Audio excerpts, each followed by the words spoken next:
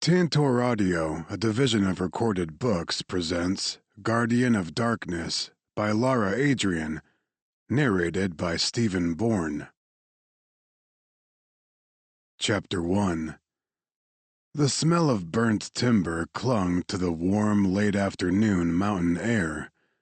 Even through his ultraviolet light-blocking helmet and clothing, Razor's acute breed senses recoiled at the stench.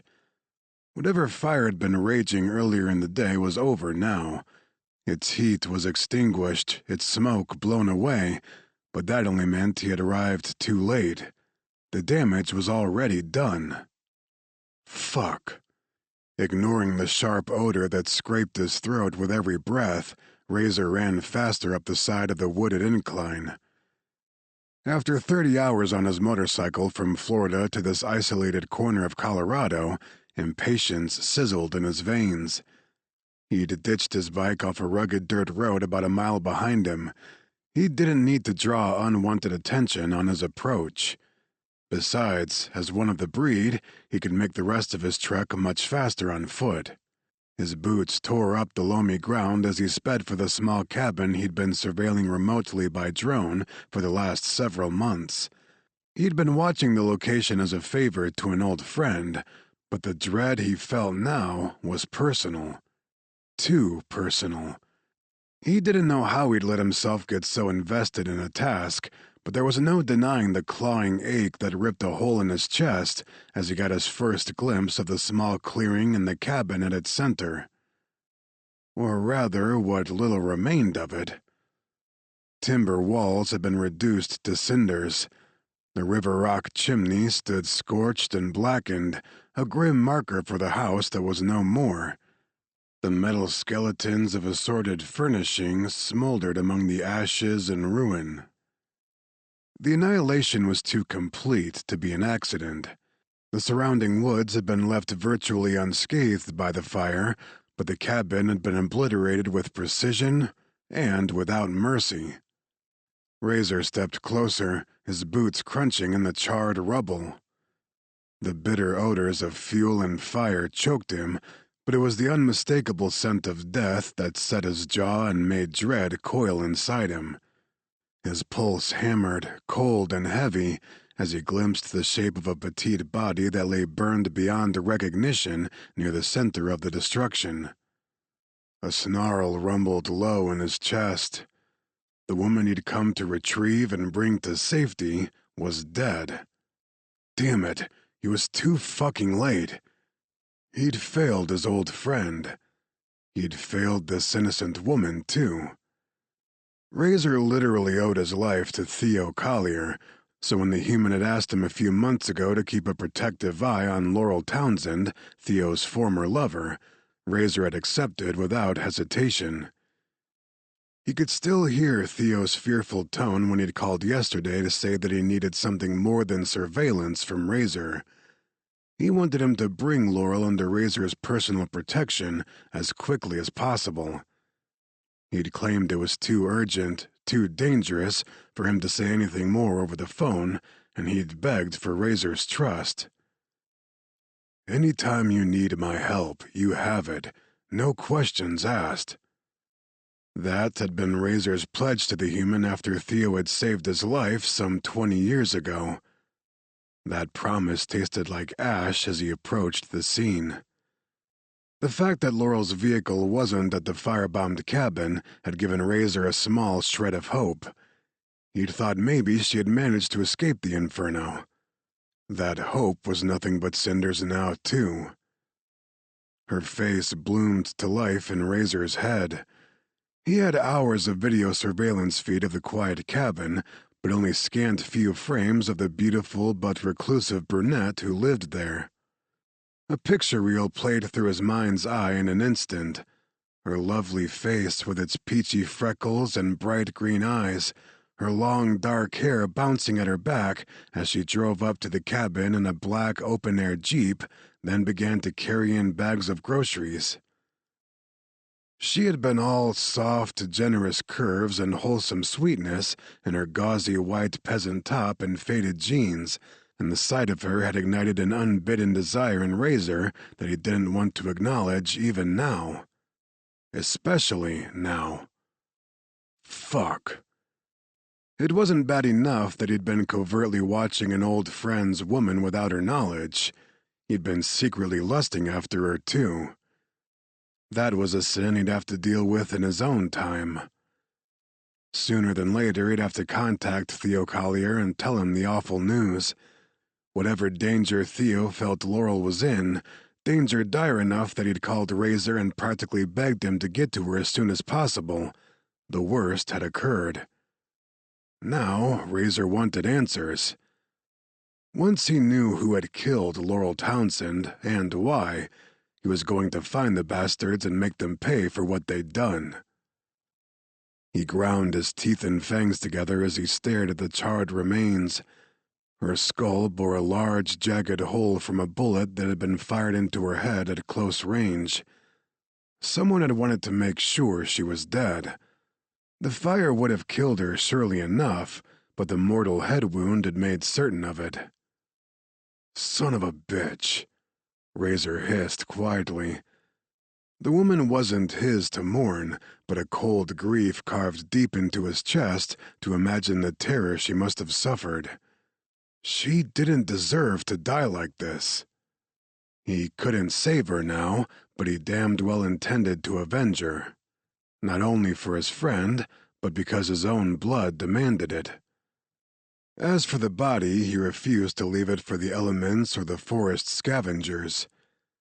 It was too much to hope that he could find something to dig with in the rubble. Then again, he was uniquely suited to handle the situation without. Every breed vampire was born with his own individual ability that set him apart from the others, and Razor's had helped give him his name. On a mental command, sharp black talons erupted from the tips of his fingers. He walked a few yards from the smoldering ruins to find a suitable place to bury the woman. A shaded area of grass near a small patch of wildflowers was the best he could do. Razor began digging. His breed strength and speed made short work of the task. The shallow grave dug, he walked back over and carefully extricated Laurel Townsend's remains from the ashes. As he placed her in the grave, he noticed the delicate gold necklace she was wearing. Its chain and small pendant were blackened with soot and warped from the heat of the blaze. One of the links broke loose in his fingers, and he touched it for a closer look. Using his thumb, he rubbed the soot from the misshapen little half-heart pendant. It would make a grim remembrance for his friend, but Razor would let Theo decide on that. Either way, Laurel didn't need it anymore. Razor slipped the necklace into his pocket as he knelt beside the open grave. He didn't have any pretty words to speak for her. All he had was a festering sense of anger and regret, and bloody-minded determination to deliver a cold payback to whoever was responsible for this heinous attack. He took one last look at what remained of the vibrant beauty who'd lived in his head for the past few months like some untouchable dream. "I'm sorry," he ground out through his teeth and fangs. "I'm sorry I got here too late." He would carry that guilt for the rest of his life, just like he'd spent the rest of his days haunted by the memory of a fresh-faced, lovely ghost he had no right to crave the way he had, and no right to mourn now. On a hard curse, he began covering her up with the dirt he'd dug, raking the cool soil back into the grave. When it was done, he retracted his talons and stood to dust himself off. The sun was beginning to set. He preferred to ride at night, but any thought of heading directly back to the dark haven in Florida had gone up in smoke right along with Laurel's cabin. Instead, he'd used the advantage of nightfall to prowl the small town at the base of the mountain and hunt for information. Someone down there had to know something. Not only had the fire been deliberately set, but it had also been expertly extinguished before it could spread to the surrounding mountainside. But who would have done something like this, and why? It wasn't only the locals in town who had some explaining to do. Theo Collier was keeping something from Razor, too. He hadn't pressed him when they last spoke, but he damn well intended to now. He wasn't going anywhere until he had answers to all the questions churning in his mind. He headed back down the mountain, retrieving his bike and riding it to the bottom of the serpentine pass that led out at the edge of town. Twilight cloaked the main street, which was lined with a handful of shops and cafes. Razor waited at the stop sign for the mountain pass, watching the pickup trucks and smattering of cars making their way in and out of the small downtown area. He was just about to turn onto the main drag when a black Jeep approached the entrance to the pass. An open-air black Jeep with a pretty brunette behind the wheel. What the fuck? Her long hair blew in the breeze coming in from all sides of her vehicle, and her lips were moving to the lyrics of an old pop song playing from the speakers. He couldn't believe what he was seeing. He had to be hallucinating, because there was not a shred of doubt in his mind that this woman was the same one he'd been watching for months. With no one behind him at the stop sign, he dropped the kickstand on his bike and swung off it as she started to turn onto the pass. He had questions in need of answers. He was going to start right here and now with Laurel Townsend herself. Chapter 2. She had no sooner made the turn onto the pass when a lunatic on a motorcycle hopped off his bike and walked right into her lane. The Jeep's tires shrieked as she stomped on the brakes, not 2 seconds from ramming into the man. At least she assumed the giant standing in her way was a man. Either that or a Yeti garbed in head-to-toe black riding gear and a matching helmet with a dark face shield that totally obscured his features from view. She threw up her hands in disbelief. "Are you crazy? I almost hit you." He stepped around the hood of the idling vehicle and approached the driver's side. God, why hadn't she taken the time to put the doors back on her Jeep today? Normally she loved driving in the open air, but as the dark stranger came to a halt outside her vehicle, she'd never felt more exposed and vulnerable. Although she couldn't see his eyes behind the gleaming dark shield that hid them, she felt the heat of his silent stare like a blowtorch. She barely resisted the urge to tug the loose neckline of her white peasant top a little higher, or to attempt to tame some of her wind-blown dark hair. She was wearing baggy denim cut-off shorts and beat-up cowboy boots, but the way his shielded eyes burned, she might have been sitting there with nothing on at all. The upbeat song she'd been singing to as she drove through town was an irritating distraction now. Without daring to look away from the huge, menacing presence standing not 2 feet away from her, she reached out and muted the radio. "Are you lost?" She asked the question, if only to fill the awkward silence and to pretend he wasn't rattling her down to the bones. "Do you speak English?" "Laurel Townsend." 2 words spoken from behind his black helmet in a deep, smoky voice. Holy fuck. All she could do was swallow while her brain began to clang with alarm bells. Who was this man? How the hell did he know her twin sister's name? Willow's heart hammered so hard she wondered if he could hear it. Her tongue felt cleaved to the roof of her mouth. Think, damn it! Her sister had told her when she'd arrived in Colorado 6 months ago that she was in some kind of trouble. Laurel refused to explain more, worried that if Willow knew too much, she would be in danger as well. Willow had guessed Laurel's fear had something to do with her life in Montreal. Now she could only wonder if this man was the danger Laurel had been running from. Either way, she wasn't about to tell him anything. If she could do nothing else, she had to try to lead him away from the mountain before he got close to her sister, even if she had to be the bait.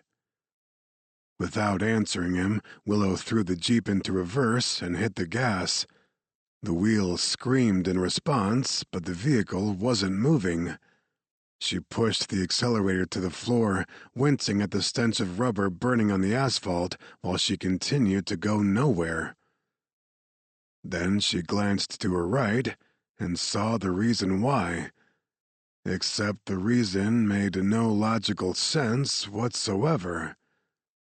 The stranger was physically holding on to her vehicle.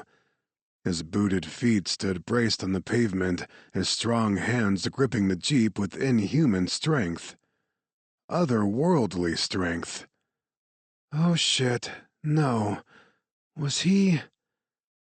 The terrifying thought didn't have a chance to settle in her mind before a rusted-out pickup truck rambled in behind her from the main road. The old man behind the wheel honked, impatient to get onto the pass. "Go around!" ordered the low voice from beside her. The old man honked some more, middle finger extended as he thrust his arm out the window. Willow stared at him in the rearview mirror, torn between warning him away from the lunatic he was challenging and jumping out of the Jeep to scream for the old man's help. Yet as desperate as she was to save her sister as well as herself, she couldn't put anyone else in jeopardy in the process. Instead, she sat there, shocked further when her vehicle stopped straining in reverse and slipped into neutral all on its own. No, not on its own. The man garbed in black had done it. Because he wasn't just a man. He was breed.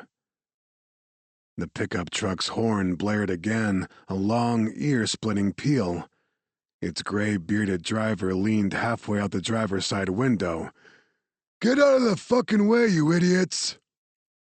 The big vampire took one hand away from the Jeep. As it moved, Willow nearly swore she saw sharp black talons on the tips of his fingers. He reached up and tore off his helmet, uncovering his face and the long, gleaming white fangs behind the savage curl of his lips. He unleashed the full force of his menacing expression on the geezer in the pickup. The horn went silent, then the old truck shot into reverse and peeled away in the opposite direction. Willow wanted to do the same thing. If she thought for a second she'd be able to get away, she would have tried. The breed male swiveled toward her now. "I'm not going to hurt you, Laurel." Scorching golden-brown eyes stared at her from under a tousled mane of caramel-colored hair. His fangs glinted like diamonds behind the lush shape of his lips. His face was hard angles and a squared jawline, which somehow all worked in harmony. She might have considered him handsome if he wasn't a blood-drinking monster. One that was apparently determined to find her sister. "My name is Razor." Fitting, she thought, glancing once more to his hands. There were no talons at the ends of his fingers now, though. They were just big, strong hands, ones that sported a tangle of intriguing breed dermaglyphs on the backs of them. "What do you want?" Willow demanded, almost afraid to ask. "Theo Collier sent me." She lifted her gaze to his face. "Theo?" She knew the name of Laurel's former boyfriend and colleague. He was a good man from what Willow understood. According to her sister, Theo was one of the few people Laurel trusted. But anyone could be aware of their connection, especially someone like the lethal menace standing outside Willow's Jeep. "Where's Theo now?" "I don't know. That's not important." "It is to me," she said, wrangling her courage. "How do you know him? Can you prove it?" He frowned. "You ask too many questions." Willow scoffed in spite of her fear. "Spoken like someone who doesn't have any believable answers." "I'm telling you the truth." He scowled some more, growing visibly impatient. "There isn't time for this, Laurel." It jarred her, hearing him call her by her twin's name. And what did he mean there wasn't time? What the hell was going on here? Another car tried to turn onto the mountain pass, but quickly retreated when Razor flashed his dark glare and long fangs at the driver. They were starting to draw attention from other passing vehicles now. Maybe that was a good thing. Maybe stalling the Billionaire long enough to alert half the town to his presence was the best way to keep him off the mountain and away from Laurel's cabin. "I need you to come with me now, Laurel. It's not safe for you here anymore." His hand came to rest on Willow's forearm, and her heart leapt into her throat. His touch seemed electric, the contact zinging through her bloodstream hot and unsettlingly intimate. She yanked out of his reach. "Keep your hands off me. I'm not going anywhere with you." Okay, so attempting to stall him was not such a good idea. Escape seemed her best option. Willow tried frantically to put the Jeep into gear again, but the damn thing wouldn't budge out of neutral. Razor was still holding her there with his impossible strength and the power of his breed mind. She knew all too well that he could do much worse if he wanted to. So, why wasn't he? Was he waiting to take her to a second location before he killed her? Or was he a bounty hunter who'd come to do someone else's dirty work? Did Laurel have some kind of price on her head? Either way, this vampire had to be lying about knowing Theo Collier. According to Laurel, Theo was a bookish, soft-spoken man from a tiny farm community in Quebec. He'd been a shy, serious student all through college where he and Laurel had met. After graduation, they both had gone straight to work for the same research institute in Montreal. How would an introverted human like Theo ever have come into contact with a dangerous-looking breed male like Razor? Willow's confusion deepened along with her suspicions. "If what you're saying is true, then get Theo on the phone right now. Let me speak to him." A growled curse slipped past those deadly fangs and far too supple lips. "You can talk to him after I get you somewhere safe. The longer we delay, the more danger you're in, Laurel. I can't let them see that you're unharmed." Something about the way he said that made her blood freeze in her veins. The way his cryptic warning seemed to imply something awful had already happened made the fine hairs at her nape stand on end. "What are you talking about? Who's them?" "I don't know, but I mean to find out." Was he really telling her the truth? As much as she wanted to doubt him, the raw sincerity in his bleak gaze took her breath away. She didn't like the feeling of dread that was swamping her now, the feeling that the earth was about to open up and swallow her. "Do you really know Theo?" A grave nod. "We met when we were boys." Willow swallowed. "And he sent you here, why?" "Because he fears for your life, and he knows I'm uniquely suited to this job. And because I made him a promise a long time ago." "What kind of promise?" "It doesn't matter right now. All that does matter is that I bring you somewhere safe." "Safe from what?" Willow nearly whispered. "Safe from who?" Razor stared at her, a tendon working in his brutal jaw. "From whoever burned down your cabin a few hours ago." Chapter 3. If Razor had his doubts that the woman he'd been watching for the past few months could have somehow escaped the attack on her cabin, those doubts vanished as he stood outside her Jeep in the twilight. He would know her face anywhere. Her wide green eyes, the soft cut of her cheeks and jaw, those pale freckles that splashed over the bridge of her slightly upturned nose, her pouty lips that made everything male in him clench with desire every time he saw her on his surveillance feed.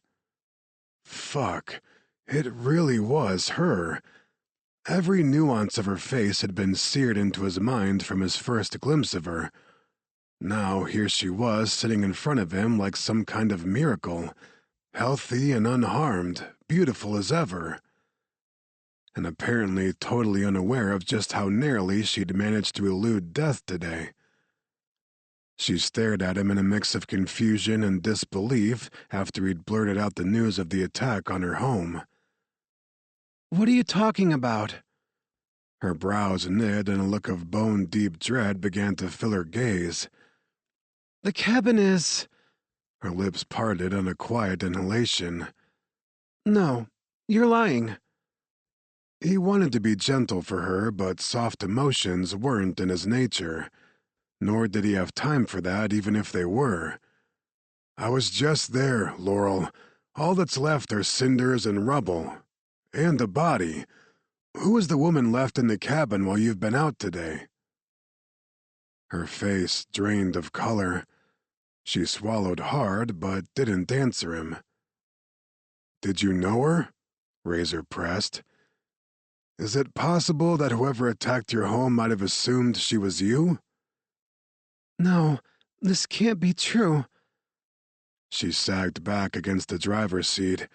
A small, pained noise worked its way up her throat now. Nothing you're saying can be true. It can't. She shook her head, but it seemed more like a reflexive tremor than conscious movement. Her shell-shocked gaze turned bleak, as if she herself were suddenly standing with one foot in the grave. Get out of my way, she murmured, her voice breaking. Let me go. I have to see for myself. Bad idea, Razor grimly cautioned her. There's nothing left for you there anymore. She sucked in a jagged breath. I need to go.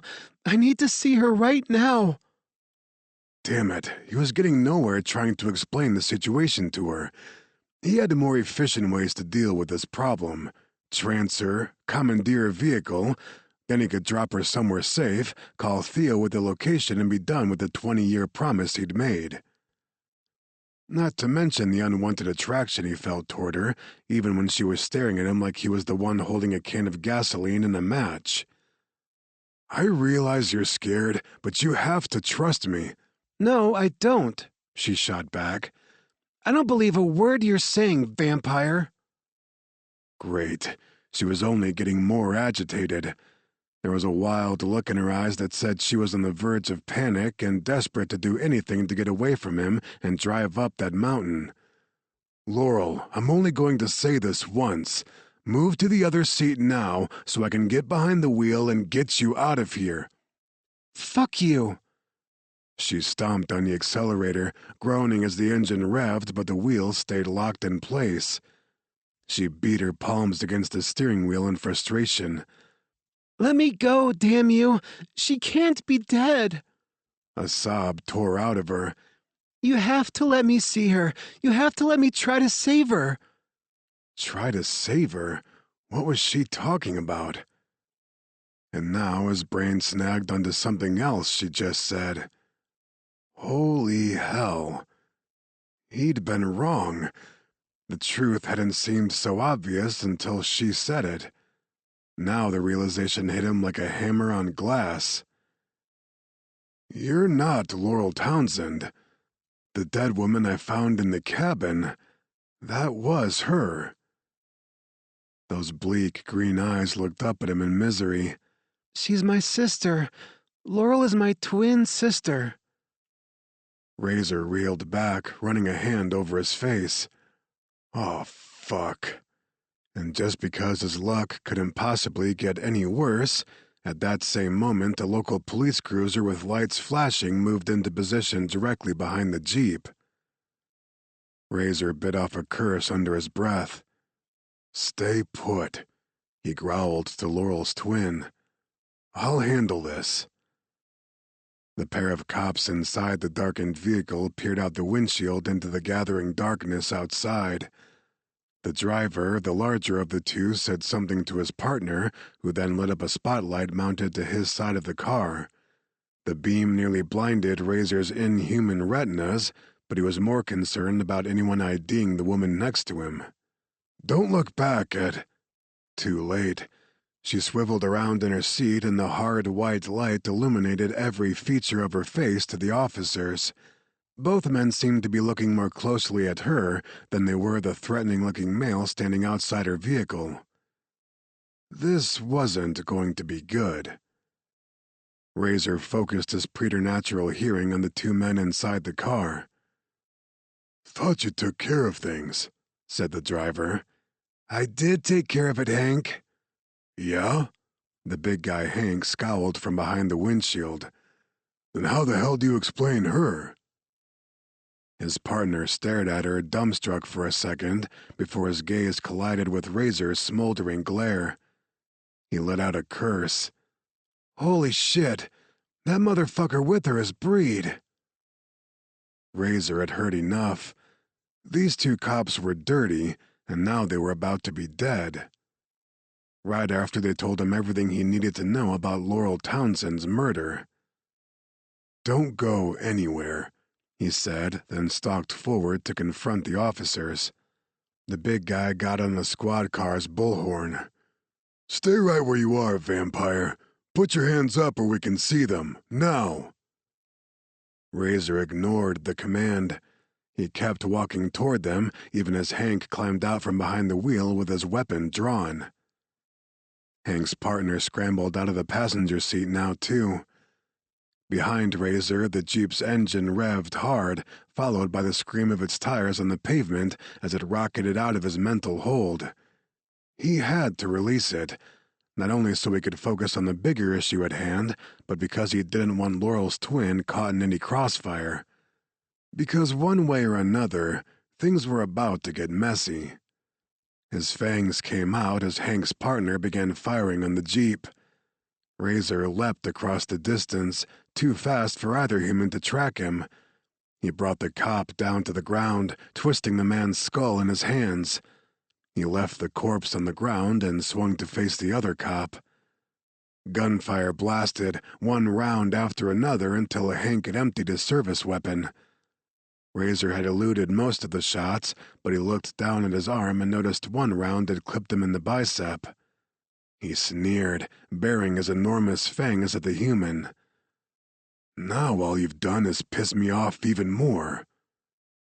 Hank's face drained of all color.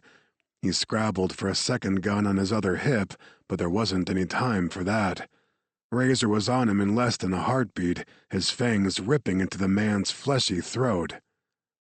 Part of him wanted to make these deaths protracted and painful, small payback for what had been done to Laurel Townsend, but he'd already risked too much. Attacking them in the open, even under the slim cover of twilight, had been a reckless move. He wasn't worried about himself, but for what two dead local cops would mean for Laurel's sister. He had to get to her. Although she hadn't been the intended target of the fire on the mountain, he may have put her life in jeopardy now just through association with him. Any one of the people who saw them stopped together at the bottom of the pass could possibly ID them as persons of interest in the deaths of Hank and his partner. Which meant Razor had to get the hell out of town fast, and he was taking Laurel's sister with him. Stepping past the dead human, Razor summoned his breed genetics and sped into the wooded terrain on foot. He could hear the Jeep's engine a few miles ahead of him on the pass as Laurel's sister continued her climb up toward the cabin. The red glow of her taillights cut through the tree trunks as Razor veered up a jagged incline, hoping to head her off before she reached the site of the carnage. She got there only a moment sooner than him. With barely enough time to put the vehicle into park, she jumped out from behind the wheel of the idling vehicle and started racing toward the cabin site. Razor grabbed her from behind, locking his arms around her and physically holding her back from the carnage. She screamed, started fighting like hell to break loose. "It's okay," he growled beside her ear. "I'm not going to hurt you." "How did you... the cops..." "They were bad men," he said. "They're not going to hurt anyone else now." "You killed them?" A panicked noise bubbled out of her. "Oh my God." Her struggle intensified. "Let me go. I have to see my sister." "No, you don't." He was never going to purge the sight of it from his memory, and he was only sparing her the same. "She's gone." "Let me go." The heel of her cowboy boot came down hard on his foot. Razor cursed, but the pain hardly registered. "Listen, lady, I'm trying to help you." The same way you helped Laurel? Fuck off, vampire! She kept bucking against his hold even though it was useless. Razor wasn't even using his full strength to restrain her. More than anything, he was just trying to be careful not to let her hurt herself. Shifting his grasp on her, he turned her around to face him, holding her by biceps. She stared at him, wild-eyed and shaking with grief. She was a fighter, but she was hurting. From the stark look in her gaze, she was cracking wide open inside. Inexplicably, Razor wanted to pull her close and wrap his arms around her, if only to erase some of the pain that was etched into her soft features. But that wasn't why he was here. "Your sister is dead. Those 2 cops down in the pass had a hand in it. Do you know why they'd want to kill Laurel?" Mutely, she slowly shook her head. Her throat worked as she swallowed. Please, I need to see her. I can help her. I have to try to save her.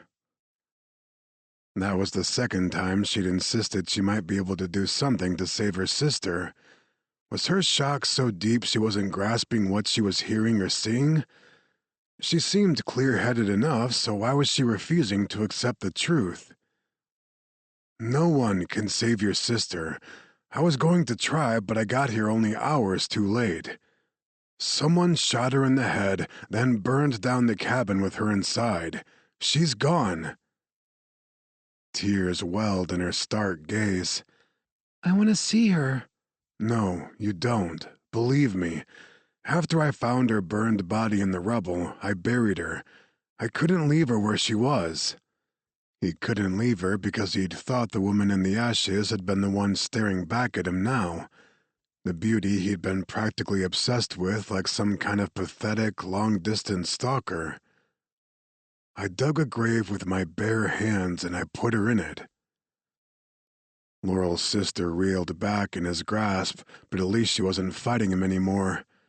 Whether from exhaustion or grief or some of both, she seemed to lean into his grasp as if he were the only thing keeping her standing.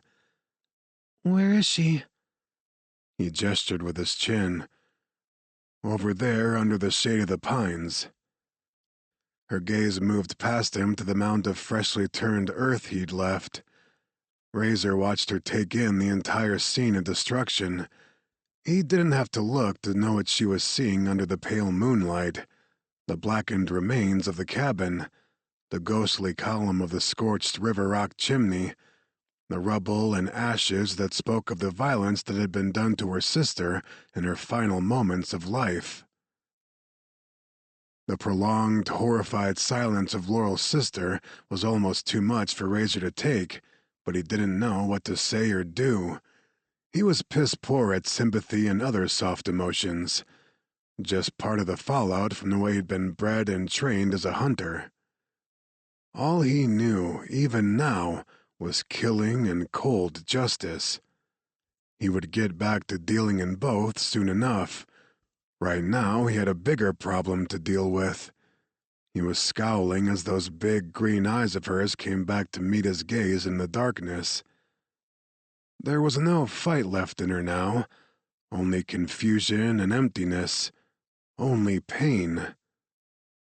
"What's your name?" he asked. She blinked once, then swallowed on a dry-sounding throat. Willow Valcourt." Razor gave a terse nod. "If you want to live, Willow Valcourt, you need to come with me." Chapter 4. She didn't want to believe it. Her twin sister, her best friend, couldn't be gone. Not like this. Even though thousands of miles had separated them until a few months ago, Laurel had been Willow's beacon all her life. She couldn't be gone for good now. Her heart refused to accept it.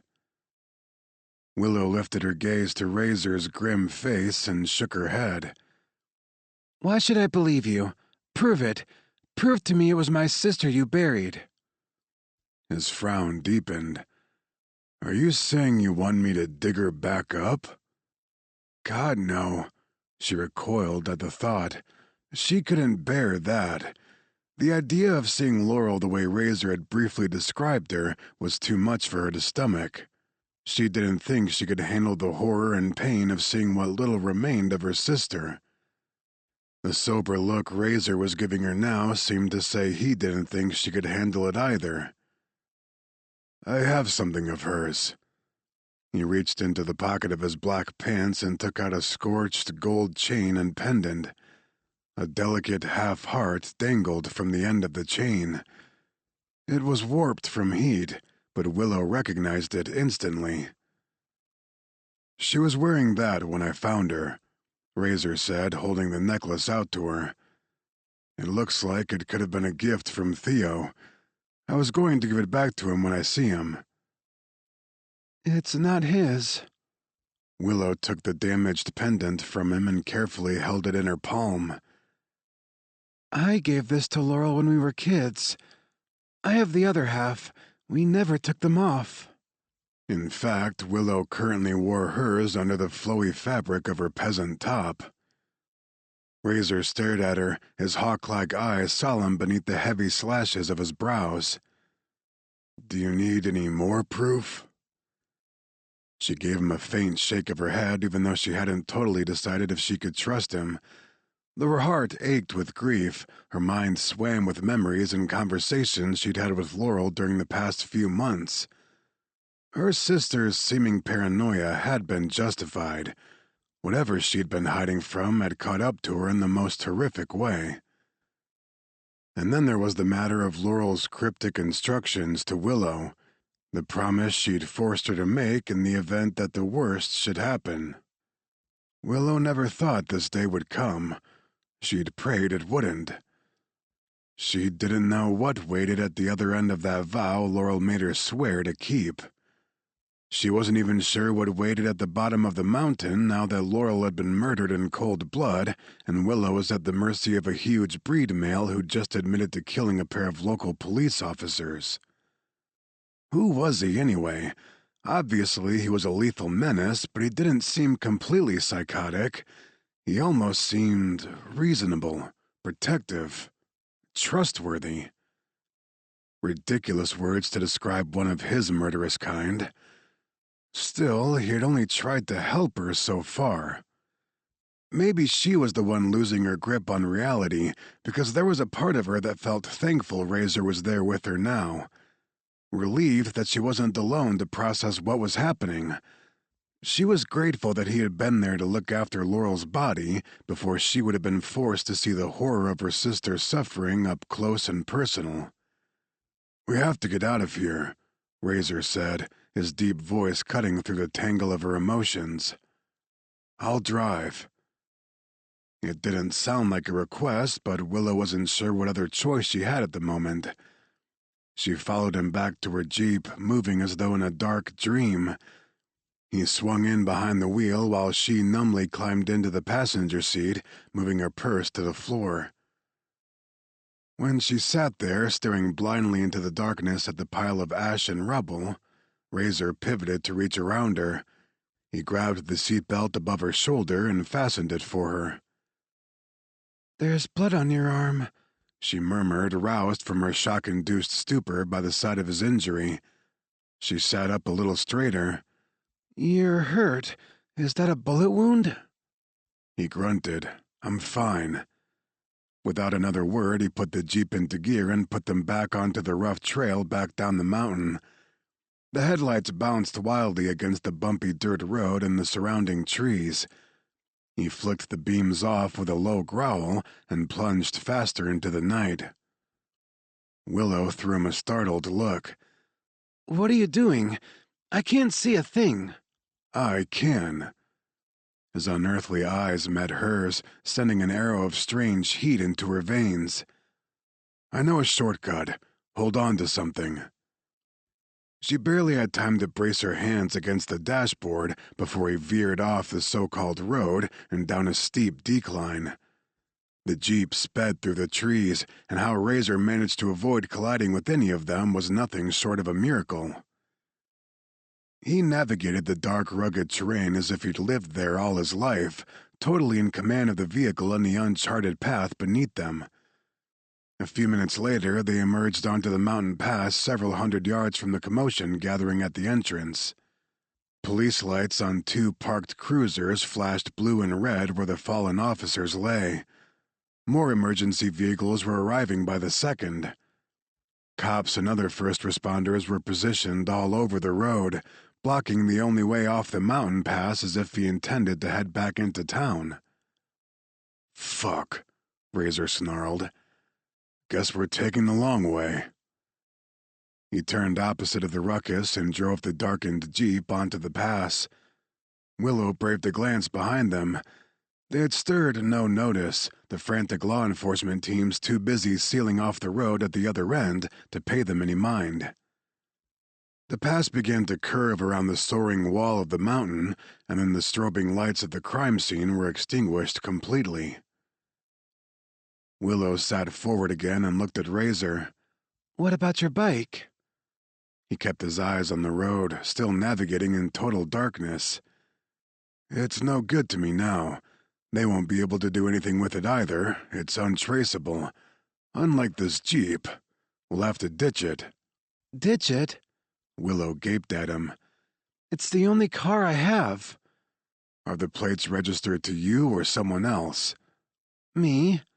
"Then it has to go. The sooner the better." He drove faster, pushing the vehicle to its limits on the steep upward climbs of the pass. "Where do you live, Willow?" She gestured vaguely behind them. "About 20 miles back the way we came, in the next town over." "So you weren't living here in town?" "No.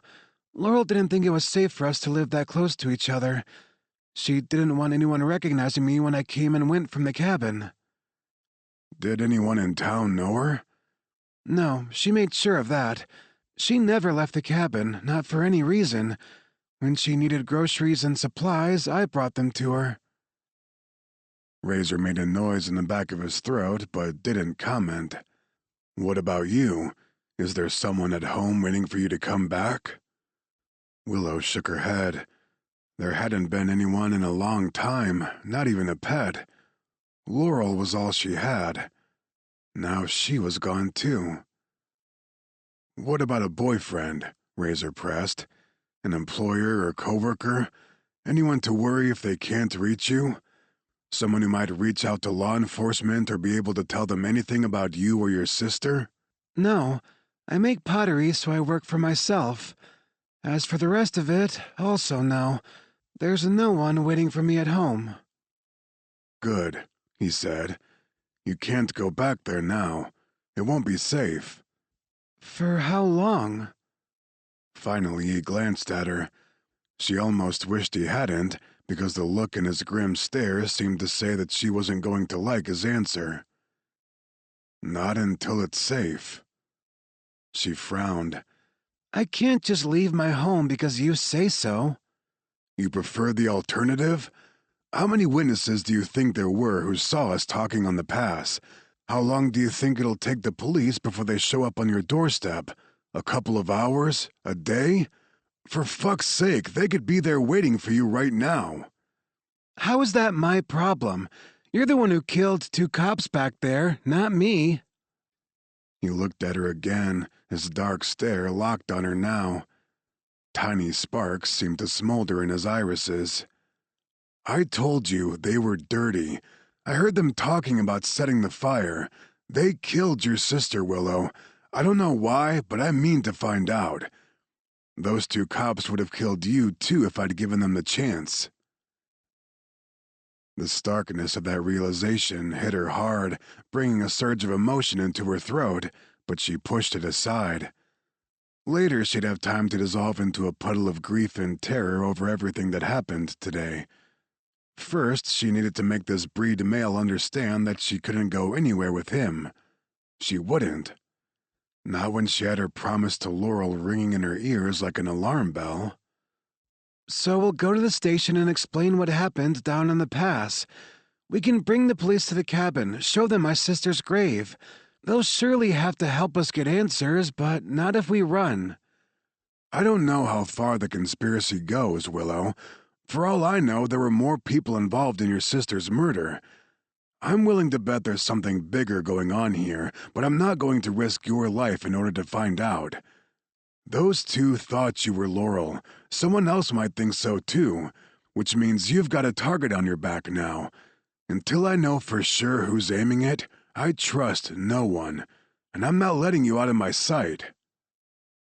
Willow sagged back against the seat. As much as he wanted to refuse to accept everything that was happening, including everything Razor was saying, deep down she feared he was right. All of Laurel's paranoias and strange behavior since her arrival several months ago replayed in her mind like a movie she'd only been able to watch in a foreign language until now, when Laurel's vicious murder had suddenly made things clear. Not everything, though. Willow had more questions than answers. Apparently, so did Razor. Like it or not, trust him or not, they were in this together. She glanced at the charred pendant in her hand, wishing she'd pushed Laurel to explain the full story about why she'd gone into hiding in Colorado. What was she so afraid of? What had been so awful that her sister refused to speak about it? What did any of it have to do with the small key Willow wore on her own necklace? Keep this close, Laurel had insisted only days after she'd arrived, her eyes wild with urgency. Keep it with you always. Promise me. Sure, Willow had agreed despite her confusion. What's it for? You'll need it if something ever happens to me. But not unless and until then, do you understand? It's important, Wills. You're scaring me, Laurel. What kind of lock does this key open? I've rented a storage unit in Breckenridge. It's on a 2-year lease. Hopefully I won't need it, but in case I do... What are you talking about? What's in the storage unit? Laurel wouldn't say. The unit had been paid for in cash under a fake name to avoid it being linked to either one of them. Laurel had given her the address and number with strict instructions that Willow not go there unless the worst should happen. If the time ever comes, you'll know what to do once you get there, Laurel had insisted. Just promise me. I promise, Willow had vowed. Anything for you. You know that. That conversation, and the pledge attached to it, made the key feel like a lump of lead between her breasts now. Willow touched it absently, uncertain what to do about her promise when Laurel's death had sent her entire life into a tailspin. She never wanted to imagine the day would come that she'd be faced with fulfilling that cryptic obligation, let alone that she might have to do it while being shadowed by a massive breed male claiming Willow needed his protection. "How are you doing over there?" Razor's deep voice jolted her back to the here and now. "You haven't spoken for a couple of miles. You hanging in all right?" She nodded, letting her hand fall back to her lap. Yeah, I guess so. As much as I can be. We've got a lot of road to cover before we get to the other side of this mountain. Plenty of time for you to tell me anything your sister might have said about who or what she was hiding from. Willow shook her head. I can't. Can't or won't? He asked, his tone clipped. You know more than you're telling me. I doubt you'll want me to use my own methods to loosen your tongue. She gaped at him. Like what? Tearing open my throat with your claws? Or would you rather do it with your fangs? He swore under his breath. You have such a low opinion of me already? I've seen what your kind can do. She mentally tried to shut down the images that threatened to flood her mind. Old memories from the time when she was a young child, before she and Laurel were orphaned by rogues that had been unleashed on the public en masse some 22 years ago. Razor was staring at her as if she were the only maniac in the vehicle. I meant that I could trance you and get you to talk about your sister, he said. I'd rather you tell me on your own. Like I said, I can't. I don't know anything. Laurel didn't want me to know. Why not? What was she hiding from up on that mountain? Who was she hiding from? Willow shrugged. I wish I knew. She contacted me out of the blue about 6 months ago to say she was moving to the area. She asked me not to tell anyone, which was easy since there was no one to tell. After she arrived, she sent me her location in a coded message. Code? What kind of code? The kind only she and I understood. It was a twin thing, something we started when we were kids. It doesn't matter now. The point is she wanted to keep her arrival in Colorado and her location a secret. I knew she was scared, but she wouldn't explain. She said it was for my own protection. I thought she was being paranoid, but now... Razor grunted. Was she ever involved in any kind of criminal activity? Laurel? A small laugh escaped Willow's lips despite the weight of her emotions. Never. Not my sister. She was the good twin. He acknowledged with a wry glance in her direction. Could she have crossed the wrong person somehow? Done something to someone to turn them into an enemy? No, Willow replied. everyone she meets adores her. Adored, I mean. What did Laurel do for work? Last I knew, she was working in the scientific research community, same as Theo. That's what she went to university for, chemistry and science. Laurel loved solving problems and doing things to make the world a better place. Willow sighed. My sister had a brilliant mind. That's why it shocked me when she said she'd quit her job to move way out here in the middle of nowhere. A dark look, not unlike suspicion, crossed Razor's features. What about Theo? Do you think it's possible she was running away from him? No way, Willow said. He was the love of her life. I can't imagine how scared she had to be that she'd run and leave him behind. She glanced at Razor in the dim light of the dashboard. This can't come as news to you if you and Theo are such good friends that he sent you here to find her. What did he tell you about my sister? We don't talk often. All I know is he wanted me to keep her safe for him. He trusts you that much? He does, for all that's worth now. Razor swiveled his head and met her gaze. I want you to know that you can trust me too, Willow. She stared at him for a long moment, caught in the intensity of his eyes. I guess I don't have any other choice, do I? Not if you want to live. Willow broke his unsettling stare, lowering her eyes to the charred pendant in her hand. Razor, there's something I need to tell you. Something Laurel said to me. She braved a brief look at him. There was something she wanted me to do for her. His keen eyes seared her from across the small quarters of the Jeep. Go on. Reaching into her blouse, Willow took out the necklace that matched Laurel's. She held it up for Razor to see, and his stare locked onto the small silver key dangling next to the half-heart. Laurel made me swear that if anything ever happened to her, if she didn't make it, that I would use this key to open a storage unit she rented when she first arrived in Colorado. He cursed under his breath. What's in the storage unit? I don't know, but I made her a promise, and now I need to keep it. I need to unlock the unit and see what she left for me inside. Where is it? She gave him the location in Breckenridge, which had to be close to 6 hours away from where they were on the mountain pass. Razor nodded grimly, then he hit the accelerator, and the Jeep sped faster into the night. Chapter 5. They made good time on the pass. Some 5 hours later, Razor pulled into the storage rental place in Breckenridge. The small mom-and-pop business on the outskirts of the city didn't look like much at 2 a.m., but he counted that as a positive. No security gate to deal with as he drove the Jeep onto the quiet lot. No cameras trained on the entrance or on the 20-odd one-story rows of concrete block outdoor storage units either. Weak yellow light shone down from ancient-looking lamps mounted on either ends of the buildings, barely illuminating the rusted steel numbers that hung above the unit's garage-style doors. Not exactly a booming business, and that had probably been the point when Laurel had selected it. This looked like the kind of place to stow something and forget about it for a decade or three, or hide it where no one would ever think to look.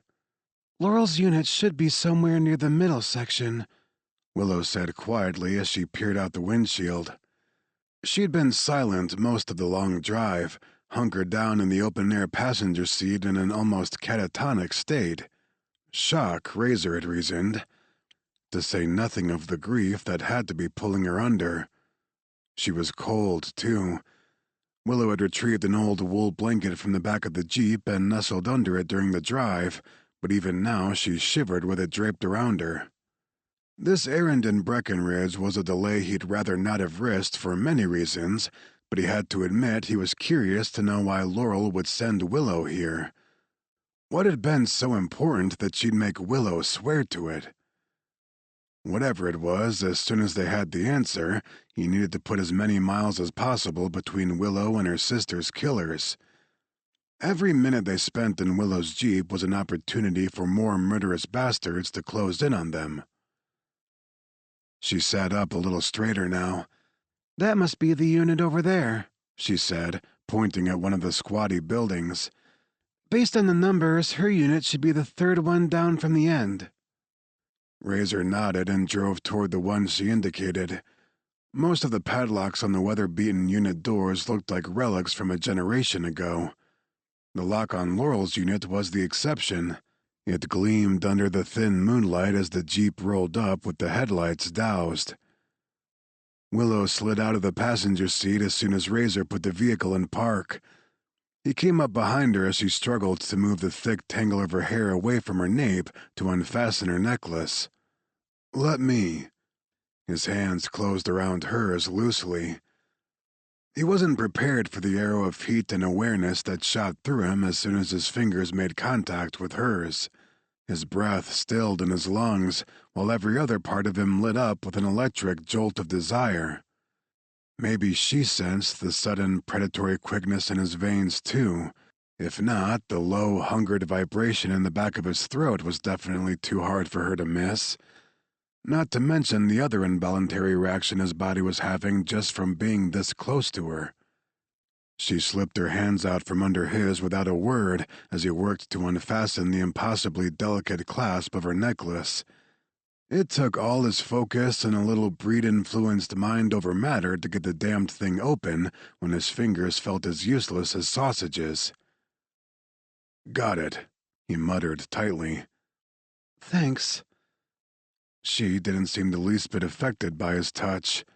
She reached up and took the loose necklace from him, then crisply walked the couple of steps away from him to the storage unit door. "You should let me do that. We don't know what's in there." She swung a dismissive look over her shoulder at him. "Whatever Laurel left for me in here isn't going to hurt me." Razor grunted and gave her a reluctant nod.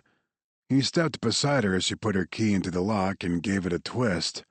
The metal clicked open. Willow took off the lock, then Razor reached down and grabbed the door's handle. He hoisted it up, lifting the door on its rollers.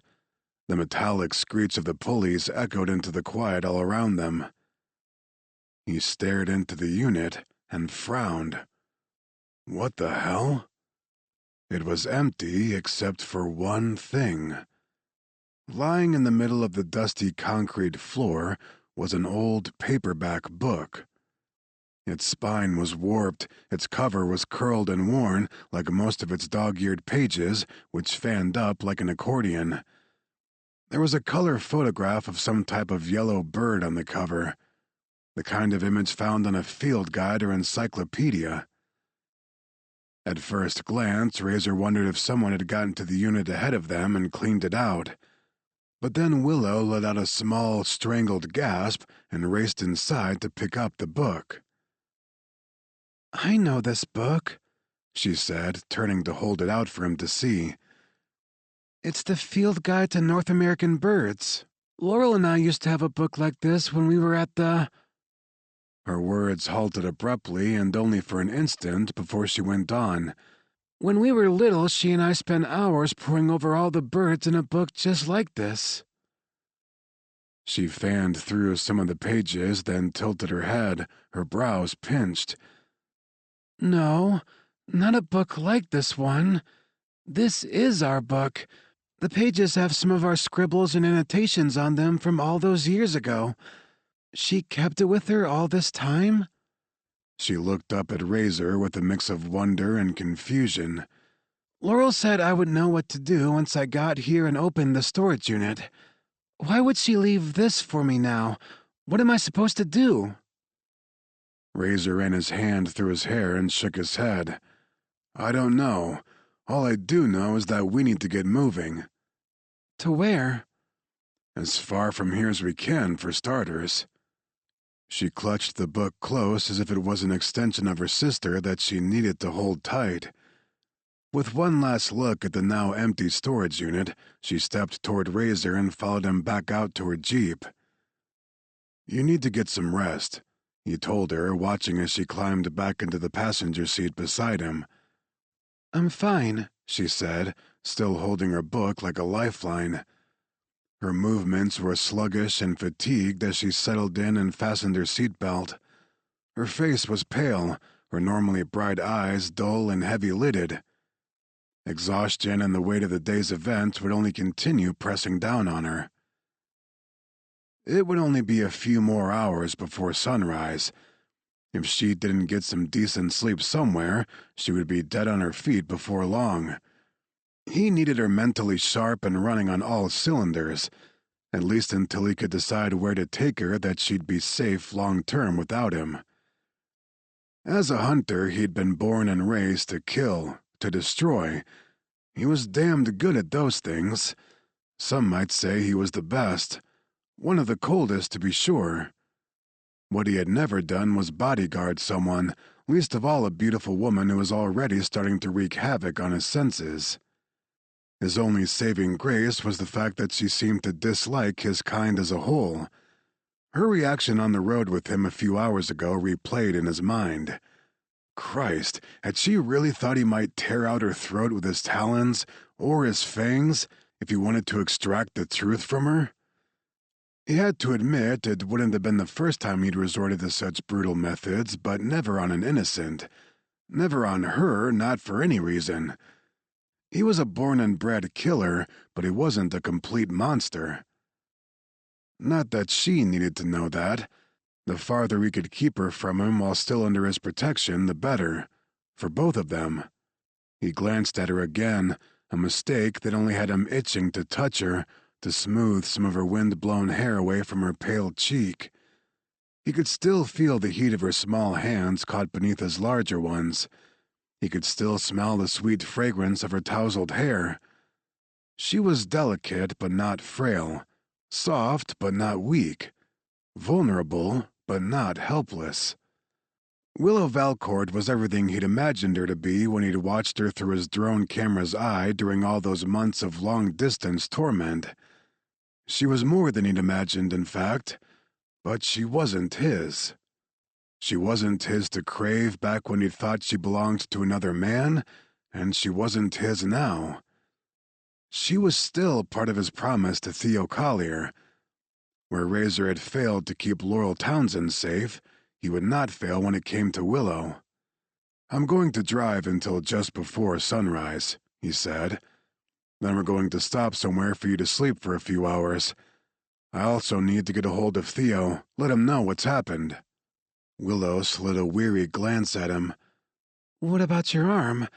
That gunshot wound in your bicep doesn't look like it's healing." Scowling, he shrugged his good shoulder. She had a point, although he wasn't going to admit it to her.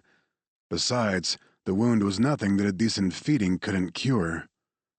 He was Gen 1, which meant he typically had to feed every few days. When he was healing from an injury, he needed blood more frequently than that, but it wasn't anything he couldn't handle. There would be plenty of opportunity to hunt for a blood host once they stopped somewhere. He put the Jeep into gear without answering her concern. He didn't want Willow to give his well-being a second thought when saving her own neck was the only thing that mattered.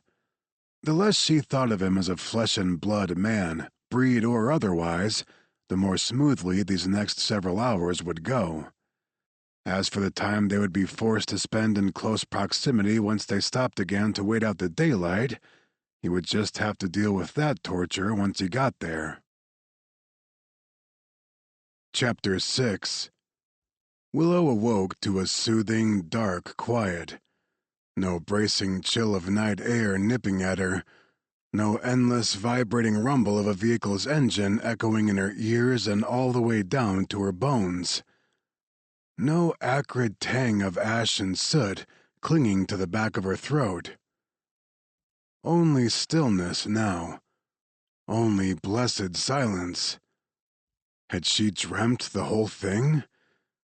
If so, she never had such a vivid, horrifying nightmare in her life, not even in the aftermath of what had happened to her parents on that terrible night in her past when she and Laurel were little more than babies. God, Laurel, was she really gone now, too? Willow was reluctant to open her eyes and confirm her fears. Not that lifting her lids would be easy. Her eyes felt glued shut, crusted with salt from the steady flow of tears that had racked her even in her sleep. She didn't remember getting from the Jeep into bed, but she did recall waking up weeping several times over the past several hours, only to cry herself back into exhaustion. Now, even though her body was rested, she felt utterly drained. With no small effort, she forced her eyes to slowly open. The room was dark, a little dank. She was lying alone on the saggy bed of a small motel room, fully clothed under the thin covers except for her cowboy boots. The heavy curtains were pulled closed, but a sliver of daylight through the crack between them was enough for her to take a quick inventory of her surroundings. There wasn't much to see. A nicked-up chest of drawers served as a TV stand against the wall opposite the bed. An open metal hanger rack mounted to the dingy wall served as a closet.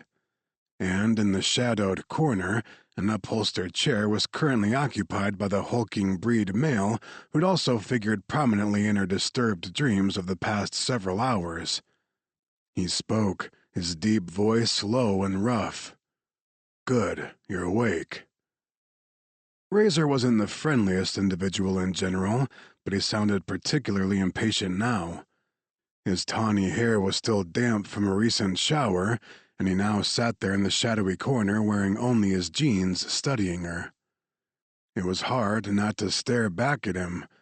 Breed dermaglyphs tracked all over his powerful chest and body, complicated tangles and swirling patterns only a shade or two darker than his warm skin color. She'd never seen breed glyphs in person before, and the fact that they covered nearly every inch of Razor's muscular chest, torso, and arms only made them more arresting. Willow cleared her throat and sat up. "Where are we?" Her voice came out rusty, still raw from her last round of tears. Did he know she'd been crying in her sleep? Or even worse, had he been sitting there coldly watching the whole time? She didn't need to ask. His aggravated-looking scowl was answer enough. "I stopped driving around daybreak," he said. "We got as far as Cheyenne." "Wyoming?" He gave an affirmative shrug. "Since you don't have anywhere to go, I figure the safest place for you is anywhere that's not Colorado, at least for the time being." "How long have I been sleeping?" "It's going on 1, so about 6 hours. Off and on," he added, leaving no doubt that he'd been watching over her nearly all of that time. Willow exhaled a sigh and ran a hand through her hair, which felt windblown and matted from her restless sleep. It still smelled like wood smoke from the fire on the mountain, a horrid reminder of the reason she was in this motel room in the first place. A painful lump began to build in the center of her chest, bringing fresh tears to the backs of her eyes. Razor's scowl deepened. You should eat something. He indicated an assortment of vending machine snacks that lay on the nightstand next to the bed. Small bags of chips, packs of crackers, and candy bars were heaped in a neat pile next to a bottle of water. She should be starving, but all she felt was hollow and scared. Have you been able to get in touch with Theo? Razor grunted and shook his head. Not yet. The private number he gave me goes straight to voicemail. I don't like it. Something's not right. Willow's stomach clenched. Do you think there are bad men looking for him, too? I don't know. I can't rule it out. Willow's heart began to hammer with worry. We need to warn him, Razor. Do you have any other way to reach him? You let me deal with Theo. As soon as I find someplace safe to leave you, I'm heading to Montreal to find him. He gestured dismissively in the direction of the snacks he brought her. Eat, build up some strength. Take a shower if you want. We're only staying here to wait out the worst of the daylight. As soon as the sun sets, we leave. Apparently, he was operating in one of two modes today, barking orders at her or ignoring her. She supposed she should be grateful for that. One of them needed to be thinking clearly and logically, and it didn't seem to be her. She forced herself to resist looking at him while he was sitting there half undressed and brooding. Whatever current of unwanted awareness had arced between them back at the storage unit a few hours ago had certainly passed now. At least it had for him, obviously. Willow was still fighting to make sense of how she could be feeling anything but shock and bereavement. Inside, her heart was cracked wide open from the loss of her sister, but not even that had been enough to overshadow the unexpected heat she'd felt when Razor's hands had covered hers when he'd helped her remove the storage unit key from her necklace. She could still feel that uninvited heat now just thinking about it. What was wrong with her? He was Breed, for fuck's sake. After what had happened to her parents, she'd spent most of her life avoiding his kind. Not that it was hard to do, first at the orphanage in Quebec City, then later living in the rural Colorado mountain town that had been her home since she'd stumbled onto it after years of living and wandering on her own. Until yesterday, it was unimaginable to her that she'd be in the same room with one of Razor's kind, let alone reliant on him for her survival. He'd already saved her life once since they met. He even had the bullet wound to show for it. He got up from the chair and started to pace the tiny room. His movements were fluid and full of power, like a big cat agitated to be trapped inside a cage. If he was the cat, she didn't want to think about what that made her. Willow watched him surreptitiously as she nibbled at a dry cracker, then unscrewed the cap on the water bottle and took a sip. Glyphs covered his back just as densely as they did his front. If what she'd heard was true, the more dermaglyphs on a breed, the purer their bloodline. Which meant Razor was almost certainly Gen 1, the strongest, deadliest of their kind. He swung back to begin another track on the threadbare carpet, and his eyes clashed with hers. She couldn't look away fast enough to pretend she wasn't staring. Instead, she blurted out the only thing that came to her mind. Your arm looks better. The bullet wound is almost healed now. He glanced at his bicep and shrugged. All I needed was a few red cells. When he met her gaze again, a flicker of dark amusement crossed his harsh face. Relax, it wasn't your carotid I tapped. I fed from the desk clerk when we got here. Willow stared at him. You make it sound like you went out for a burger. He gave her a nonchalant tilt of his head. Everyone's got to eat, including you. I suggest you get to it. He went back to pacing, and Willow went back to picking at the crackers and chips. Everything tasted like sawdust in her mouth. She knew she needed to put something in her stomach before she fainted from hunger and thirst, but all she could think about was Laurel and the fact that her twin was lost forever. Grief had her in a stranglehold, but she refused to give in to it while Razor was in the room with her. God knew he'd likely seen and heard enough already. She hated looking weak to anyone, and always had from the time she was a little girl. That went double when it came to him. Right now she needed to be strong, for herself and for Laurel. Her sister was counting on her even now that she was gone. Willow thought about the book Laurel had left for her to find. Why had it been so important to her sister? What was Laurel trying to tell her? Willow noticed the book lying on the edge of the chest of drawers across the room. She got up and brought it back to the bed, flipping through the pages while she chewed another dry cracker. Seeing the childish handwriting on the margins next to the birds she and Laurel once studied to pass the time was almost like traveling back in time.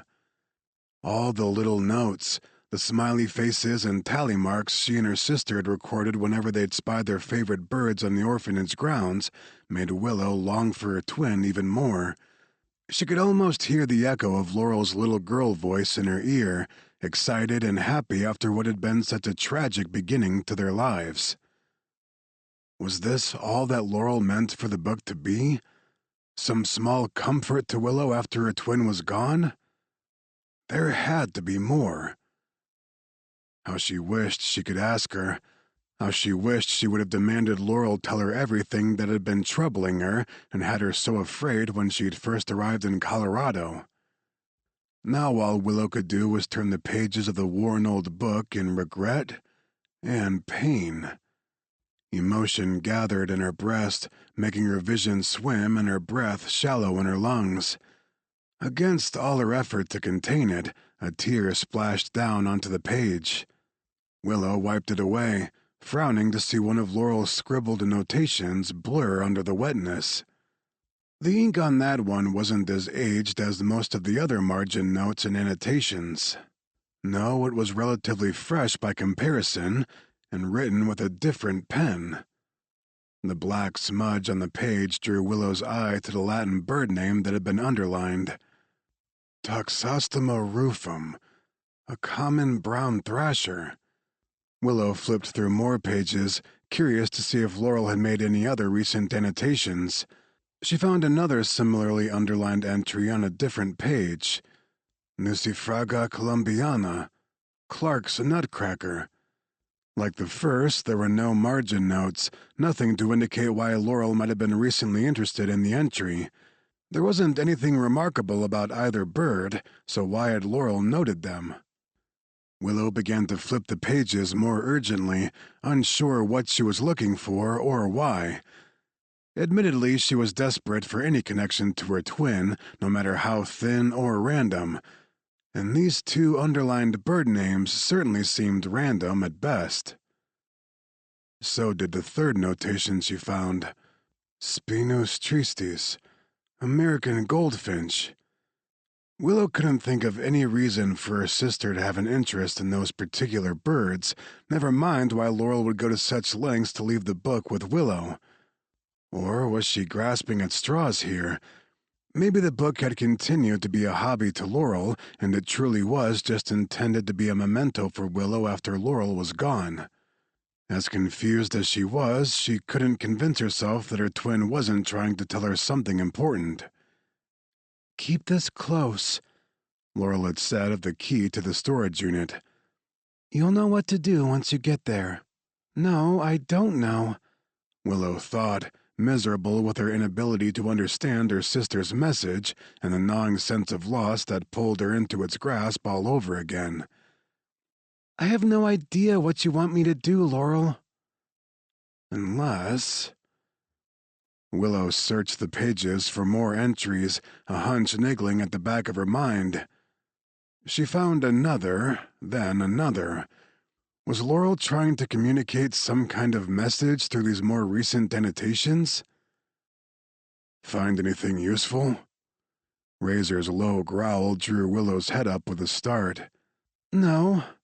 Swiping hastily at the wetness that lingered on her cheeks, she closed the book and glanced his way. "Just a bunch of scribbles that don't seem to make any sense to me yet." He was already scowling, but he let out a hissed curse when he saw her tear-streaked face. His golden eyes seared her from beneath the slashes of his brows. It took him a moment before he spoke. "You going to be all right?" "Yeah." She sniffled, setting the book aside and trying to pretend she had a strength she didn't quite feel. "I'm fine." "You didn't eat much?" She shook her head non-committally. "I'm not very hungry, I guess." That much was true. The sorrow clogging her throat made eating virtually impossible, even if she could have mustered any kind of appetite.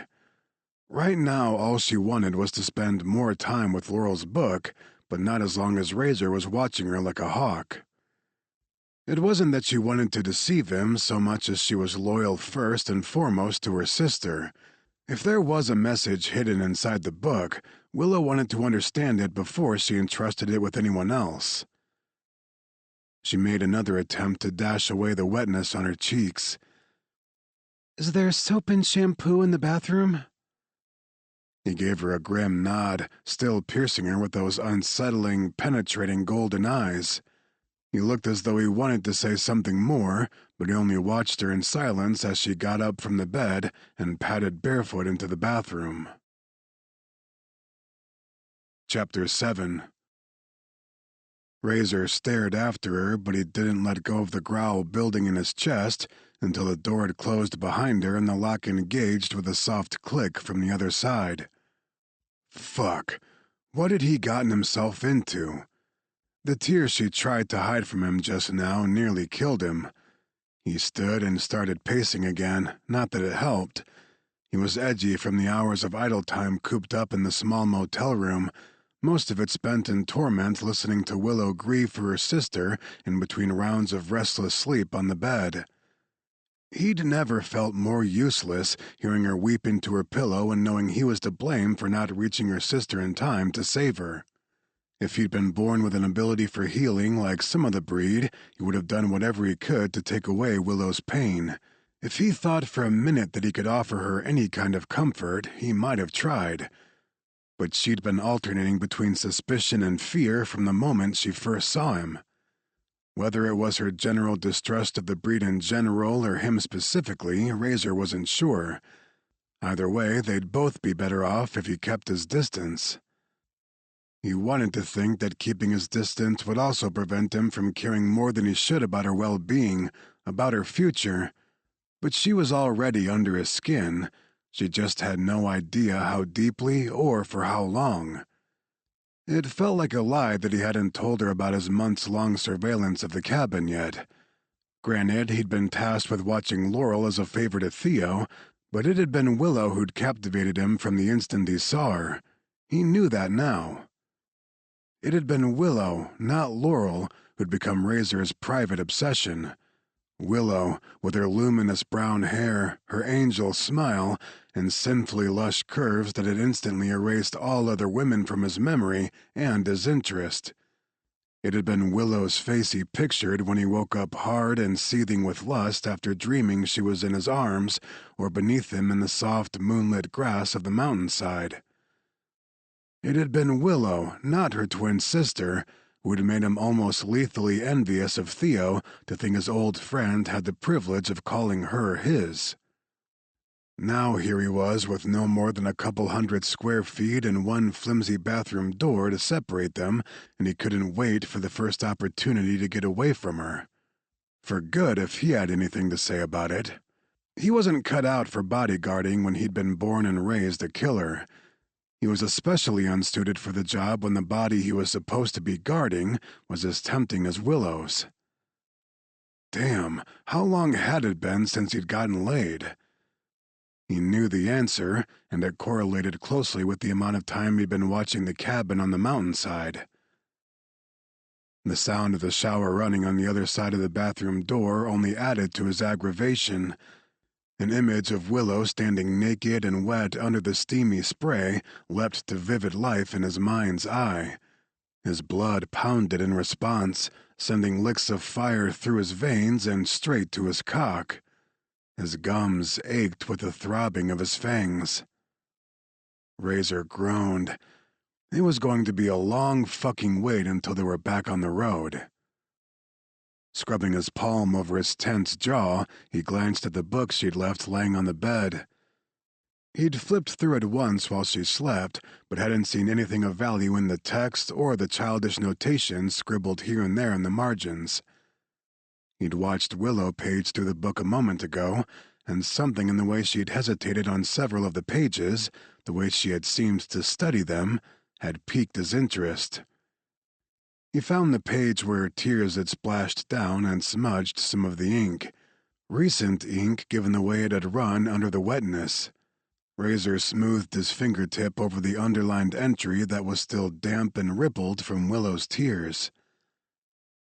He found more bird names that had been underlined more recently than any of the other notations in the book, too. 7 of them in total. 7 random scientific bird names, each underlined by the same pen with the same hand. Laurel Townsend's hand. Razor glanced up from the book, suspicion gnawing at him. Willow may not have all the answers about the book's possible significance to her sister, but she knew more than she was telling him. The sound of an approaching vehicle in the parking lot outside pricked his attention. His combat instinct snapped to full alert even before he had crossed the small room and peered out from between the drawn curtains.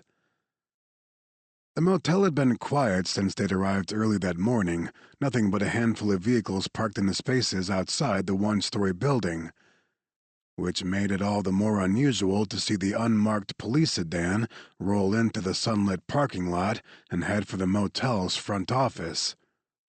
Colorado plates. The pair of officers seated inside scanned at the smattering of vehicles parked in the spaces on the lot. Fuck. Razor cast a glance over his shoulder, still hearing the shower running in the bathroom. He'd been careful on the drive out of Colorado and knew they hadn't been tailed. As an added precaution, he'd parked Willow's Jeep around the back of the building rather than in a space right outside the room. Yet as much as he wanted to dismiss the cops' arrival as nothing more than coincidence, he was certain to his marrow it was anything but chance that law enforcement had caught up to them. Damn it. His call to Theo after they'd arrived. It was the only feasible way they could have been traced to this location so quickly. How long would it take for the dirty cop to follow his lead right to their motel room door? Not nearly long enough. Razor had to get Willow out of here, and fast. He crossed the room in a flash and paused only long enough to knock once in warning before opening the bathroom door. Willow sucked in a gasp behind the shower's glass door. "Hey!" She slid the door open a crack and peered around it, her bright green eyes wide. "What the hell are you—" "No time," he snarled. "Cops are here." Behind the steamed glass, her arms came up to shield her from his view, but not quick enough to keep him from drinking in every wet, naked inch of her. Not even the semi-obscured glass could hide her body from his keen, breed gaze. Her luscious curves and creamy skin lit fire to all his senses, but it was the tiny crimson mark riding a couple inches above her navel that brought his brain to a screeching halt. "You're a breed mate." It came out like an accusation. The curse he let fly was ripe and harsh. "You didn't tell me." "You didn't ask." Still shielding herself, she gave him an equally offended look. "Does it matter?" All he could do was bite off another dark curse in reply.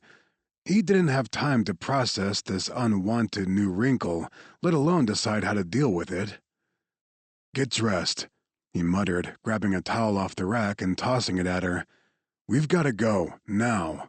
She caught the towel in one hand and quickly wrapped herself in it before sliding the glass open all the way and stepping out of the shower. "Are you sure the cops are after us? How did they find us?" "I fucked up. Nothing to do about it now. They've gone to the front office, but it won't be long before they're at our door. So put your clothes on and let's go." He turned and strode out of the bathroom to collect their things in the other room. She came out fully dressed a few moments later, her long brown hair hanging in damp waves around her shoulders. She grabbed her boots and stepped into them. Razor, it's broad daylight out there. You can't go anywhere right now. I'll manage. Give me your phone. What for? It's staying here along with mine. He thrust his hand out and she put her phone in it. He crushed the device in his fist, then did the same to his own phone. Willow gaped at the mangled clumps of electronics now littering the floor. He gestured to the vending machine snacks and bottled water on the nightstand. Better take that food with you. I don't know when it will be safe for us to stop again so you can eat. She swept the whole lot of it into her purse along with the book from her sister. As he shrugged into his motorcycle jacket, she eyed him dubiously. When she spoke, her voice was grim. The Jeep doesn't have a top or doors on it. You're going to fry out there. We're not taking your Jeep. Should have ditched it before we left Colorado. Then what else are we going to drive? I'll figure it out. He gave her a hard look over his shoulder. Time to go. Opening the door a crack, he peered out toward the direction of the front office. The unmarked police car was standing outside, one cop waiting in the passenger seat for his partner who had gone inside. Razor swiveled his head in the opposite direction, his gaze landing on a piece of shit minivan parked 4 doors down. He'd seen the van's owner at the vending machine when he'd picked up Willow's snacks. The guy looked like he'd been on a serious bender, reeking of alcohol and cigarettes as he staggered back to his room with an armful of chips and candy. While Razor wasn't in the habit of stealing, he figured he was doing the general public a service by keeping the drunk from getting back on the road any time soon. "Come on," he said to Willow behind him. "This way." They hurried along under the shade of the motel's roof overhang. When they reached the van, it took Razor all of 2 seconds to mentally unlock the doors and fire up the engine. "Get in," he ordered Willow. She didn't look enthused to be his partner in crime, but she was also smart enough to realize she had no other choice. They climbed into the van and Razor drove it out of the parking lot, keeping one eye trained on the rearview mirror to make sure the police didn't decide to follow. They weren't going to get far in a stolen vehicle, and Willow was right about the fact that he couldn't stay behind the wheel for long with the midday sun shining into the windshield. As if she were tapped into his thoughts, Willow glanced at him. You should get him back and let me drive until the sun goes down. He gave a gruff shake of his head. We don't have that kind of time. Besides, I've seen how you drive your Jeep. I'll take my chances in the sun. Her brows rose. Is that supposed to be a joke? From you? He smirked despite the torrent of humorless emotions churning inside him. We're not going to be in this van for long. Good, she said, glancing behind her into the dark cavern of the interior where the van's owner had apparently been living on and off. She wrinkled her nose. What is that awful smell back there? We probably don't want to know. Razor drove toward downtown Cheyenne, a plan beginning to hatch in his mind as they crossed a railroad track. The tracks appeared to originate in the direction of an industrial compound that was belching out gray smoke in the distance. He took the next turn that would take them closer to the rail yard. We need to talk about your mark, he said, swiveling his head to look at her. She shrugged. What's there to talk about? Let's start with the fact that you're a fucking breed mate. You think I need a reminder? Something in her tone gave him pause. As annoyed as he was to learn this disturbing fact about her, she seemed equally upset to admit it to him. How long did you plan on keeping it from me, Willow? I assumed you knew. Didn't Theo tell you my sister was a breed mate? Razor scoffed.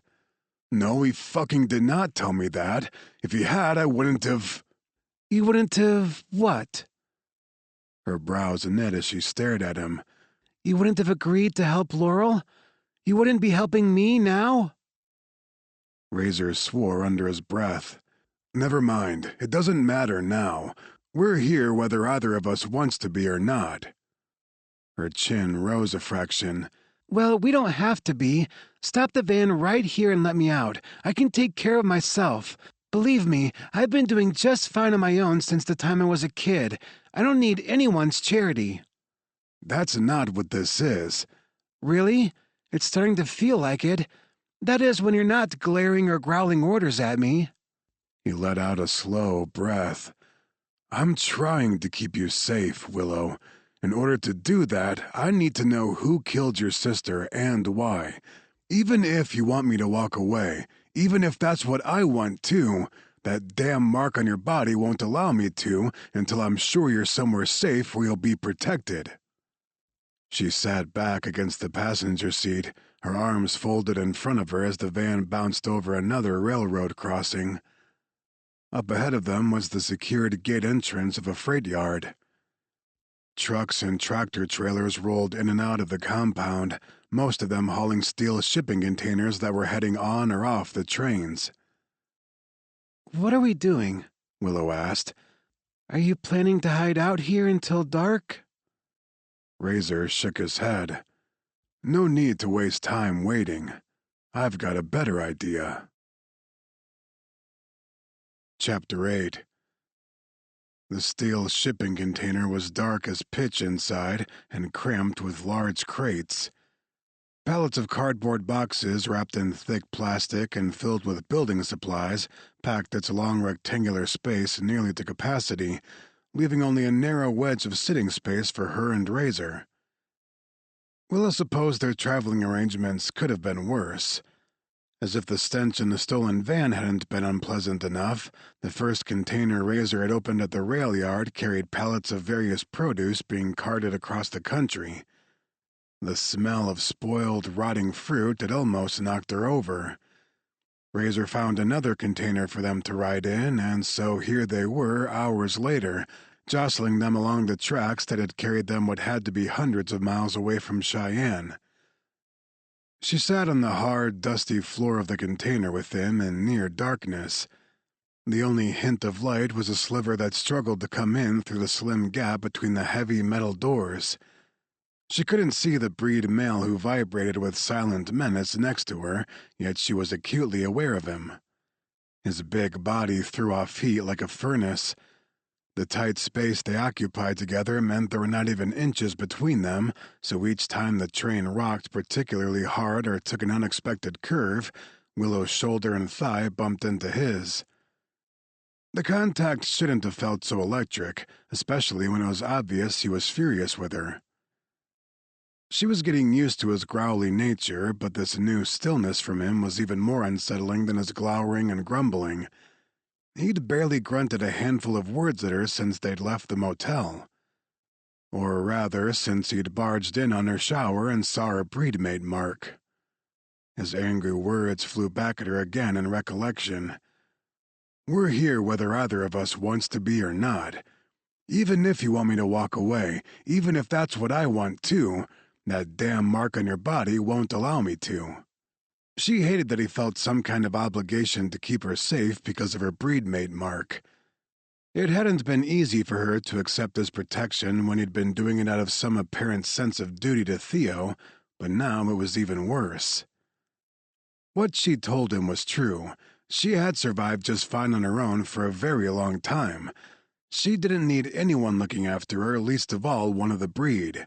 She had to be out of her mind to be willingly locked inside the same space with a lethal predator. She had to be even more insane to admit, even to herself, that of all the ways Razor made her feel, afraid wasn't one of them. Not even close. Where do you think this train is heading? She asked into the darkness of the container. Just about straight east if my instincts are right, and they always are. His deep voice rumbled, low and gravelly with lack of use. It should get us close to Chicago sometime after midnight if it doesn't stop anywhere along the way. What's in Chicago? He hesitated before answering. I know some people there. What kind of people? My kind of people. You mean breed? His silence didn't confirm or deny it. Friends of yours? Does it matter? He made an impatient noise in the back of his throat. If you're going to ask questions and talk the whole time, you can start by telling me why you didn't say anything about being a breed mate. Yep, definitely still furious over that. A flick of amber sparks lit up his inhuman irises in the darkness. She glanced at him just in time to see the telltale surge of his anger. I don't see why you're so upset about it. Yes, I was born with the mark, same as my sister. Big deal. It is a big deal. He snarled the words at her. You really have no idea, do you? There is no bigger fucking deal to any breed male than this, Willow. In my world, there is nothing more sacred than a woman born with the breedmate mark. Breed honor demands that you are protected, revered, that you are cherished above any other treasure or vow. She could hardly make him out in the lightless container, but God, the way he said it, biting off every word, his deep voice vibrating with fury, it did something to her. Something she felt all the way into her bones, into her veins. Razor looked and acted like a killer, yet he could somehow speak with the heart of a poet when it came to the things he believed in. Here in the dark, she could almost imagine what it might feel like to be on the receiving end of so much passion, not simply as a random breedmate Razor was honor-bound to protect because his race demanded it, but as a woman he cared about personally, intimately. His breedmate. Willow mentally shook herself. Her mind was stressed out.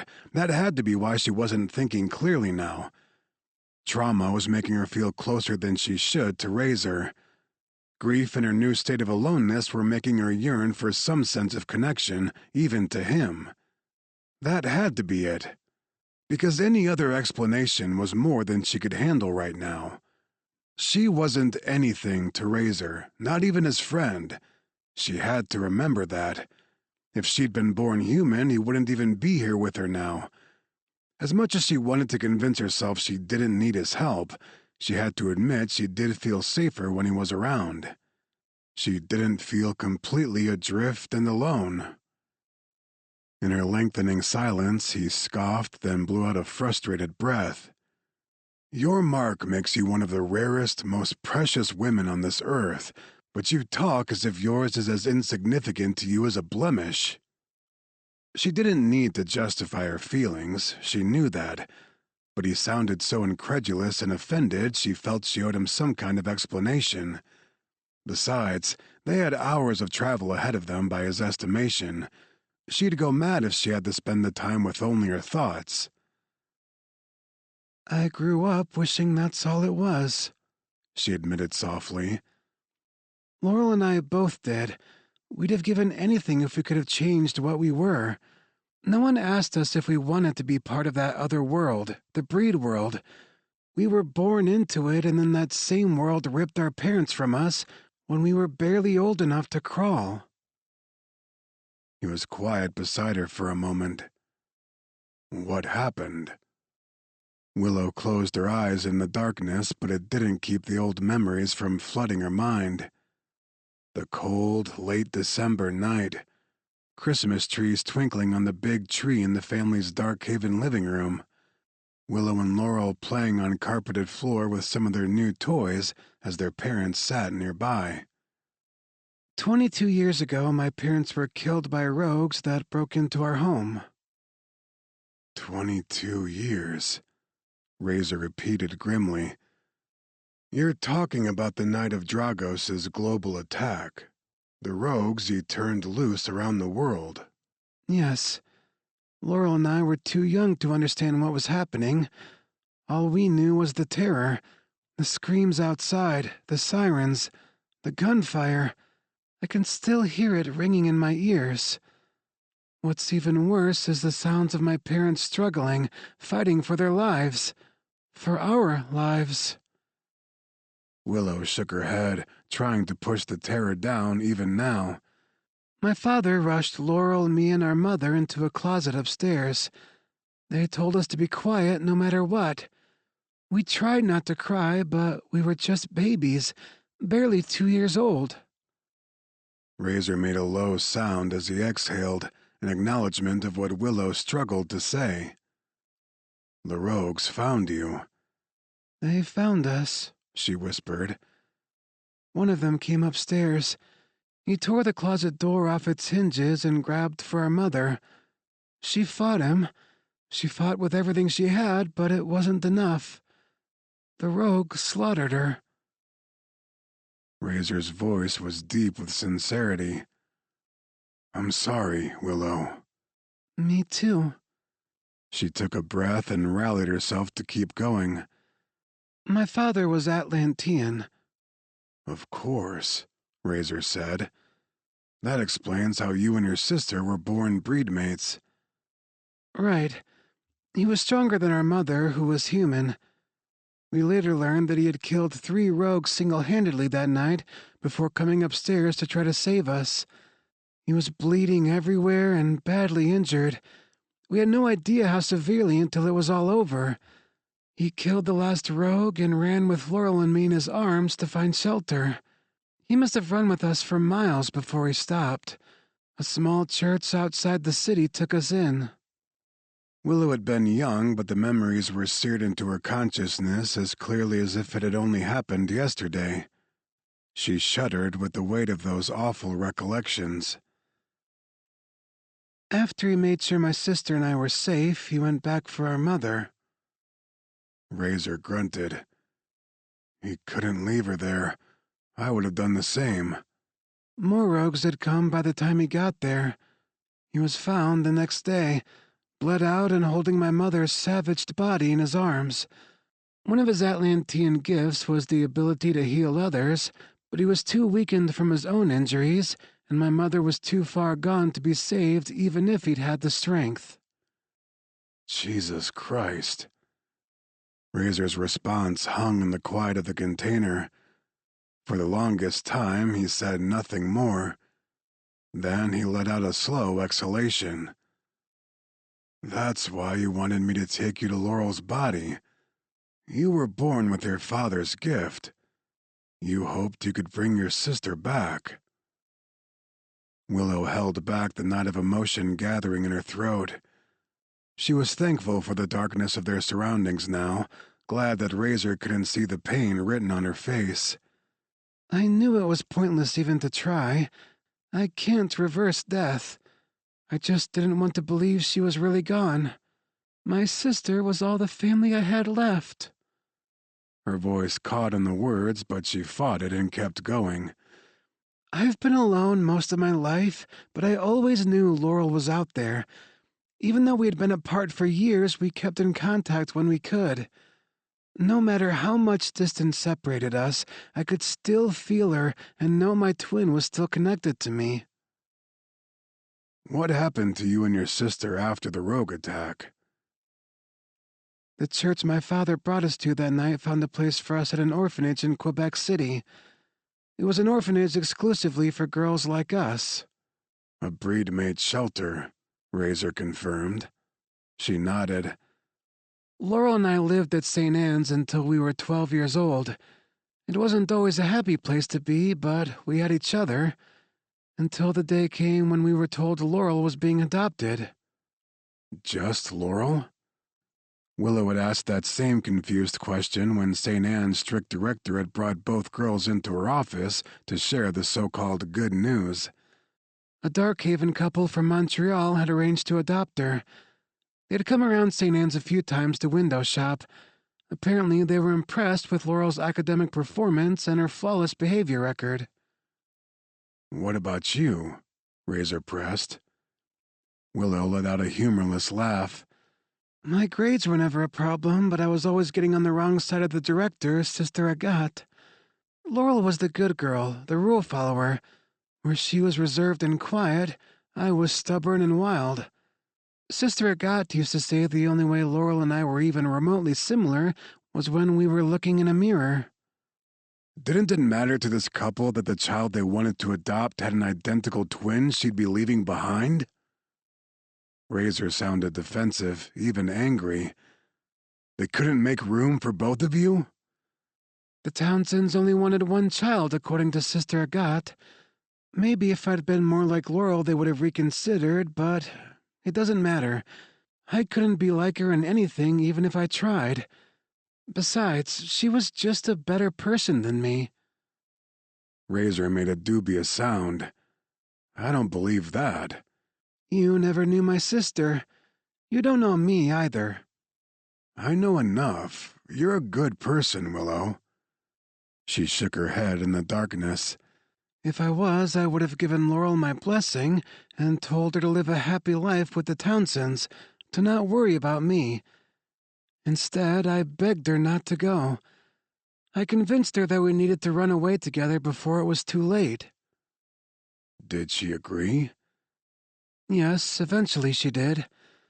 I knew she didn't want us to be pulled apart any more than I did. But I also knew she wanted a home, a real home. She wanted parents that would love her and to have a normal life, as normal as we could expect after the way we'd lost our own parents. I wanted that too, but not if it didn't include her. So I hatched a plan for us to escape St. Anne's and leave Quebec City. That doesn't make you a bad person. You were a 12-year-old child who didn't want to lose your sister. I was selfish, Razor. I knew Laurel desperately wanted what the Townsends could give her, but I was willing to sabotage that just so I wouldn't be left alone. What did you plan to do? I had saved enough money for 2 train tickets back to New Brunswick. From there, I planned to sneak us over the border into Maine and never look back. That wouldn't have been an easy thing for 2 young girls. Deadly dangerous, in fact. I know that now. Even then, Laurel understood the risks better than I wanted to. The night of our big escape, she lost her nerve. We'd sneaked out of a seldom-used maintenance entrance and were 2 seconds away from freedom when Laurel stopped. She told me she couldn't do it. She was too afraid to run. She begged me to come back inside with her before we got caught. What did you do?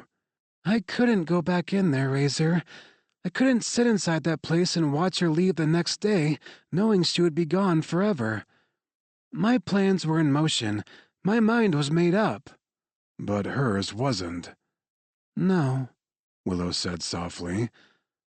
Or maybe it was. I think Laura believed that if she didn't run away with me, I'd stay at St. Anne's. Maybe she just wanted a life with the Townsends. Maybe she wanted that more than she wanted to stay with me, and she didn't know how to tell me.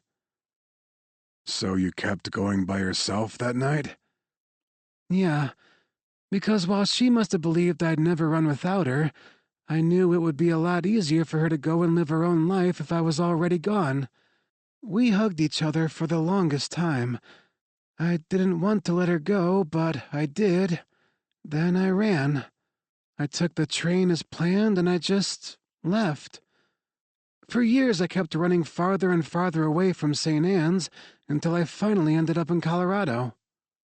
Willow hadn't expected to tell him the long sob story of her past, or to admit her shame over her attempt to hold her twin back from having the happiness she deserved. Yet, to her surprise, it felt good to tell someone what she'd been through. Maybe it was the darkness of their surroundings that gave her courage, or maybe it was simply the fact that she was so emotionally and physically exhausted she had no more strength to hold anything else inside. Laurel and I reconnected a few years later. I tried to give her space to live her life with the Townsends. I didn't want her to know that I struggled, or that I missed her every moment of every day we were apart. I couldn't have been happier when she showed up in Colorado. Even though I was worried for whatever had made her run, the brief time we had as sisters again was like a dream for me. Now it's all turned into a nightmare. She lifted her hand to swipe at a tear that spilled onto her cheek, but Razor was there first. His fingertips brushed feather-light against her face, a caress that lingered for only a fraction of a second. Willow went utterly still at the feel of his touch on her cheek.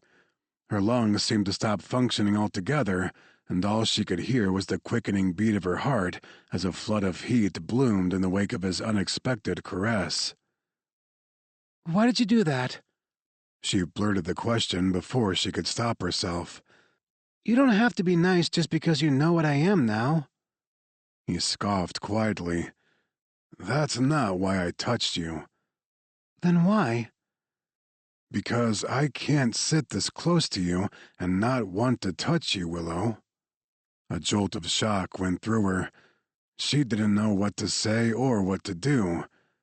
Part of her wanted him to touch her again, but another part of her, the part of her that still recalled the horror of what Razor's kind was capable of, sat frozen in confusion and conflicting emotions.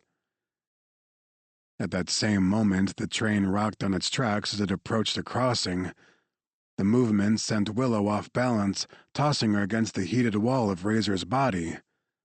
He caught her in his arms, holding her steady as bells clanged outside the container and the train roared through the crossing.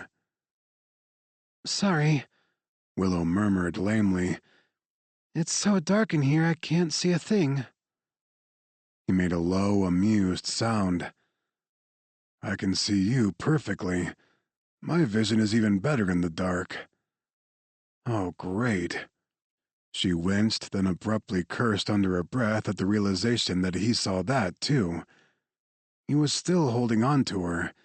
Against the inky blackness of the container, twin embers began to glow like smoldering fire about to erupt into flames. This wasn't anger lighting up his breed eyes. It was something far more dangerous and too damn tempting for her peace of mind. Desire. Holy shit, he really did want her. As the amber glow of his irises flared hotter, she saw the quicksilver flash of his fangs.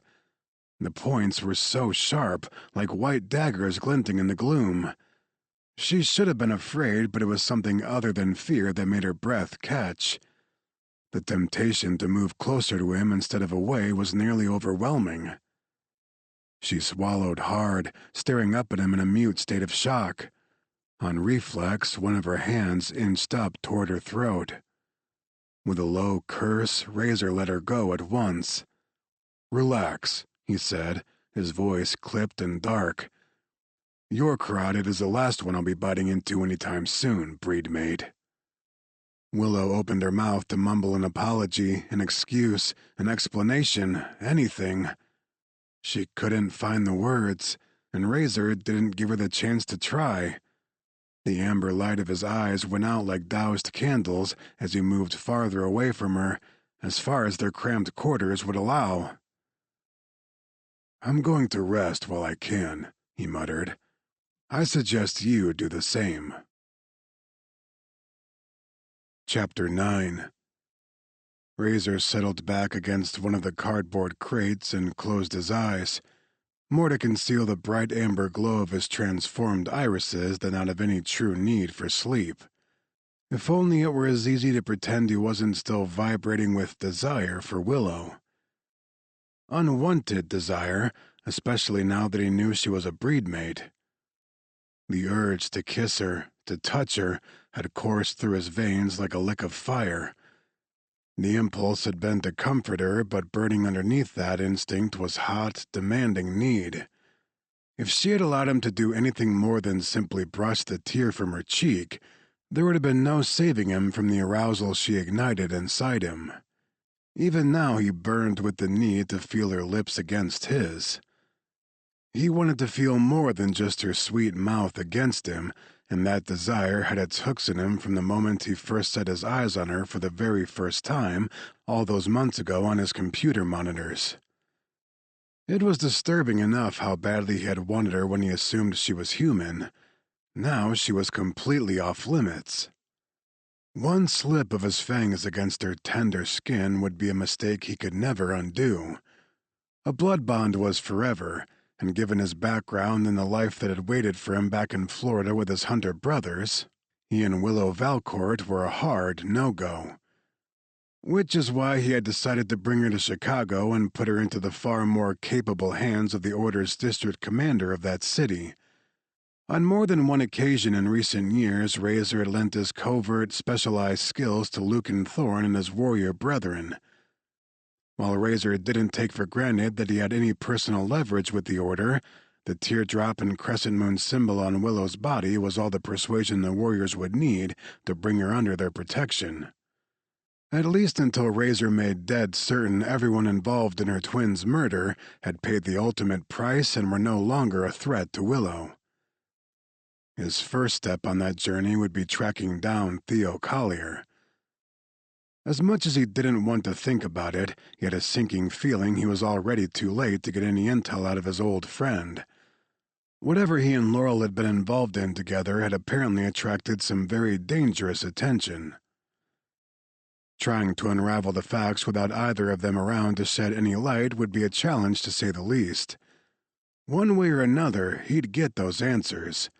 But first, he needed to get rid of his unwanted and far too tempting traveling companion. He heard her rummaging around in her purse in the dark. Cracking one eye open to the narrowest slit, he watched as she pulled out her keychain. The ring was full of keys, fobs, and charms, all of them jangling softly in her hands. She clicked one of the many items on the loop, and a thin beam of light pierced the gloom. Grabbing the bird book from her bag, she opened it in her lap and aimed the little penlight at the pages. Razor watched her for a while, noting once again how intently she studied the book. He could imagine Willow as a young girl in the breedmate shelter, passing the time poring over the illustrations and descriptions with her sister. Just as vividly he could imagine the horror Willow and her twin had endured the night that Dragos's army of blood-addicted rogues were unleashed on an unsuspecting world at large. As young as they had been, it was clear that Willow had been irrevocably scarred by the attack. Little wonder she looked at him in fear and, understandably, no small amount of revulsion. The pang he felt at that surprised him. He had never been one to care what others thought of him, but with her it was different. The months he'd spent watching her from afar, wanting her, had given him the illusion of an emotional bond he had no right to feel. Even when he had believed incorrectly that Willow was Theo Collier's lover, Razor had known an undeniable sense of possessiveness for her. He'd felt not only responsible for her, but connected to her in a way he'd never felt for anyone before. He'd watched Willow and felt to his marrow that she belonged with him, that she was already his. Seeing her reaction to him a short time ago made that illusion come crashing down like a hammer on glass. And just in the nick of time, too. Everything male in him still demanded that she was meant for him alone, from the throbbing of his fangs and his gums to the hard, thickened length of his cock. He shifted on the hard floor of the container, his body tight and uncomfortably hot with frustrated arousal. "How long are you going to pretend to sleep?" Willow asked casually as she flipped the pages in the book. Damn the female, she was too observant for her own good. A growl curled in the back of his throat. Who says I was pretending? She swung the beam of her little flashlight into his face. "I doubt you ever sleep. Besides, we're stuck in such close quarters, I can practically hear your mind at work from where I'm sitting." Razor scowled, his arm raised to shield his eyes. If she truly could hear his mind, she'd be on the other side of the container by now. The light, Willow. She redirected the slim beam down to the opened book. "Sorry." What have you found in there? He asked. Before you try to deny it, I can practically hear your mind working too. You're getting close to figuring out why Laurel left that book for you, aren't you? She hesitated, biting her lip before exhaling a slow breath. "I'm not sure yet, but there is something." Show me. He moved closer and she angled the open book so they could look at it together. "You see this underlined entry? It's newer than any of the other notations Laurel and I made in the book." Razor nodded. I counted 7 of them. She swiveled a frown at him. "You've been looking at this?" I glanced at it while you were in the motel bathroom earlier today. "This book belongs to me, Razor. It's all I have left of my sister." He grunted in semi-acknowledgement. If there's something in it that'll help me track down the people who killed her, I need to know. If anything in that book will explain what may have happened to Theo, I need to know that, too." Her face softened, her eyes sobering with concern. "You think something happened to him, don't you? You think whoever went after Laurel has gotten to your friend, too?" Razor nodded. "If Theo Collier isn't dead yet, I think he will be soon. Or wishing he was." Willow swallowed. "I'm sorry, Razor. I mean that." He wasn't good with emotion, a hazard of his upbringing in the Hunter program. Willow's tenderness only made him yearn for something he never had and never missed until he was staring into her soft gaze in the thin illumination of her little flashlight. He forced a shrug. "Bad things happen to good people sometimes. You know that well enough." "Knowing it doesn't mean it makes any more sense."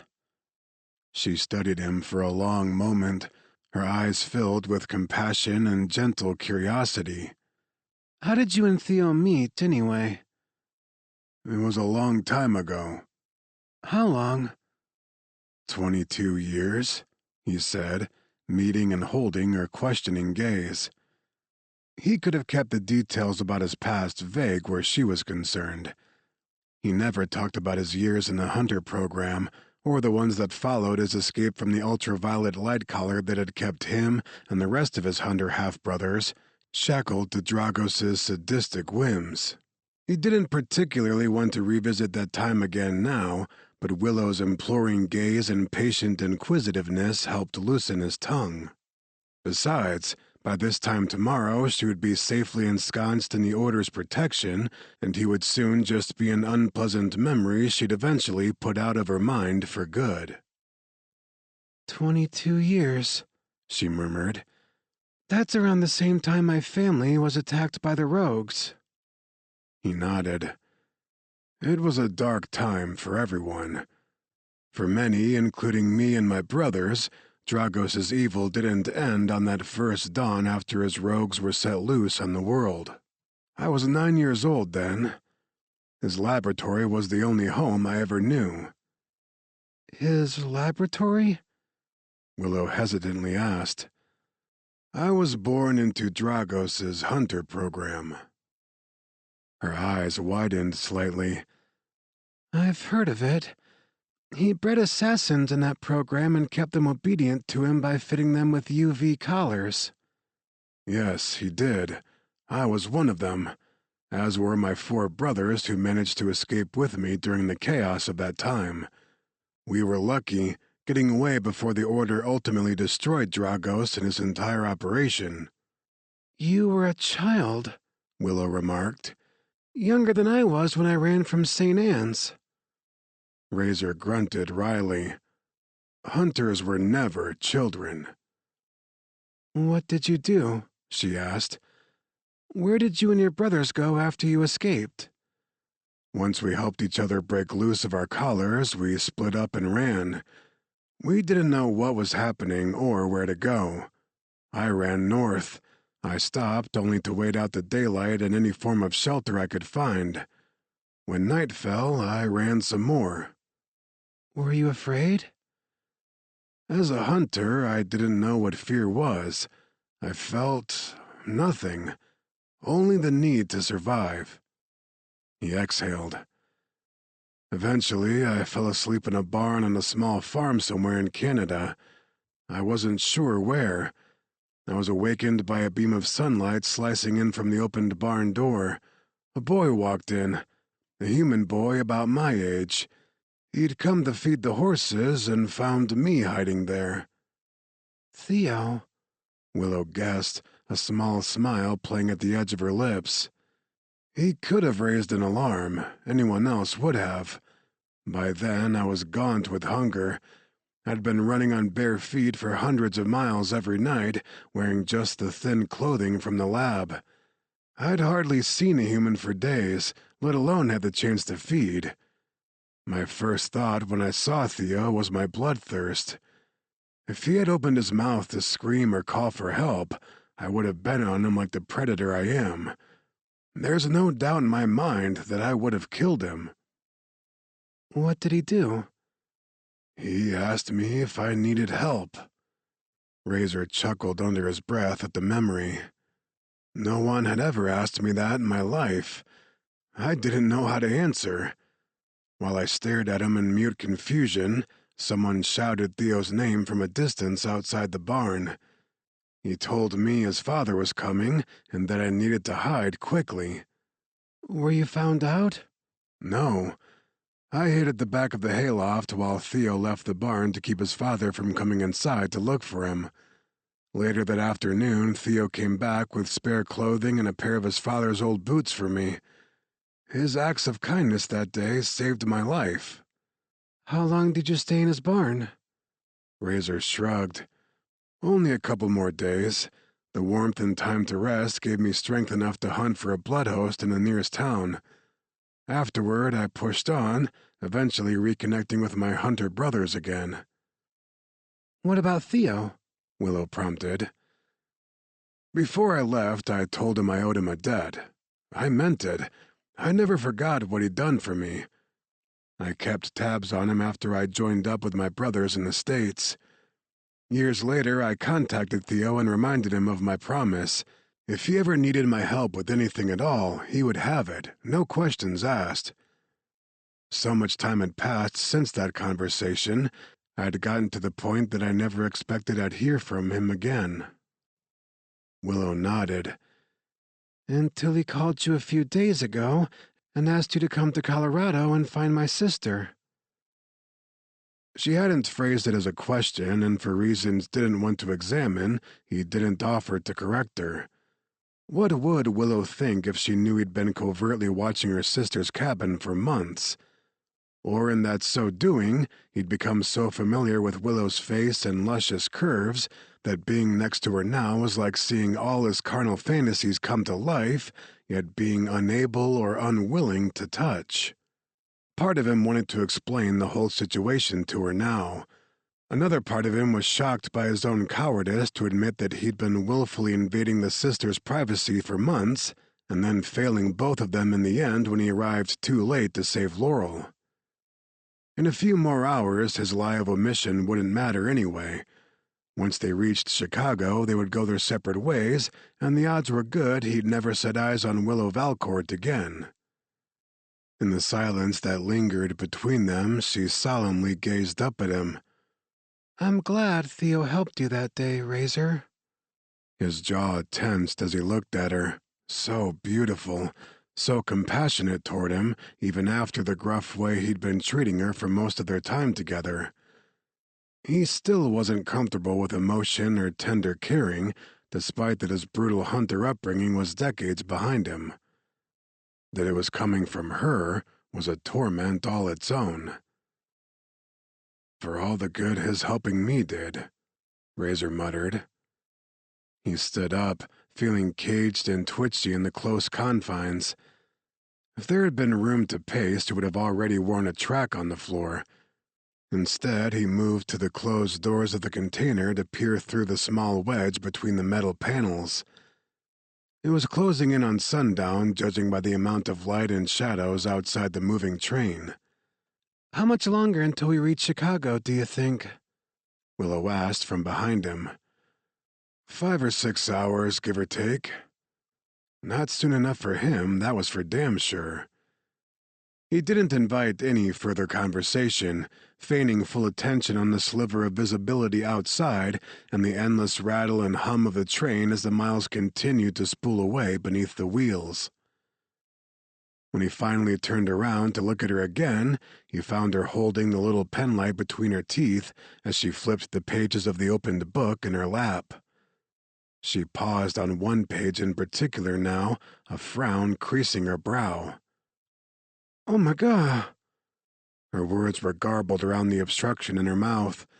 She let the flashlight fall and glanced up at Razor in plain disbelief. It's a code. What kind of code? He crossed the short distance and dropped down to his haunches beside her.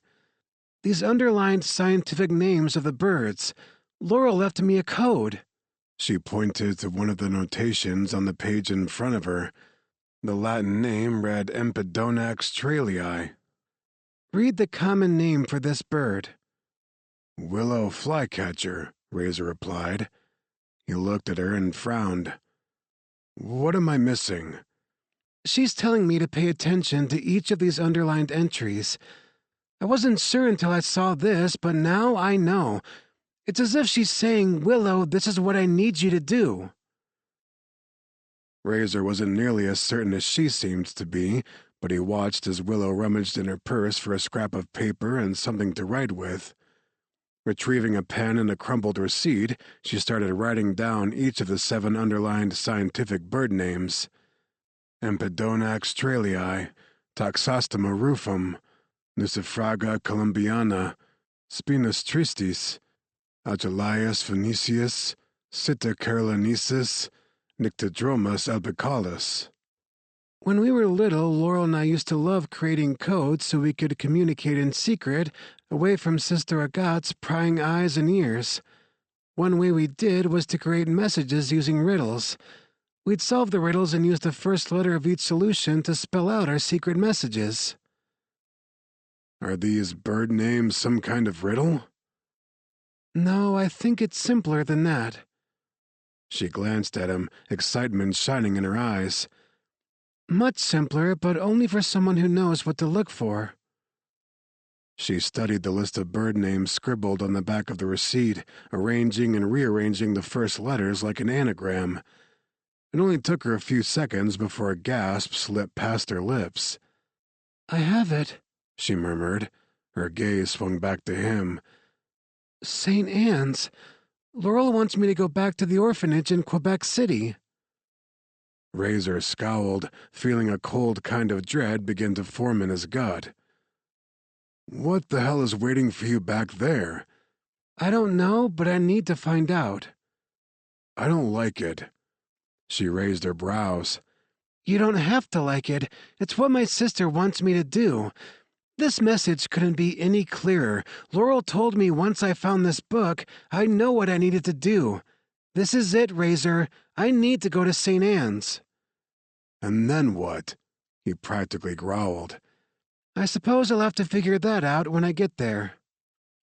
He cursed, raking a hand over his tense jaw. Like hell you will. Not without me. If Willow intended to go to St. Anne's or anywhere else her sister's riddles and codes might send her next, he'd be damned if he was letting her go without him. He wanted to believe his determination stemmed mainly from his own personal need for answers and lethal justice, but the quickening of his blood belied all his other motivations. His resolve to protect Willow Valcourt overrode even the duty he had toward her simply because she was a breedmate. If she meant to chase the clue her sister left for her, then he would too. He'd learned enough about the female to know she was stubborn enough to find a way with or without him. So for now, his plans to take her to the Order in Chicago and leave her in the Warrior's protection were on hold until he uncovered whatever was waiting for Willow in that breedmate shelter in Quebec City. Chapter 10. In Chicago, they traded the cramped, dark container for a couple of seats on an all-but-empty passenger train that took them the rest of the way to Quebec City. Willow didn't ask how Razor had managed to get them across the Canadian border without the need to show passports. As far as she could tell, he hadn't even been asked to pay for the tickets. Obeying his order to keep her head low and try not to be seen, she'd stood in a quiet corner of the Chicago station and had watched him murmur something to the gate clerk, his deep voice accompanied by that penetrating stare of his. The next thing she knew, they were boarding the first-class car and smoothly on their way to Canada.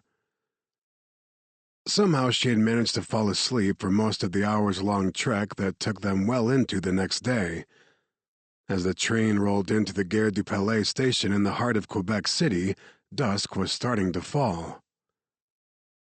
Willow blinked away her grogginess and sat up. We're here? Razor only grunted in reply, his gaze fixed on her. She felt suddenly self-conscious, reaching up to try to tame the tangles of her long hair. The dark brown waves felt like a messy rat's nest, and she didn't even want to consider how bad her dragon's breath must be. Hardly the image she wanted to present to Sister Agathe Moreau at St. Anne's, much less to Razor. He, on the other hand, looked as alert and easy on the eyes as ever. Not a single tawny wave of his thick, silky hair was out of place. His jaw was shadowed with the hint of a beard that only made his face all the more handsome. As for his mouth, well, she didn't want to let her gaze linger too long there. His full lips were held in a grim line as he studied her, and even though she knew his closed mouth concealed a thread of sharp white fangs, it didn't make her any less fascinated by him. She groaned at her unwanted attraction to him, then tried to mask it with nonchalance as she stretched her aching back. "I'd do anything for a toothbrush and a long, hot bath." His brows furrowed. "What you need even more is a decent meal. You haven't eaten for 2 days." "Neither have you," she pointed out. "Don't remind me." His scowl darkened with annoyance. "Come on, let's go." He gestured for her to follow him off the train. They hung back from the crowd, letting the other passengers disembark ahead of them and move into the station. "There should be some place where you can get something to eat," he said, taking her elbow as he cut a determined path through the dispersing knots of people. Willow knew the warmly lit, vaulted interior of the historic Gare du Palais well. With St. Anne's only a few blocks away, it was this very station she'd run to the night she fled without her sister. Now she felt like a ghost moving through the high-ceilinged, Gothic-style 2-story brick building after so many years had passed, and after so much had happened in the last few days. She didn't realize she'd stopped walking until Razor paused and looked at her in concern. "What's wrong?" She slowly shook her head. "I never thought I'd come back here again, to this city, to the place I lost my sister for the first time." She stared up into his stern yet steadying gaze. "I'm scared." "Don't be," he said, and although he didn't touch her, she felt his eyes move over every inch of her face like a caress. "There's nothing to be afraid of. I'll be right beside you. No one's getting near you without going through me first, and they won't get far, I promise you." "What if we've come all this way for nothing, Razor? I solved the code Laura left for me in the book, but I have no idea what she wants me to do once I'm at St. Anne's. What if I can't figure it out? What if Sister Agathe won't even let me into the house?" An almost gentle smile tugged at the corners of his sensual mouth. "You let me worry about getting in if that becomes a problem. As for you not being able to figure something out, not gonna happen, beautiful. I've seen your mind work. I've seen your tenacity. If there's something your sister wanted you to do at that place, nothing's going to keep you from figuring it out." Hearing the way he described her was a surprise, a warming one that touched her deeper than he could possibly know. She had always depended on herself as the woman he seemed to think he was, but after everything she'd been through, starting with Laurel's horrific murder, it was hard to feel she was in control of anything. Still, she forced a smile in spite of her self-doubt. She hated letting anyone see her weaknesses, and part of her desperately wanted to think she could have the strength and tenacity that Razor believed she had. "You're right," she said, trying to sound confident and certain. "I'm sure I will feel better once I've had something to eat." He grunted, his usual response, while his eyes seemed to see right through her. "There's a cafe over there unless you want to find something better." She shook her head. "No, it's fine. Anything will do. Let's go." With a grim nod, his strong hand was at her elbow again, and they headed for the little sandwich and coffee place across the station. He led her to a small table in back, taking the seat that afforded him a clear line of sight to the cafe's entrance. Willow took the chair across from him so that her face was shielded from view to everyone with the exception of Razor. When the waitress came around to take their order, Willow asked for water and the sandwich special. "Black coffee," Razor said when the young woman turned to him. After she was gone, Willow tilted her head at him in question. "No sense broadcasting what I am," he explained. "The more we can blend in, the less attention we draw to either one of us. Until we know who our enemies are, every time you're out in public is a risk I'd rather not take." "Right." She nodded, fiddling with the edge of the paper placemat on the table in front of her. "Thank you, Razor, for getting me this far." He studied her for a long moment, his gaze unreadable under the harsh lashes of his brows. "There's no need to thank me. I'm doing this for myself because—" "Yes, I know," she cut in quietly. "You're here because you feel you have a duty to protect me." He frowned and began to open his mouth, but at that same moment the waitress returned with his coffee. "You sure I can't get you something more than this?" He flicked his golden eyes up at her. Something in his gaze made the air tremble with a current of dark energy that Willow felt on the other side of the table. "Just the coffee," he said, "and the water and sandwich for the lady. Be quick about it. Bring the check with you when you come back." The waitress bobbed her head in eager compliance, then hurried away to obey him. Willow stared, dropping her voice to barely a whisper. "You did something to her." He scoffed under his breath and gave her a bored look. "Just a mental command. She's none the wiser, and I'll scrub her memory of any recollection of us before we leave, just to be safe." "That's a handy trick. Is that what you did back at the train station in Chicago, too? What other cool things can you do?" His mouth curved in acknowledgement, and the slow, sensual arc of his lips made her pulse beat a little faster. "You don't really want to know about my methods, even the harmless ones. Besides, this isn't the time or place for questions." "That's too bad, because I have hundreds of them." The admission slipped off her tongue before she could stop it. She stared at him, still transfixed by his wry smile and the hard, far too handsome angles of his face. He wasn't looking away from her either. His arresting eyes seemed to reach inside her from across the small table, making her feel both excited and afraid. Not afraid of him, but of the feelings he stirred in her. The yearning, the undeniable physical need. "Okay, turkey melt special and fries," announced the waitress as she arrived at their table. "And a glass of water. Oh, and I brought the bill in case you two are in a hurry. Can I get you anything else?" Razor took out some cash, more than necessary for the tab and a tip, and pushed it to the edge of the table along with the handwritten check. "That'll be all." With a nod and a cheerful smile, the young woman turned and headed off to continue her work. Willow didn't realize just how hungry she was until the aromas of warm roasted turkey and melted cheese wafted up from her plate. Her stomach growled eagerly, and she glanced sheepishly at Razor. He gave a low chuckle. "Go ahead and eat." She attacked her food with little regard for the fact that he watched her the whole time. She could hardly hold back her pleasured moan at the first taste of crunchy sourdough bread and all the goodness packed between the buttery slices. Even the water was bliss, cold and refreshing as she gulped it down her parched throat. It took her all of 10 minutes to wolf down the sandwich and eat the last French fry, all with Razor watching the entire time.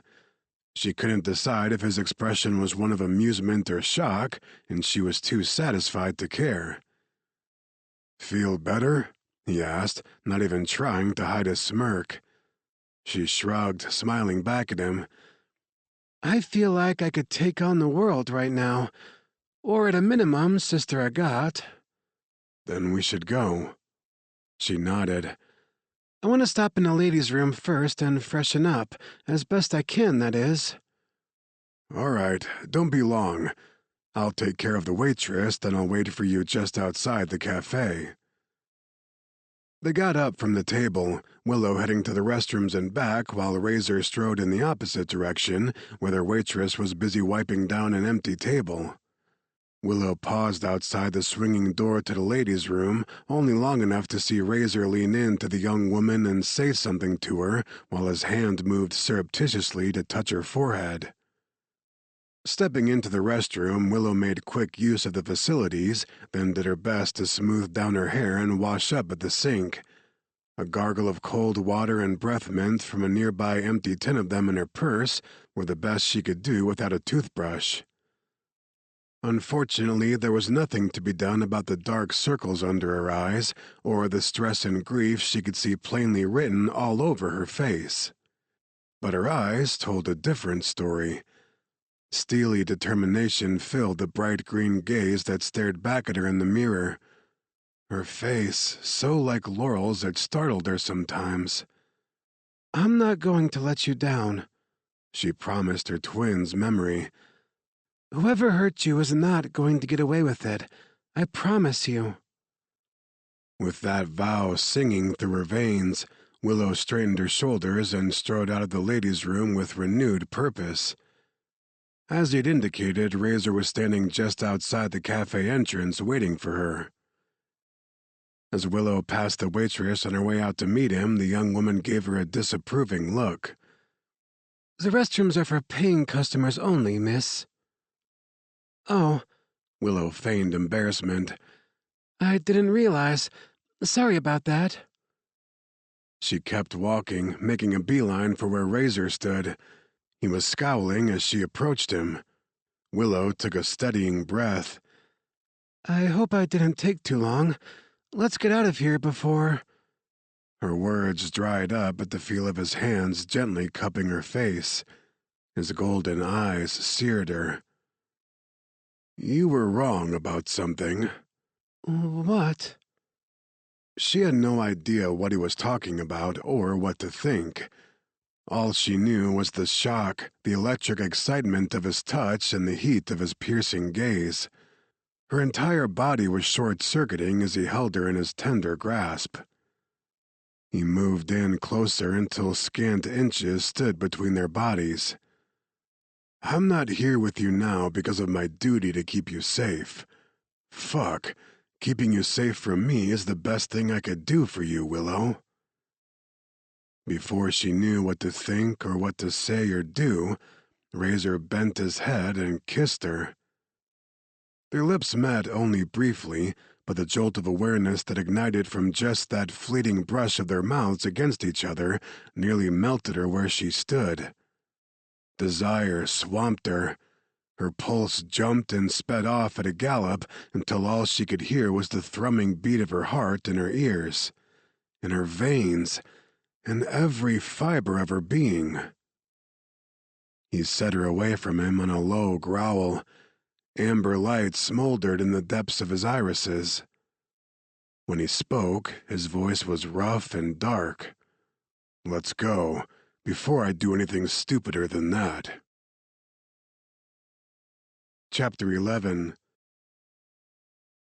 Giving in to impulse had never been one of Razor's weaknesses. Temptation had been equally foreign to him, yet as he gruffly exited the Gare du Palais station with Willow, arousal licked through him like a wildfire, along with the powerful want to take her into his arms again and give in to far more than just the impulse to kiss her. His body vibrated with dangerous need, making his pace hard and clipped as they strode out into the twilight. Willow paused beside him, her light green eyes dusky as she glanced up at him from under her impossibly thick lashes. "St. Anne's is only a few blocks away. We can walk from here." He gave her a curt nod. "Let's go." They crossed the pavement in front of the train station and headed toward the wide boulevard and bustling network of old streets and narrow alleyways that sprawled on the other side. Willow navigated the twists and turns of the labyrinthine neighborhood with the easy familiarity of a local. Razor couldn't help but see her as the strong-willed 12-year-old girl who had run away from the safe haven of the shelter armed only with her wits and stubborn determination. That girl was still present in Willow now, in her courage and her resolve. She'd confided in him earlier that she was afraid, but he knew she would have made this pilgrimage despite those fears. There was a warrior beneath all her soft curves and winsome beauty. Unfortunately for him, that only made her all the more appealing. "It's not too much farther," she said, her pace brisk beside him.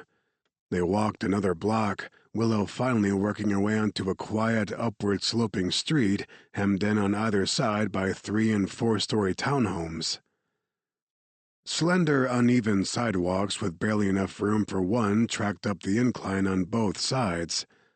Willow walked ahead of him on the tightly settled street, eventually pausing in front of an unmarked, heavy wooden door. "We're here. This is it." Razor studied the pale brick building sandwiched unassumingly between its neighbors. There was no signage, no number on the door. If he hadn't known the historic townhome served as a safe house for orphaned breedmate girls, he never would have guessed. Which had been, no doubt, the whole point of establishing the shelter in the spot when it was founded. He heard Willow's soft intake of breath before she lifted her hand and used the old iron knocker to announce them. He stood close, all of his hunter instincts at the ready, as the sound of shuffling footsteps approached on the other side of the door. A pleasant-looking woman who appeared to be in her mid-40s pulled open the door. Her blonde hair was gathered into a conservative bun that complemented the plain black skirt and high-necked sweater she wore. She smiled warmly when she saw Willow. "Well, hello," she said, her English marked with a French accent. "What a lovely surprise to see you again, Laurel." Willow didn't show her reaction, but Razor could feel her internal flinch at the revelation that her twin had apparently been to St. Anne's as well. "My name is Willow," she said, giving the older woman a guarded smile. "I'm Laurel's twin sister. Oh, forgive me. The resemblance is so striking, I just assumed." "And you are?" Razor interjected. The woman's gaze flicked to him, registering easily enough that he was breed. "Madame Claudine Gauthier," she said, still giving him the once-over. "I'm the director of the shelter." Her demeanor seemed more protective than defensive, and while her tone was cool in dealing with him, she seemed to have nothing but warmth for Willow. "Please, would you like to come in? We have a policy to be discreet, so I would prefer to talk inside rather than on the front stoop." "Thank you," Willow said, giving Razor a subtle look of warning as they entered the foyer behind Madame Gauthier. "It isn't often we see former residents, but visits are always welcome." She led them into a small sitting room decked out in cushioned furniture, soft rugs, and warm lighting. Bookcases lined the walls, their shelves crowded nearly to overflowing with many hundreds of books. On the wall facing the room's arched entryway, a large framed portrait of a dour-faced, gray-haired woman stared out from the canvas. Her faint smile seemed intent on projecting mild benevolence, but her eyes told a different story. Beneath her steel-colored brows, her gaze glinted with sternness and what Razor guessed was chronic disapproval. He stepped forward to have a closer look. A small brass plaque affixed to the lower portion of the ornate black frame declared the portrait a gift to St. Anne's from a Mr. and Mrs. Simon Scrolly in appreciation for the shelter's many years of compassionate, good work. He didn't have to ask who the subject of the portrait was. Glancing at Willow, he found her transfixed by the old woman's silent glower. "That's quite an accurate portrait of Sister Agathe," she said. "When did she sit for it? Oh, it must have been about 3 years ago, I suppose." Madame Gauthier offered a sympathetic smile. "Just a few months before Sister Agathe passed away, bless her soul." "She's dead?" Willow sounded both shocked and somewhat relieved. I'm sorry, I didn't know. Madame Gautier shook her head. She went peacefully in her sleep from what I hear. She'd retired from St. Anne's when I was brought in to manage things, so I'm afraid I didn't know her well. I have heard of the sister's somewhat harsh reputation. She turned a gentle look on Willow.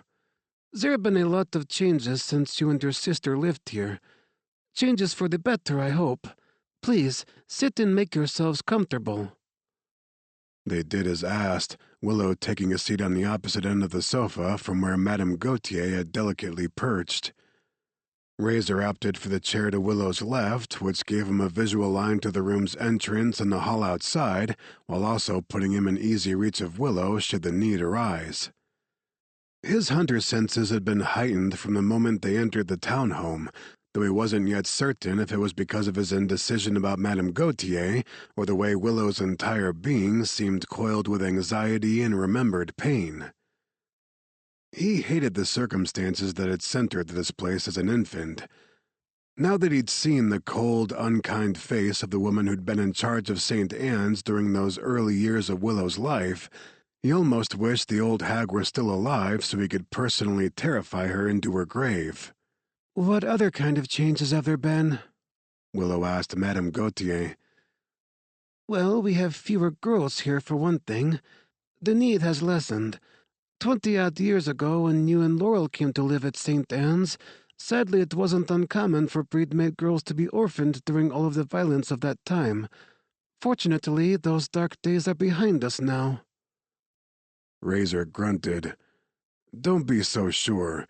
There will always be someone eager to profit off the suffering of others. She tilted her head at him. I don't believe I caught your name. His name is Razor, Willow replied. He is my friend. Madame Gautier scrutinized him for a long moment, and Willow casually leaned forward as though to block her view. How many girls live here at St. Anne's now? We're down to 4 long-term residents, she answered, pride in her voice. My hope is that shelters like this one will become permanently obsolete before too long.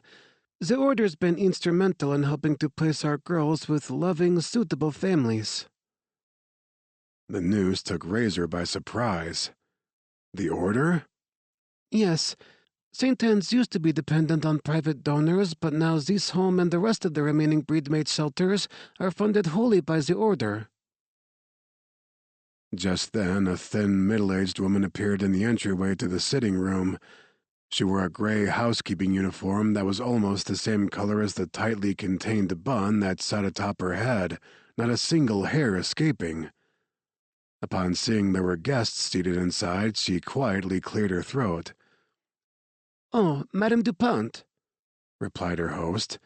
Look who's come for a visit. The other woman's eyes lit first on Willow, then swung immediately to Razor. He couldn't decide which of them had stirred the shock that briefly registered in her gaze. Her mouth sagged open for a moment, but no sound came out. Madame Gautier turned to Willow. I'm sure you remember Sister Agat's dear friend, Mademoiselle Dupont. She was one of the young ladies on the housekeeping staff at St. Anne's during the time you and your sister lived here. Yes, I remember, Willow murmured. Madame Dupont is in charge of all our household staff now. Estelle, this is Willow Valcourt, Laurel Townsend's sister. Ah, oui, yes, of course. The gray-haired woman offered a polite smile and bobbed her head in greeting. Mademoiselle? The 2 older women spoke to each other in rapid French before Madame Gautier asked Willow, May I offer you some tea and a little something to eat? Madame Dupont tells me she has just taken a tray of almond biscuits out of the oven. Tea would be nice, thank you. Once the older woman had trundled off, Willow leaned forward and spoke to Madame Gautier. You said my sister was here recently. When was that, do you recall? Yes, perhaps 5 or 6 months ago now. She didn't stay long, but we had a lovely visit. Did she come here by herself? Madame Gautier nodded. Yes, she was alone. She arrived at our door out of the blue, much like you did tonight. Are you concerned about her for some reason, Willow? No, there's no reason to be concerned. She glanced at Razor as if she needed to reassure herself. I was just wondering about her, that's all. We're no longer in touch like we used to be. Although Razor hadn't discussed keeping Laurel's death a secret from anyone at St. Anne's, he was relieved to hear Willow avoid showing their hand, no matter how kind and welcoming Madame Gautier seemed to be. Until he knew the truth about Willow's sister and whoever wanted her dead, Razor was going to assume they were surrounded by enemies. Oh, I'm sorry to hear you've fallen out of contact with her, Madame Gautier replied. She spoke very fondly of you when she was here. She did? What did she say, if you don't mind me asking? No, of course I don't mind. I remember she told me how close you both were as children when you lived here. And she told me how much she regretted leaving with her adoptive family to Montreal when she knew you couldn't come too. Razor heard Willow swallow. The urge to reach out to her nearly overwhelmed him, but he sat without moving, waiting as she fought to contain her emotions. I was the one with regrets. I wanted Laurel to be happy. It's all I ever wanted for her. Madame Gautier gave Willow a warm, tender smile. Maybe you should be saying all of these to your sister instead of me. I wish she was here right now so I could, Willow said. Can you tell me anything else about her visit, Madame Gautier? I'm curious to know if she said why she came back to St. Anne's, or if she spoke about anything that was happening in her life at the time. No, I'm sorry, dear. As I said, she stayed only briefly. We spoke for a short while here on the sofa, then she asked if she could go upstairs and spend a few minutes in the room you two once shared. Our old room? Willow asked. Madame Gautier nodded. Since it wasn't occupied at the time, I didn't see the harm. Laurel went up for a few minutes and then she came back down to say goodbye and she was gone. Willow seemed to go stock still beside Razor. Madame Gautier, if you don't mind, I would love to see our old room too. Of course, she said. It'll be a few minutes before our tea is ready anyway. If you would like to go up now, please feel free. No one's used that room for a couple of years now. The door should be open. Willow practically vaulted to her feet. Razor wasn't even a second behind her. Thank you, Willow said to their smiling hostess. I'm sure you can find your way upstairs on your own. I'll call you back down when Madame Dupont has served the tea. Chapter 12.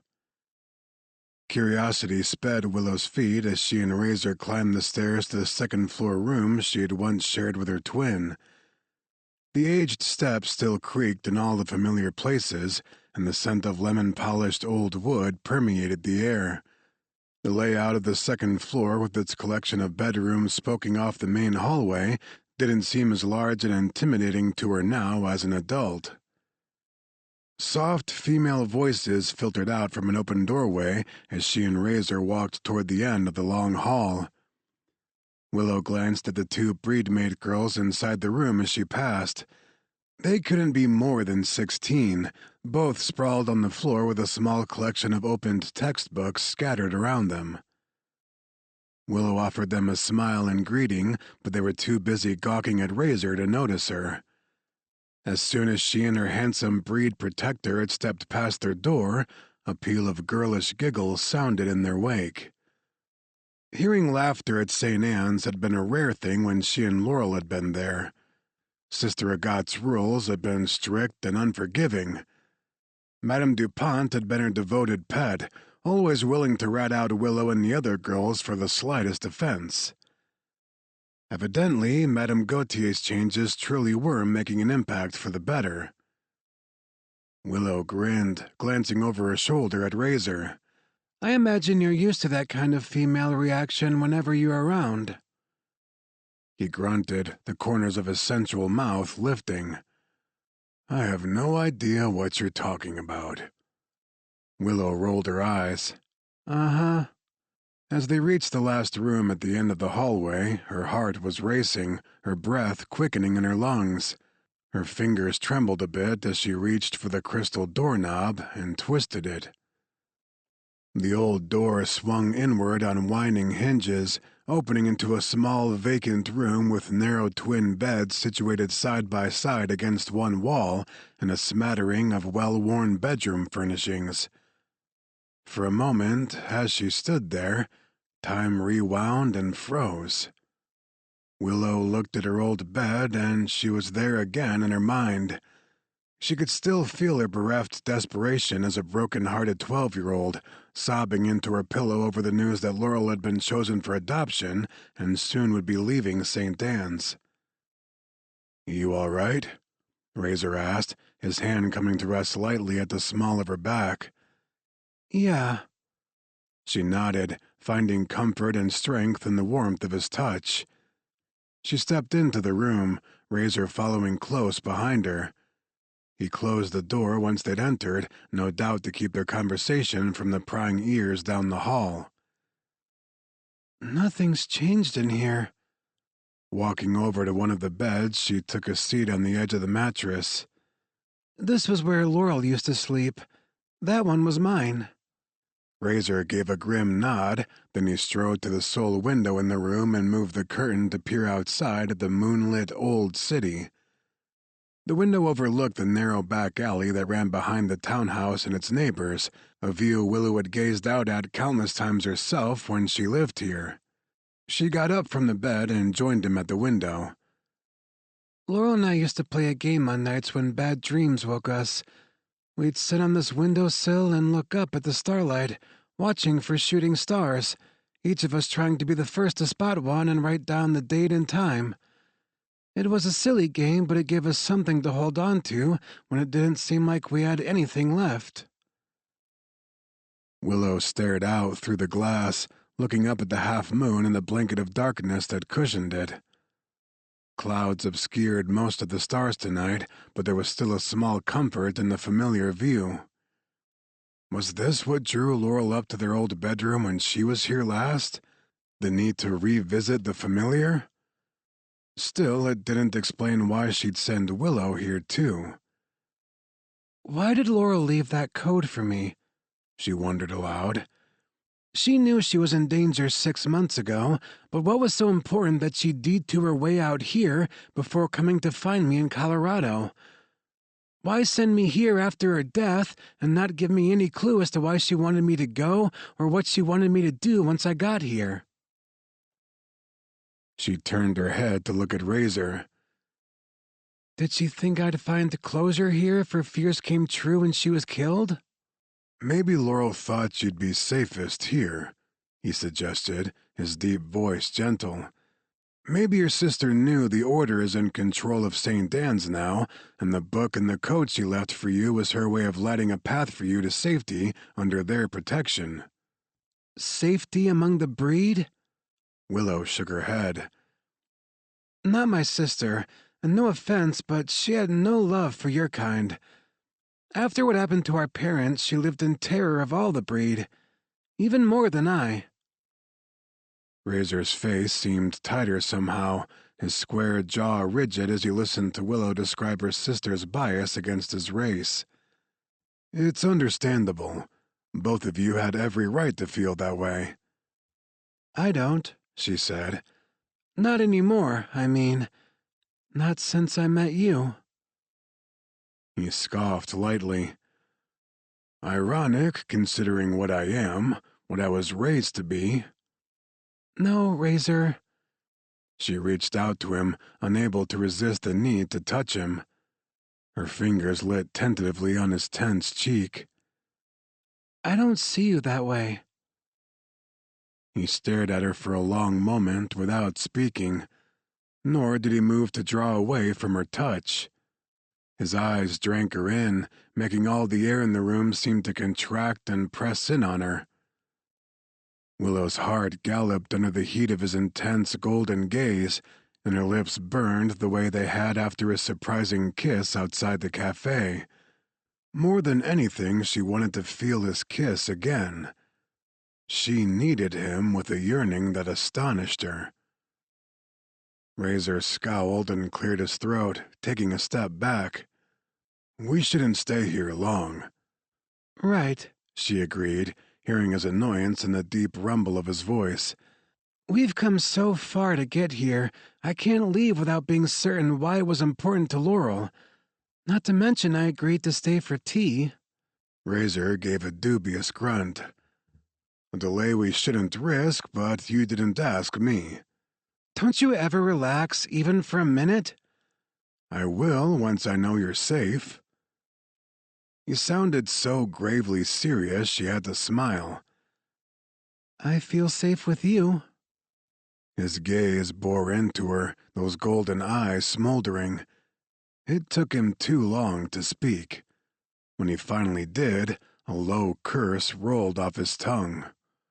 "I shouldn't have kissed you, Willow.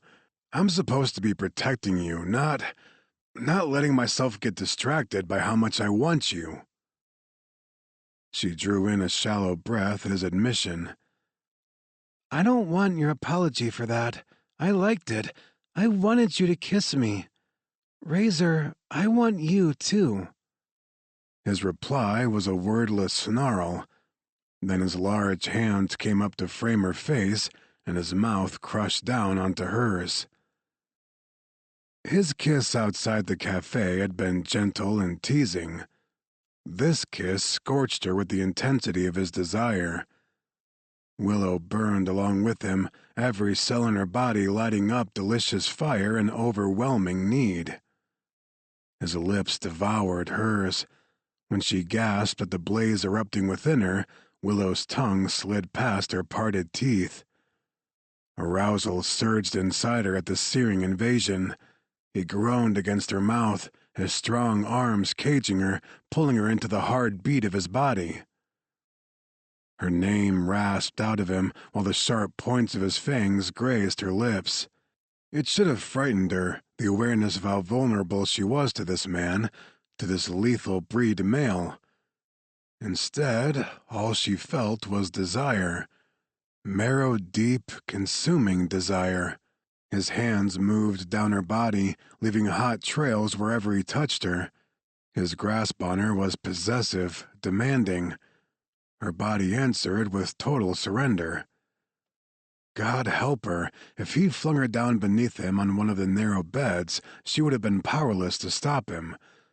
Worse, she couldn't think of anything she wanted more. Their breath mingled, hot and rapid as their kiss deepened. Her heart hammered so loudly in her breast, it sounded like a drum in her ears. Thump, thump, thump. Oh shit, it wasn't only her heartbeat she heard. "Willow, are you in there?" Madame Gautier's voice filtered in from the other side of the closed door. Razor tore away from Willow's mouth on hissed oath. He looked more annoyed than contrite, with his irises blazing and his fangs gleaming like diamond daggers behind his wet, parted lips. The doorknob jiggled but didn't give. "Did someone lock this door?" Willow shot a worried glance up at Razor. "You?" she whispered. "Barely in time," he confirmed grimly. "Is everything okay in there, Willow?" Madame Gautier asked. "Yes, everything's fine. We'll be down in just a minute." She winced, mortified to hear the guilt in her voice. There was nothing to do about it. Her only saving grace was the fact that Razor had managed to mentally bar the woman from entering the room. "The tea should be ready any minute now," Madame Gautier said after an excruciating hesitation. As pleasant as she was when they met, she was still St. Anne's director, and her disapproval over this indiscretion was obvious in her voice. "I'll be waiting for you downstairs." Willow bit her lip. "Thank you, Madame Gautier." Her footsteps retreated. Willow let out her breath on a giggle behind her hand. "That was a close call." Razor glowered. "I'm glad you're amused." She was more than amused, but unfortunately those other feelings he'd stirred in her would have to wait for another time. Your fangs are showing. His eyes flashed hot. That's not all that's showing. He pulled her against him, where the hard length of his erection jabbed into her abdomen. She moaned at the feeling of all his hard strength and her unbearable longing to have him inside her. He chuckled under his breath. Not so amused now, are you? She sent him a narrow look. You're cruel. He arched a brow. Never said I wasn't. Willow stepped away from him, her thoughts troubled. I'm not ready to leave this room yet, Razor. I feel like I'm missing something crucial. I feel like the reason Laurel sent me here is in this room somewhere. What am I not seeing? Whatever her reasons, she obviously didn't want anyone else to know she was directing you here. Why else would she obscure the clue like a hidden treasure in that book? Hidden treasure. Willow turned the phrase over in her mind. Oh my God. Was that it? Could that be what Laurel was trying to tell her to look for at St. Anne's? She walked across the room to the small writing desk that stood against the far wall. What is it, Willow? She couldn't answer him. Her mind was buzzing with anticipation as she pulled the desk away from the wall, then hunkered down onto her haunches. There was a nearly imperceptible notch in the baseboard, just as she remembered. Excitedly, she dashed to the bed where she'd tossed her purse and rifled through the handbag until she found what she was looking for. Her keychain full of girly charms and beaded talismans jingled as she rushed back with it to the spot on the floor. Razor strode over to her and dropped down beside her. What are you doing? Using her house key, she tried to pry off the small section of baseboard, but her fingers were trembling too much in her impatience. Here, Razor said. Let me. A black talon sprouted from his index finger. He wedged it behind the baseboard and popped the piece off the wall. A hollow just big enough for a child's hand was revealed behind the removed bit of baseboard. I used this hidey hole to store the train money I saved up for the night Laurel and I were going to run away. She's the only other person who knew about my hiding place. She picked up her keychain again and flicked on the small flashlight. Leaning down, she aimed the thin beam of light into the hole. She gasped as the light caught on a small metallic object inside. There's something in here, Razor. She reached inside and pulled the item out, holding it in her open palm. Holy shit. This is what Laurel wanted me to find. Razor stared at it for a second, then met her excited gaze. A flash drive. Willow nodded. The question is, what's on it? His face was grim. Something important enough that she didn't want anyone but you to find it. Willow glanced at the drive with a mix of elation and regret. Do you think whatever's on this is the reason my sister was killed? That's what we need to find out. She looked at him. I don't know anything about technology, Razor. Leave that to me, he said, a glint of wry confidence lighting his gaze. Come on, let's get out of here. Chapter 13. They headed downstairs, Razor carrying the flash drive in his pocket. If it had been up to him, they would have kept walking right out the front door, but Madame Gautier came out of the sitting room to meet them as soon as they reached the bottom of the stairs. Her gaze was still warm and kind, but now it held an edge of suspicion, too. We generally don't allow locked doors here at St. Anne's, she said, splitting her disapproval between them before settling on Willow. Madame Dupont has just gone to fetch her tea, dear. Come, let's sit. Razor had to work to bite back the low growl that built in his throat as the director pivoted back into the sitting room. He held Willow back with a meaningful look, but she subtly shook her head. I don't want to be rude, she whispered. I'll only stay for a few minutes. He scowled, impatient to get his hands on the flash drive. Of course, he had no way of cracking into it at the moment, so until he figured out their next move, he had no solid plan of action even if they left now. A few minutes, no more, he cautioned under his breath. While she drank her tea, he'd use the time to decide his next course of action. They moved into the sitting room, Willow resuming her seat on the sofa while Razor opted to stand. He took up his position next to the portrait of Sister Agathe, feeling like a scowling gargoyle looming over the pleasant scene. Delicate porcelain cups, saucers, and crisp white linen napkins rested on the coffee table between Willow and Madame Gautier.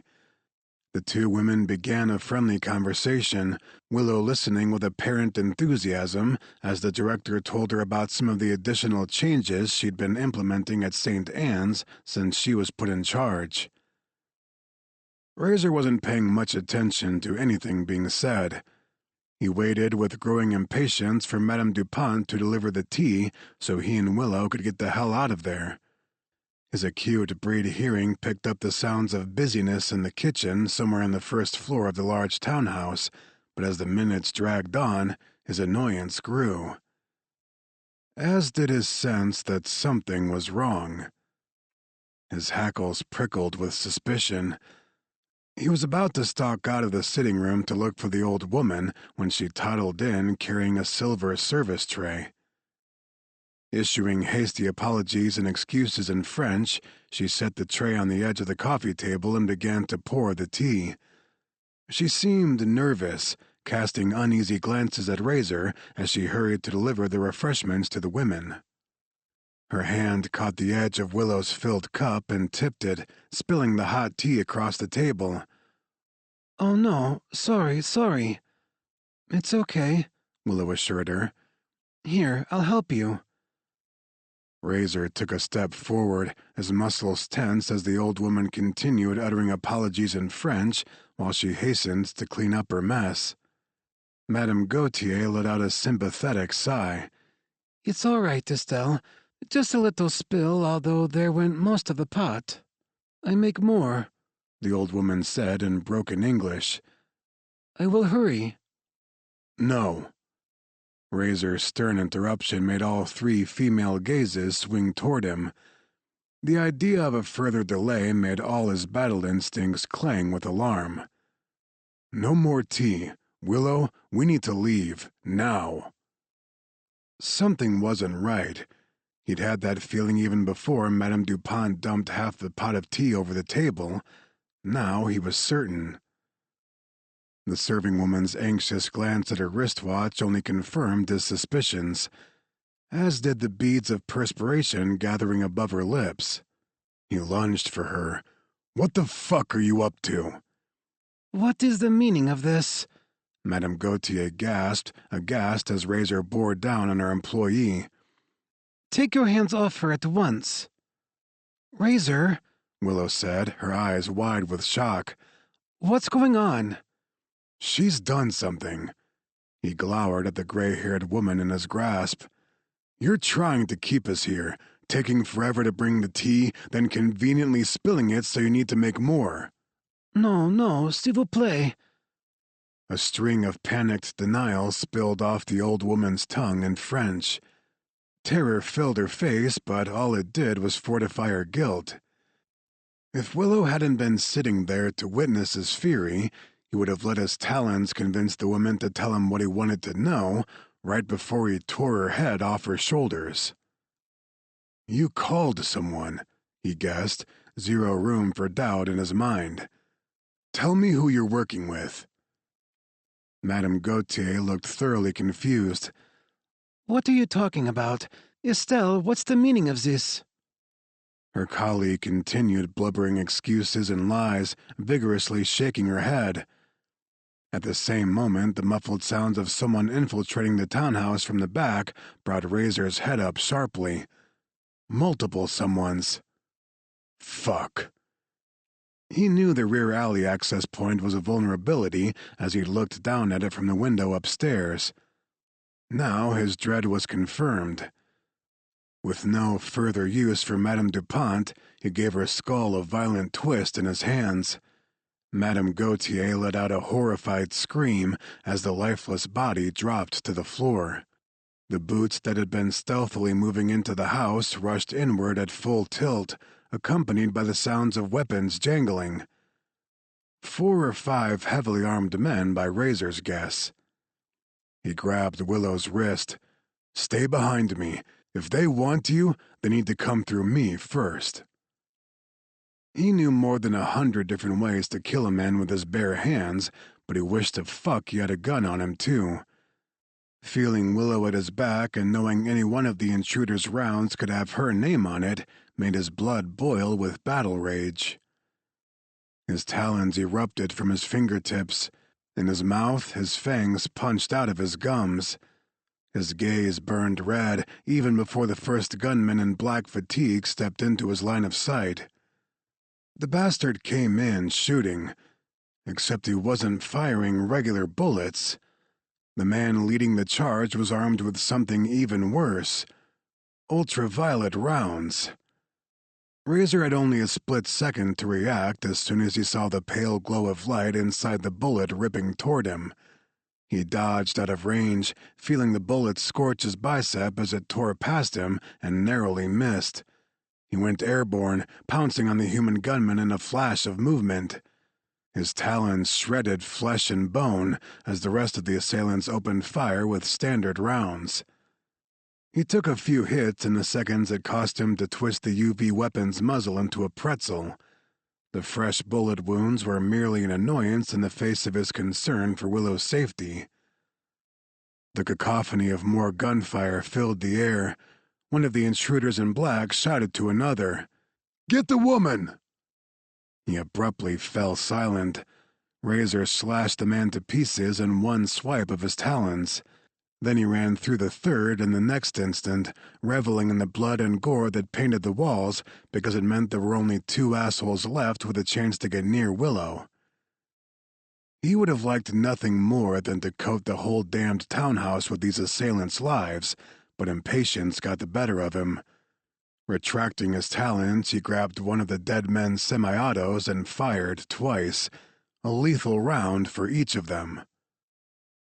The attack was over almost as quickly as it began. Bloodied corpses littered the sitting room and hallway outside, the carnage cloaked in gun smoke and sudden silence. Razor pivoted, his gaze searching out Willow. She ran to him on a jagged cry, wrapping her arms around his torso. She looked him over in a frantic rush, choking on a sob. "Razor, oh fuck, you're bleeding. How many times were you hit?" "I'm okay." Better that he was sporting several gunshot wounds than reduced to ash by a single UV round. He hated to think how close he'd come to that. One lucky shot would have ended him and sent Willow into enemy hands. He smoothed her mussed hair, one arm looped around her. "Don't worry about me. I'll heal. Are you all right?" "Yes." She gave him a wobbly nod, then turned her head and sucked in a breath. "Oh no, Madame Gautier." Razor hadn't been the only one struck in the attack. An ugly, growing bloom of blood covered the shelter director's chest. Her face was slack and pale, her lips turning bluer by the second. She was mortally wounded, fading fast. Willow pulled away from Razor's loose embrace to go to the woman. "Willow, we should go," he cautioned her. "There's no time to waste." "No." She swung a hard look at him. "She had nothing to do with this. You heard her confusion, Razor. She's innocent. I can't let her die in front of my eyes." On the stairwell leading to the second floor, the pair of breed-made girls crept down from their room. They screamed and burst into tears as soon as they saw the carnage and their beloved director lying lifeless on the sitting room floor. Razor cursed, moving to corral them before they came all the way down. "It's all right. It's over now. You're safe." They broke into hysterics, both of them inconsolable. Given little choice, he tranced the girls with a slight touch of his palm to their foreheads, then sent them back upstairs to bed. By the time he returned to Willow's side in the other room, she was already at work trying to heal the fallen director. Razor watched, amazed at Willow's calmness and care. Her hands rested on the gaping gunshot wound, a warm glow building beneath her palms. Being near so much human blood was a torment to his breed senses, but he couldn't tear himself away from Willow's side if he tried. Gradually, the stain that had been growing on Madame Gautier's torso slowed, then stopped spreading. Her face, which had been going from pale blue to ashen white, began to regain a little color. Her breathing increased, lifting her chest as she started taking in more air. Her eyes flickered beneath her closed lids, then blinked open. Sucking in a sharp breath, she attempted to sit up. She saw the blood covering her body and the large hole in her blood-soaked clothing. Her eyes went wide. "I've been shot. Those men with guns, they can't hurt anyone now," Willow gently assured her. "You're safe. We all are, thanks to Razor. My girls—" Madame Gautier levered herself up from the floor. A jagged cry tore from her mouth as she quickly scanned the aftermath of the attack. "I have 2 residents upstairs. I need to make sure nothing happened to them." "The girls are fine," Razor interjected. "They're back in their beds, sleeping peacefully. I tranced them just a minute ago. They won't wake up until morning." Willow glanced at him, sympathy shining in her tender gaze. "This is going to haunt them for the rest of their lives. They'll never be the same after what happened here." Razor could hear the regret in her voice, and he knew she spoke from experience. He wished he could erase her memories of the violence she'd endured at an even younger age. Too much time had passed for him to help Willow, but he could offer some small mercy to the breed-made girls upstairs. He reached out and caressed her cheek. "I'll see to it they don't recall any of what happened here tonight."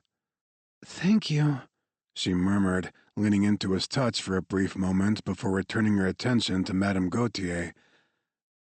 "Are you in any pain?" "No." The woman glanced at her healed wound in disbelief. "I don't understand. I was sure I felt my life slipping away." "Willow brought you back," Razor said. "I hope you won't make us regret it. Who were those men?" "I don't know. I swear it." Her gaze strayed to the very dead Madame Dupont. "You accused Estelle of calling them here. Why? What could she have to do with any of this?" Willow glanced at Razor before deciding to answer. "Someone had my sister killed. Now they're after me. Oh, no." The older woman grasped Willow's blood-stained hand. "I am so very sorry. Do you think Estelle was involved in something as terrible as that? But why? What could she possibly have to gain?" Razor grunted. "We'll never know now. Could have been money, could have been coercion. Whatever her reasons, she called those bastards here."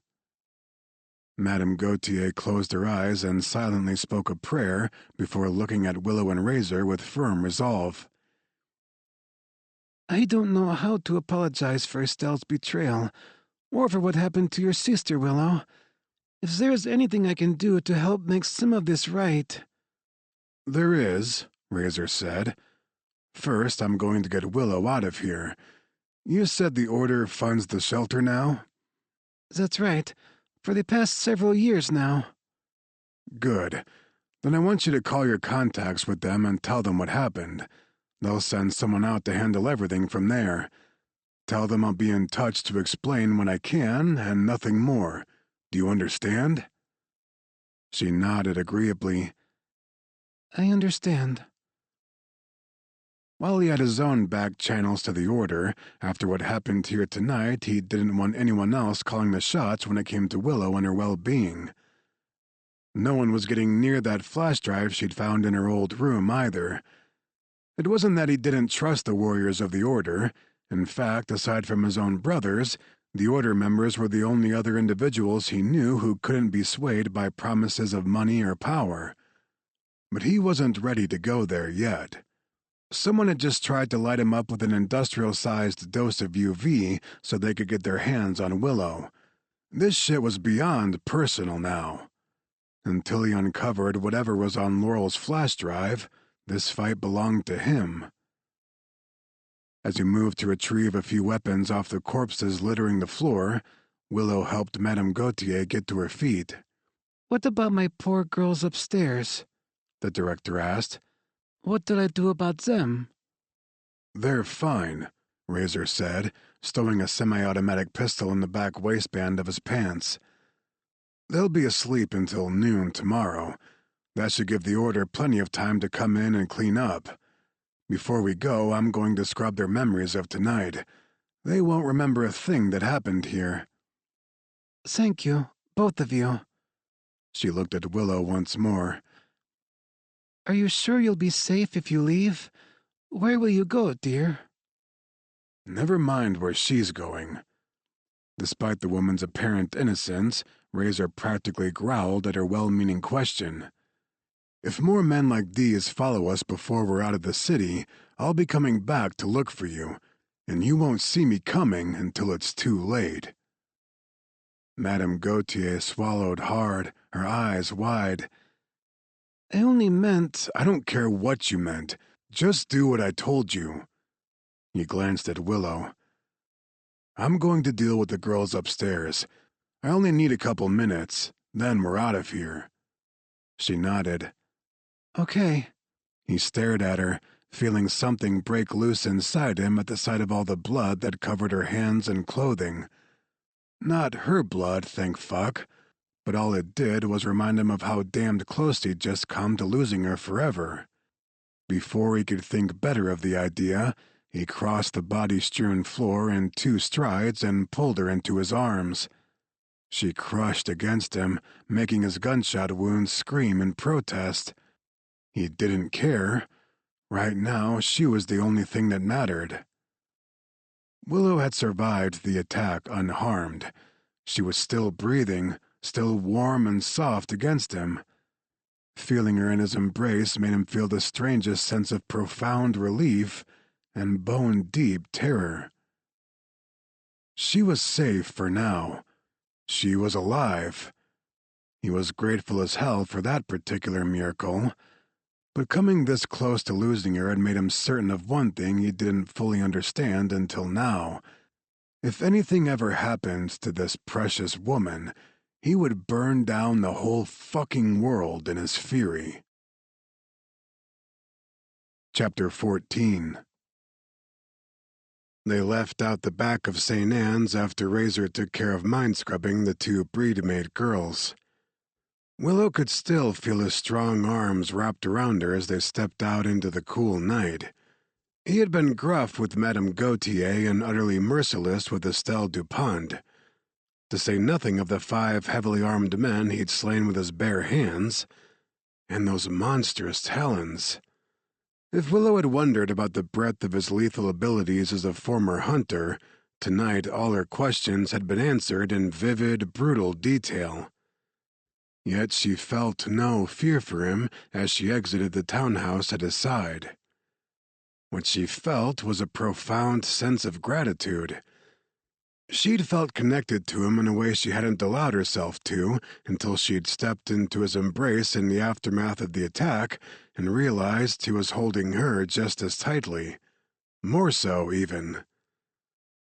It was overwhelming, all the things she was feeling for Razor, feelings that had been building and deepening into an emotional bond she couldn't deny. She watched him make a quick check of their assailant's SUV, which was parked in the alley. Even in the thin moonlight, she could see the blood leaking from his wounds. Not that it stopped him or even slowed him down a little. "You need to let me heal you, Razor." "I told you I'm good." It was the same thing he'd said when she voiced her concern inside the shelter moments ago. She knew him well enough to understand he'd probably power through even a near-mortal injury, but that didn't make her worry any less. He finished rummaging through the vehicle, closing the door with a low curse. It's clean. No IDs, no registration, nothing to indicate who they were or who they might have worked for. They're fucking ghosts. He'd searched the bodies inside and had found more of the same. Raking a hand over his jaw, he turned to face her. I didn't see any tracking devices, but it's too much to risk taking their vehicle. Willow took the flash drive out of her pocket. What do we do with this?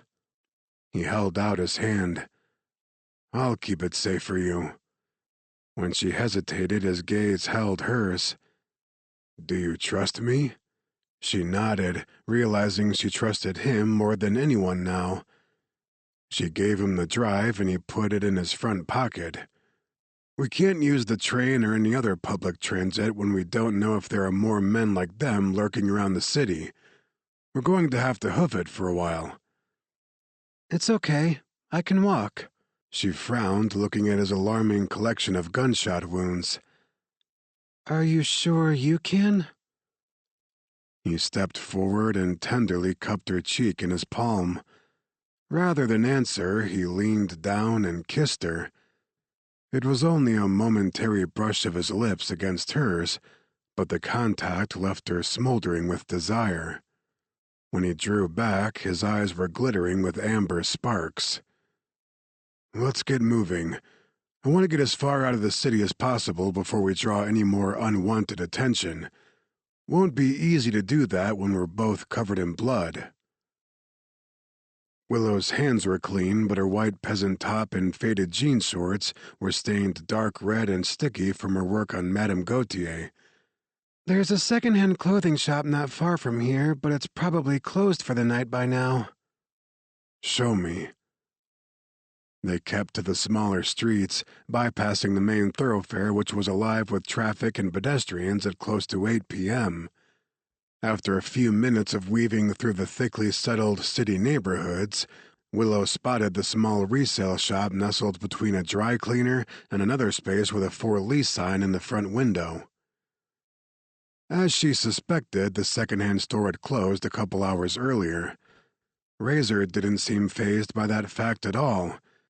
He led her around to the small service store on the rear alley of the small retail block, where he proceeded to open the locked steel door with the power of his mind. Willow smiled. That's a handy trick. He shot her a wry, meaningful look. I have many hidden talents. Silently opening the door, he motioned for her to hang back as he stepped across the threshold and peered into the darkened shop. Then he glanced back at her with a nod. No one's here, but stay close to me anyway. She did as he said, following him inside.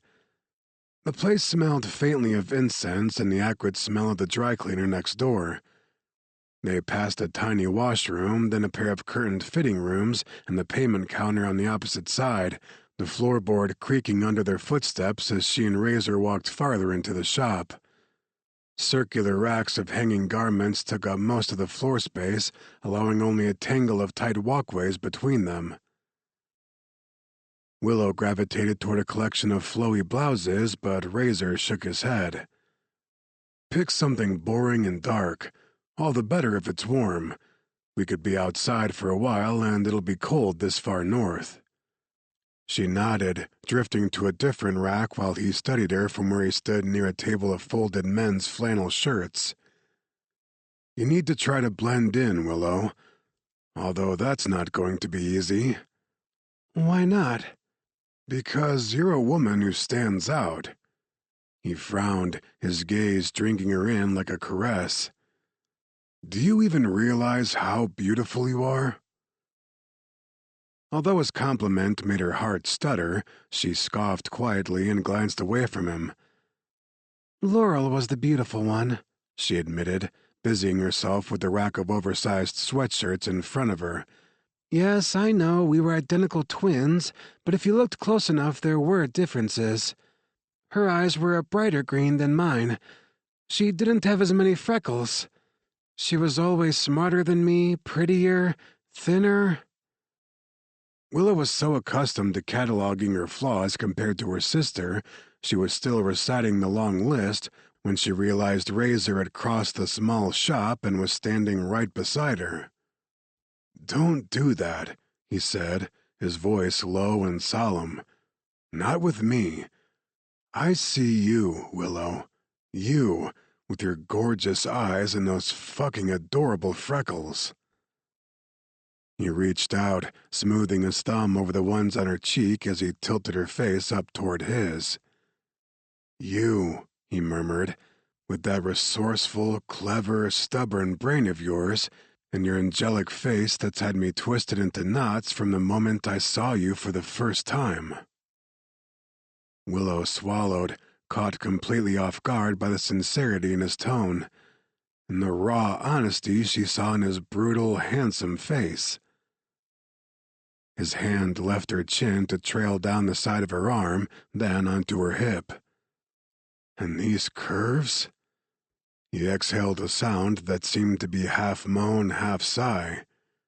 "Don't even get me started on what your soft, sexy curves do to me." Razor. One small step brought her body right up against his. He didn't move. He didn't pull back from her, didn't remove his hand from where it still rested on her hip. He didn't even seem to be breathing from what she could tell. But his eyes lit with amber sparks, crackling hot as he stared into her gaze. Willow reached up, sliding her hands around the back of his neck and rising onto her toes until her mouth met his. She kissed him, unable to stop herself. The things he'd just said, the way he'd looked at her, the yearning he ignited inside her every time she was near him, it was all too much. Compounded with the relief she felt to be able to touch him now and feel his warm, strong body against her, she could have kissed him forever. Except she didn't miss the slight flinch of his muscles as he brought his arms around her and kissed her back. He'd been denying the gravity of his wounds, but she knew. He was in agony. His breed genetics may be working to heal him on their own, but she couldn't allow him to suffer another minute when she had the ability to help him. He leaned into their kiss with a moan, his mouth moving hungrily over hers. The sharp points of fangs grazed her lip as his tongue slid between her parted teeth. She wasn't sure how she expected to keep her concentration focused on healing him when every cell in her body was lighting up with arousal, but she gently moved her hands from around his neck and brought her palms down onto the solid planes of his chest. He kissed her harder, more feverishly, as she opened her mouth to him and mentally called upon her breed-mate talent to heal. A small vibration built beneath her fingers as the mending power awoke and began to flow into him. Razor drew in a breath, his big body stilling against her. "Willow." "Shh," she soothed him. Shut up and let me do this for you. He slowly drew away from her. Although his brows were harsh, furrowed slashes over the blazing amber of his eyes, the look on his face was pure wonder. He stared at her as she worked on each wound, his gaze boring into her with unspoken awe. Willow watched with satisfaction as each of his injuries knit together with fresh, healthy skin. How does that feel? "Better," he admitted, his voice gruff and low. "Almost as good as your mouth felt on me." Heat suffused her cheeks. I liked the feel of your mouth on me, too. The sound he made in the back of his throat was almost animal, a deep purr that sent shivers of electricity through her. He reached for her hands, and instead of drawing her back into his arms, he gently pulled her touch away from him. "I think you'd better stop touching me now. I'm healed enough, and we need to keep moving before they send more men after us. Next time they're going to know to show up armed with more than just one UV weapon if they want to take me down." UV? Willow gaped at him. He gave her a grim nod. "They didn't come to play. Those first few shots they took at me were with ultraviolet rounds. Bullets I can handle. All it would have taken was one lucky shot with UV to ash me." Oh my God. Her heart clenched at the thought. She'd been so relieved they had both survived, but she hadn't even known the worst of it. Who would make such an awful weapon to use against you? There are plenty of people who'd prefer the breed no longer existed. Most of them have been dealt with in recent years by the Order, but hatred for our kind runs deep. It probably always will. I'm sorry, Razor. She slowly shook her head, realizing it hadn't been so long ago that she might have counted herself among that number. Her sister Laurel, too. In the space of a couple days, she'd come to view Razor as not only her ally and protector, but as the sole person she could trust. She was coming to view him as something much more than any of those things. Judging from the solemn look on his handsome face as he gazed at her now, she felt she was coming to mean something more to him as well. His hand came to rest tenderly on the side of her face. "Thank you for healing me." Any time, she whispered, still grappling with the thought of just how close to death he'd been tonight. He leaned forward, but instead of claiming her mouth in another scorching kiss, he pressed his lips to her forehead. "Think you can find something ugly to wear in here?" After changing clothes and using the washroom to clean up, they grabbed a couple of jackets off the racks and prepared to leave. Razor had traded his black leather for a pair of jeans and a thick plaid shirt over a black t-shirt.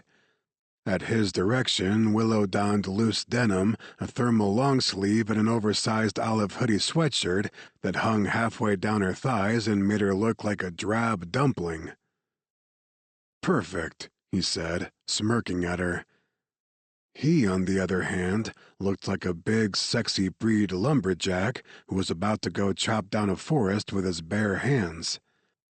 "I'll take your old clothes," he said, stowing them under his arm along with his own. As she slung her purse onto her shoulder, Razor transferred the flash drive to the pocket of his jeans. Then he pulled several bills out of his pocket and left the money on the counter as they walked out of the shop. Stone-cold killer and breed male to boot, yet he was courteous enough to pay for the second-hand clothes rather than steal them. She smiled and shook her head, watching him ditch the ruined garments in a dumpster out back. He frowned. "Why are you looking at me like that?" I'm just trying to figure you out, she said, not even trying to conceal her fascination over all the intriguing contradictions he posed. You're not what I expected. Who does all this for someone they'd never even seen until 2 days ago? You're a good man, Razor. No, I'm not. He gave her a look that seemed more conflicted than flattered. And you shouldn't try to figure me out. You'll only be disappointed. With that, he closed the dumpster lid and turned away from her. We'd better get moving. His abrupt change of mood troubled her, but even that mercurial side of him was becoming familiar to her. Comfortable, in fact. She fell in beside him, walking swiftly to keep up with his long-legged pace. Where can we go now? This far north? Not a lot of options. Fewer now that we know we've likely got eyes on us here. He gave her a brief, sidelong glance. There'll be more where they came from, so we need to stay ahead of them while we can. She nodded, trying not to relive the carnage back at St. Anne's. At least Madame Gautier and the 2 residents of the shelter tonight were safe. Willow had never felt much affection toward Estelle Dupont even as a girl, yet the woman's betrayal cut deep. What on earth had Laurel been mixed up in to warrant so much bloodshed and death? As glad as Willow was to have recovered the hidden flash drive her sister left for her to find, part of her was terrified to know what it contained. Her thoughts were a tumbling mess of doubt and dread as she hurried through the city alongside Razor. Up ahead, the bright lights of a corner gas station and convenience store glowed a milky white against the darkness. Razor headed that way, his gaze trained on the large semi-truck refueling at one of the pumps. Maine license plates, he murmured as they neared the station. He paused in the shadows of the convenience store building and glanced at Willow. "Stay put for a minute while I go talk to the driver." He didn't give her a chance to question him. Setting off at a determined pace, he walked up to the rumpled 60-something-old man at the fuel pump. Willow saw the edge of uncertainty on the driver's face when he first saw the huge male approaching him. He soon relaxed, giving a consenting nod as Razor took out a sizable amount of cash and handed it to him. The money disappeared into the old man's jacket pocket as Razor jogged across the concrete to Willow. "We've got a ride out of Quebec City. He's agreed to take us across the border into Maine." "What are we going to do once we get there?" "Find somewhere safe to lie low for a while." Razor took her hand in his. "Come on, let's get out of here." Chapter 15. The trucker did as agreed, letting Razor and Willow ride along for the roughly 2 hours from Quebec City to the small border crossing into the U.S. at St. Zachary, Maine. Razor's $200 cash bought the transport, and another $200 to the rural station attendant on duty at the border purchased entry back into the States with no questions asked. It was closing in on 10 p.m. as the truck rolled along the forested stretch of an unpaved, narrow 2-lane highway through the North Maine woods. Razor sat in the passenger seat of the spacious sleeper cab, while Willow perched silently on the edge of the bunk in back. Although she projected an air of calm, he knew she was anxious and uncertain. Little wonder, considering everything that had happened to her over the past few days. That kiss back in the second-hand shop probably wasn't helping the situation for her. It sure as fuck wasn't helping Razor to keep his head screwed on straight. Damn how he wanted her. His body was still pulsing with need, his blood still running hot and electric with the memory of her lips on his. It was all he could do to stay focused on the endless ribbon of roadway when everything male in him was laser-trained on the woman seated just barely out of reach behind him. "Can't say we see a lot of your kind up this way," the trucker said, one of few attempts at small talk he'd made since they got into the cab. "You got somewhere in particular you headed?" "No." Razor grunted the reply without elaborating. As innocuous as the old man seemed, the less anyone knew about their movements, the better. Either way, the trucker would be getting a quick mind scrub as a bonus as soon as he dropped them off. Razor did have someplace particular in mind, in fact. He wasn't sure he'd be welcomed with open arms, especially considering he'd be arriving with a breed-made female in tow and an apparent target on both their backs. Hell, he shouldn't even consider dragging his problems to someone else's door, but it wasn't as if he had a lot of other options. If it was only his neck on the line, he'd take his chances elsewhere, but not when it came to Willow. Hopefully, his brother would understand. Razor stared out the windshield with his jaw set. If Knox wouldn't give them shelter, there might not be any other choice than to reach out for the order for help he wasn't sure he'd get after the mess he left for them at St. Anne's. Up ahead about a half-mile, a wooden sign came into view, its hand-painted lettering illuminated by the truck's headlights. "Welcome to Parish Falls." "You can drop us up at the corner," Razor instructed the old man.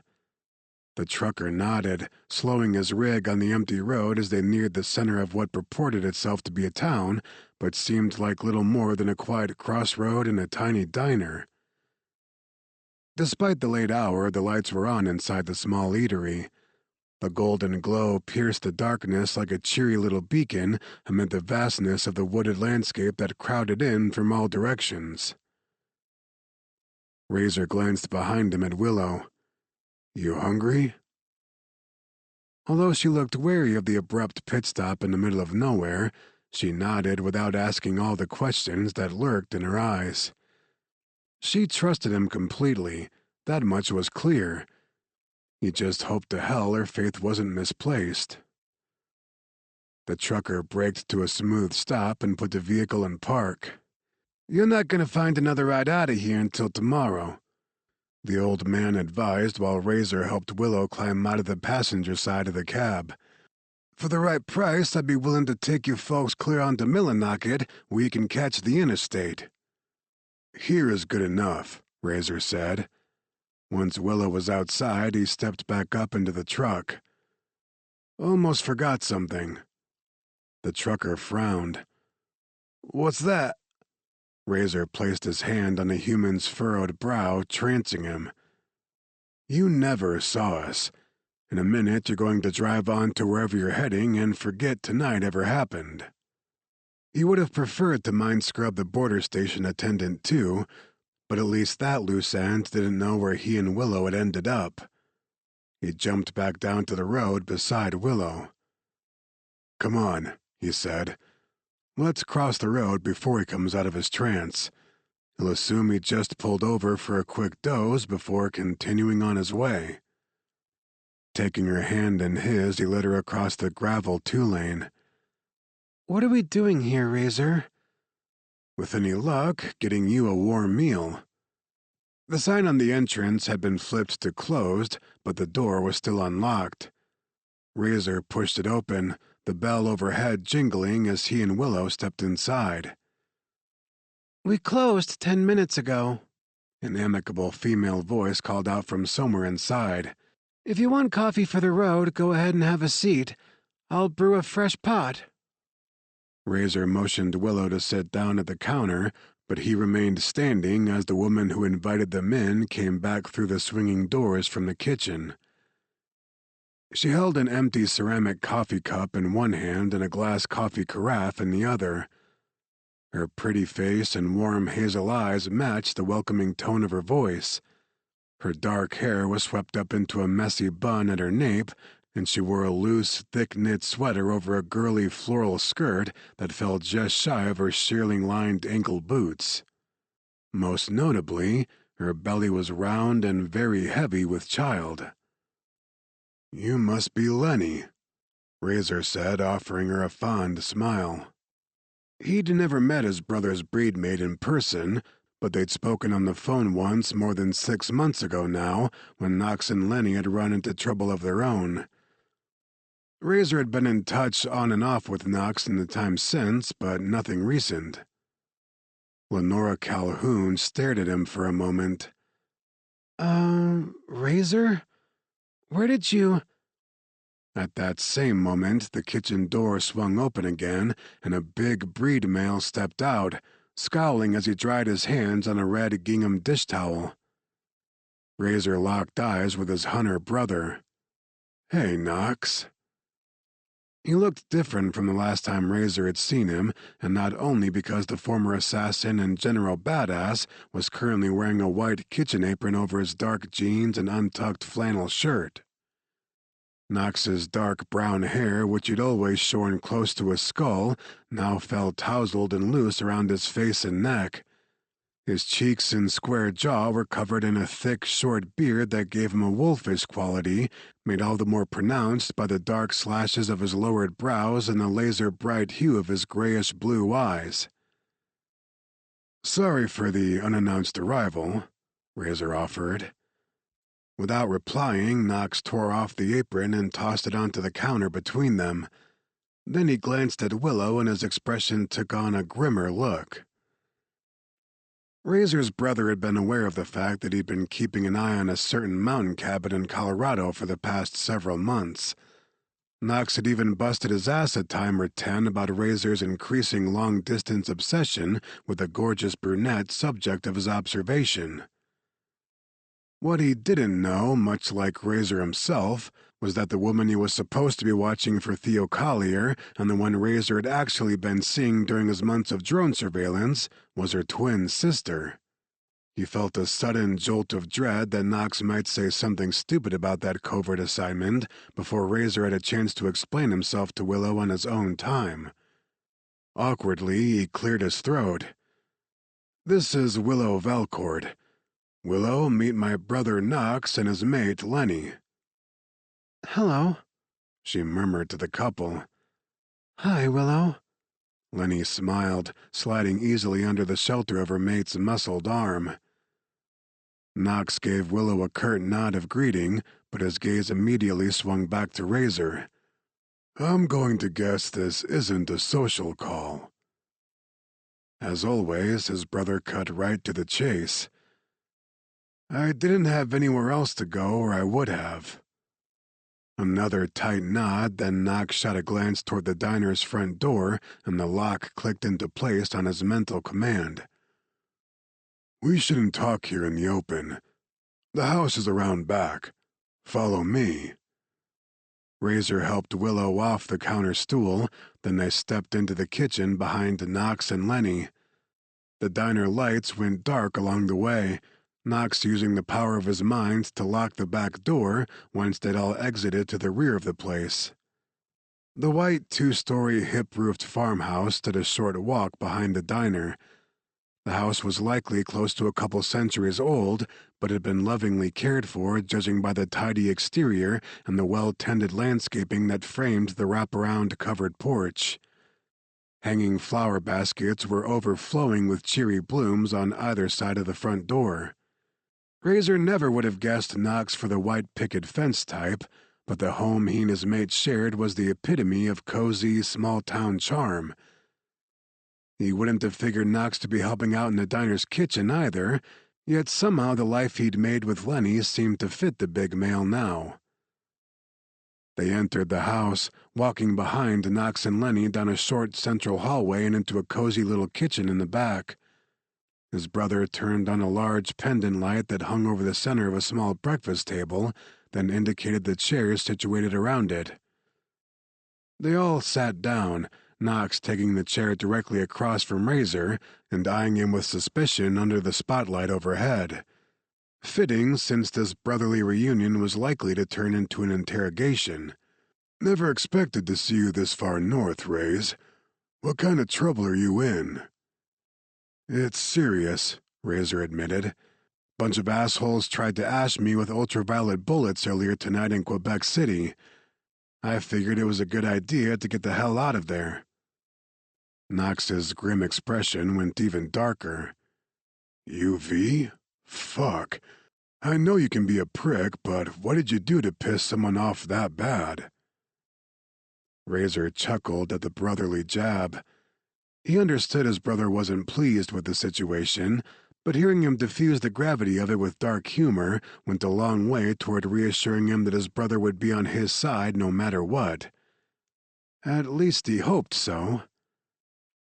"Razor didn't do anything to these people," Willow interjected.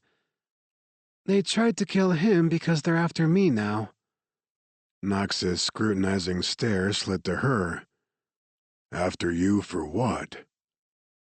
"Willow's sister was murdered a few days ago," Razor said. "Her twin sister in Colorado." He'd been hoping to pull that laser-focused wolf's gaze back onto him, and it worked. Knox frowned.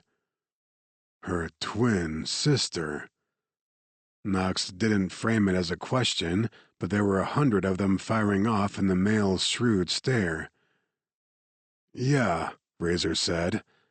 "Willow and Laurel were identical twins. Breed mates." Lenny's voice was tender with sympathy. "Oh, Willow, I'm very sorry for your loss." Willow's head bobbed in response. Her green eyes shone with pain under the lamplight, but she kept herself together. "Laurel had gotten into some kind of danger in Montreal, evidently. That's where she was living and working until about a year ago. She ran to Colorado to get away from whatever it was and to be close to me, but she didn't run far enough.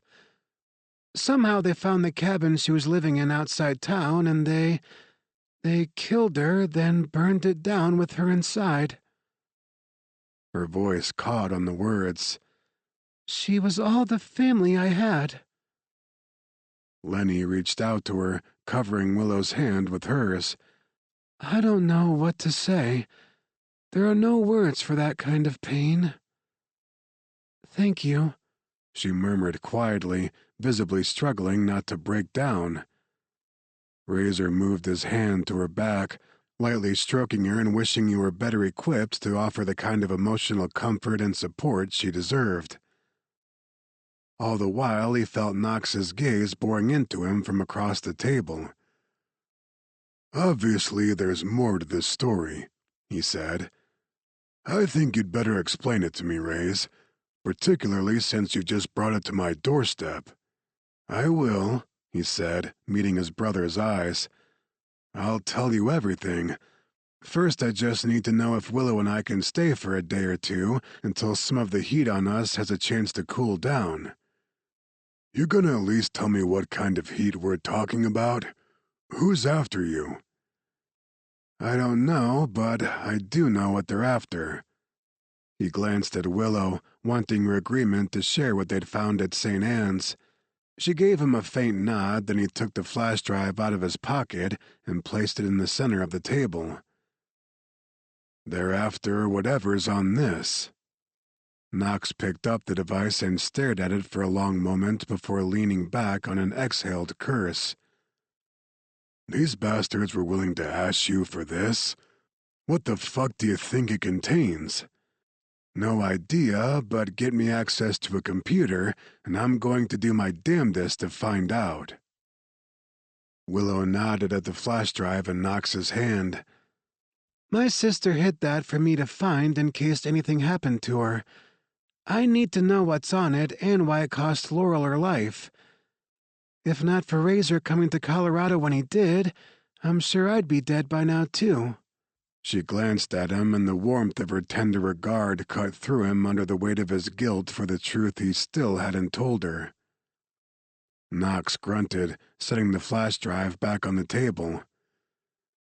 "If it's all right with my mate, our home is yours for as long as you need it." "Of course it's all right with me," Lenny said. "I'm sorry, I'm being a terrible host. Willow, can I get you anything to eat or drink? I have some cold chicken and potato salad left over from my sister and nephew's visit yesterday afternoon, or I'd be happy to make something else for you instead." "No, thank you," Willow replied. "I'm fine." Razor slipped the drive into his pocket and looked at her. "You said you were hungry when we stopped here." She started to shake her head, but Lenny abruptly stood up. "Well, I could have a little something. I'm going to get the food, and maybe you'll join me. Besides, I have a feeling the guys have some catching up to do." "Yeah, we do." Knox lifted his chin at Razor as he got up from the table. "Come on out to the garage with me. You can finish explaining what's going on out there." Chapter 16. Although Willow had been reluctant to impose on Lenny any more than she already was, she found herself relaxing easily into the other woman's company as the two of them nibbled on cold fried chicken and creamy potato salad at the small breakfast table. "This is delicious, Lenny. Thank you." "My pleasure." She gave Willow a warm smile. "No one has to twist my arm to eat lately. Seems like I'm hungry 24/7 now that this little guy's arrival is getting close." "When are you due?" 4.5 weeks." She beamed as she spoke, resting her palm atop the large swell of her belly. "I don't know who's more excited to meet our son, Knox or me." Willow smiled, struggling to picture the immense, scary-looking breed male who had practically stared holes through Razor across the table in the role of doting father. Then again, if Knox's obvious adoration of his pretty mate were any indication, their child was going to be welcomed into a home filled with warmth and love. How did you and Knox meet? Willow asked, taking another bite of chicken.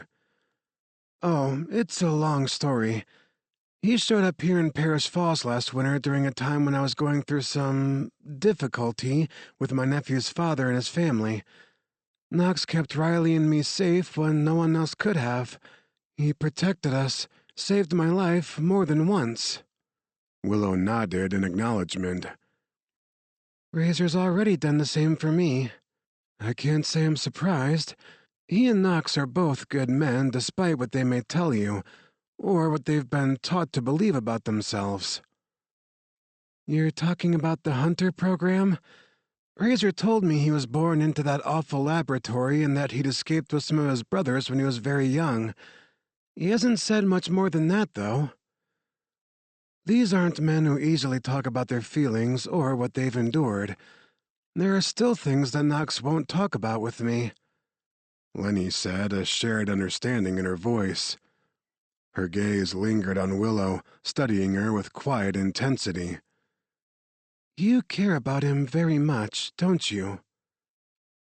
Willow hesitated to answer, even though the truth of how she felt about Razor sat at the tip of her tongue. We hardly know each other. It's only been a few days. Lenny's expression softened. Still, when you know, you know.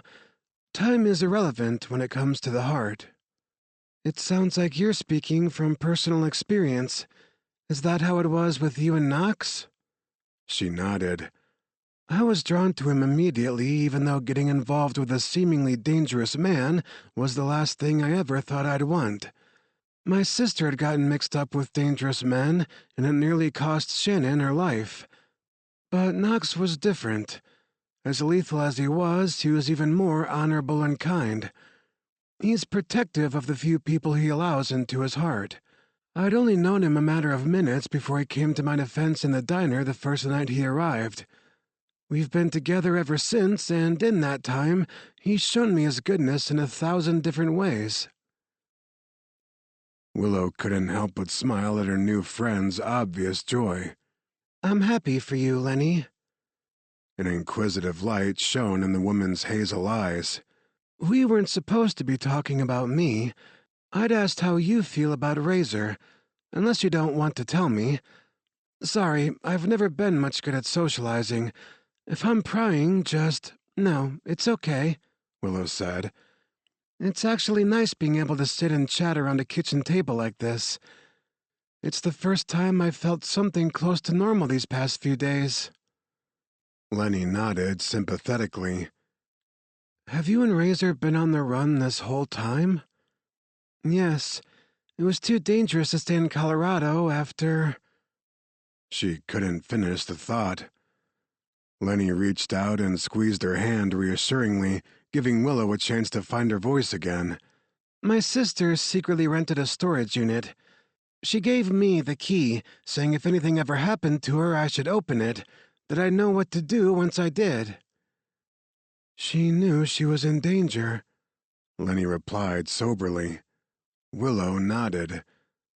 She refused to confide in me about it. She said it would be safer for me the less I knew. When Razor and I got to the storage unit, the only thing inside it was a book. It was ours when we were kids. She'd left me a code in the pages, only something I would know how to solve. The answer sent us to the orphanage in Quebec City where we found that flash drive. Laurel and I once lived there as kids after we lost our parents. A breedmate shelter. Oh. Lenny's eyes went a little wider at that. I didn't realize. Yes, I'm a breedmate. There was a time not so long ago that Willow would have rather swallowed her tongue than accept the fact that she was a breedmate. Now, sitting here with Lenny, a woman who was also part of that rare number and clearly happy to be mated to her breed partner, made it easier for Willow to start thinking of herself as who and what she truly was. To be honest, it was being with Razor that had brought her the furthest in accepting she'd been born with the teardrop and crescent moon symbol and all the other extraordinary gifts that came with it. Her ability to heal others, her half-Atlantean blood that was uniquely suited to accept an eternal bond with one of the breed and bear his children. All things she had been trying to run away from for as long as she could remember. And now? She wasn't ready to consider how she felt about blood bonds and being mated to someone like Razor. No, not someone like him. Him specifically. Since she was being honest with herself about all of that, she also had to consider Razor with a clear eye. It was becoming so easy to let herself feel close to him, to long for something more from him, especially after they had kissed. The intensity of her emotions and her genuine care for him was making it harder to remember that her breedmate Mark was the reason he was still with her at all, still doing everything in his power to protect her and keep her safe. Without it, she was all but certain he would have left her back at the motel in Cheyenne or somewhere else along the long road they'd traveled together so far. Still, regardless, he hadn't known about her Mark when he helped her escape Colorado. All he'd known then was that she was Laurel Townsend's twin sister and she was in danger. That had been enough for Razor to act. As for the two of them and where they'd be once Razor had the truth about who had killed Laurel and what happened to his friend, Willow couldn't guess. Nor did she want to. She had to mentally shake herself back to the here and now as her silence stretched and her thoughts swirled around all the questions that were in need of answers. She lifted her gaze to Lenny's and gave a mild shrug. Razor and I are both committed to the same thing, finding out who killed my sister and why. I don't know where we'll go from there. Lenny's smile said she suspected otherwise, but she didn't press.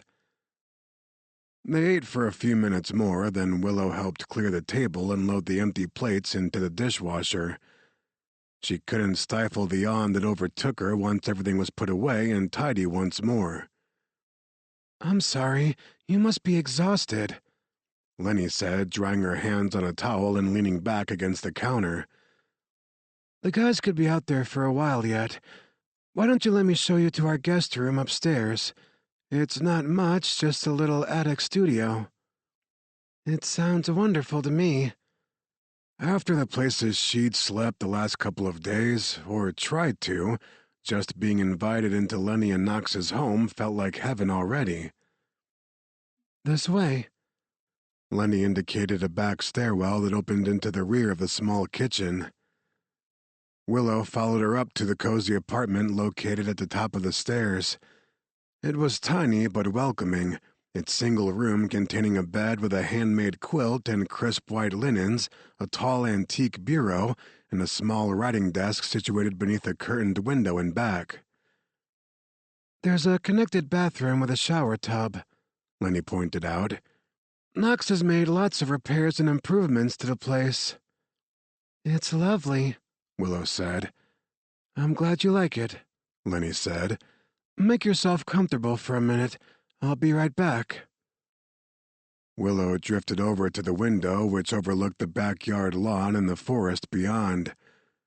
Moonlight bathed the landscape in soft, milky shades. Closer to the house, tucked at the end of the unpaved driveway, stood the one-car garage where Razor and Knox had gone. A dim light glowed from inside, but the men were nowhere to be seen. A few moments later, Lenny came back holding a small laundry basket containing several items of folded clothing. She placed everything on the end of the bed. Take what you like and leave what you don't. I won't be offended. Most of this won't fit me for months anyway, so consider it yours to keep. I brought a few things of Knox's for Razor, too. That's so kind of you, Lenny. Thank you. Willow gravitated toward a floral miniskirt and a chunky oatmeal-colored sweater, pulling both pieces out of the pile. Those were some of my favorites, too. I think we're fairly close in size, or would have been before Knox knocked me up. She grinned. I'll leave you alone now so you can get settled and relax. If you have any things you'd like me to toss in the wash for you, just drop them in a basket and bring them down whenever you want. Thank you. Willow said, warmed by her generosity. Lenny, how long do you think Razor and Knox might be? Judging from the glower on my mate's face earlier, I'd say they've got quite a bit of catching up to do. I'll let Razor know where you are when they come back in. He can bunk down on the sofa in the living room, or not. Lenny smiled. I'll leave the sleeping arrangements up to you two.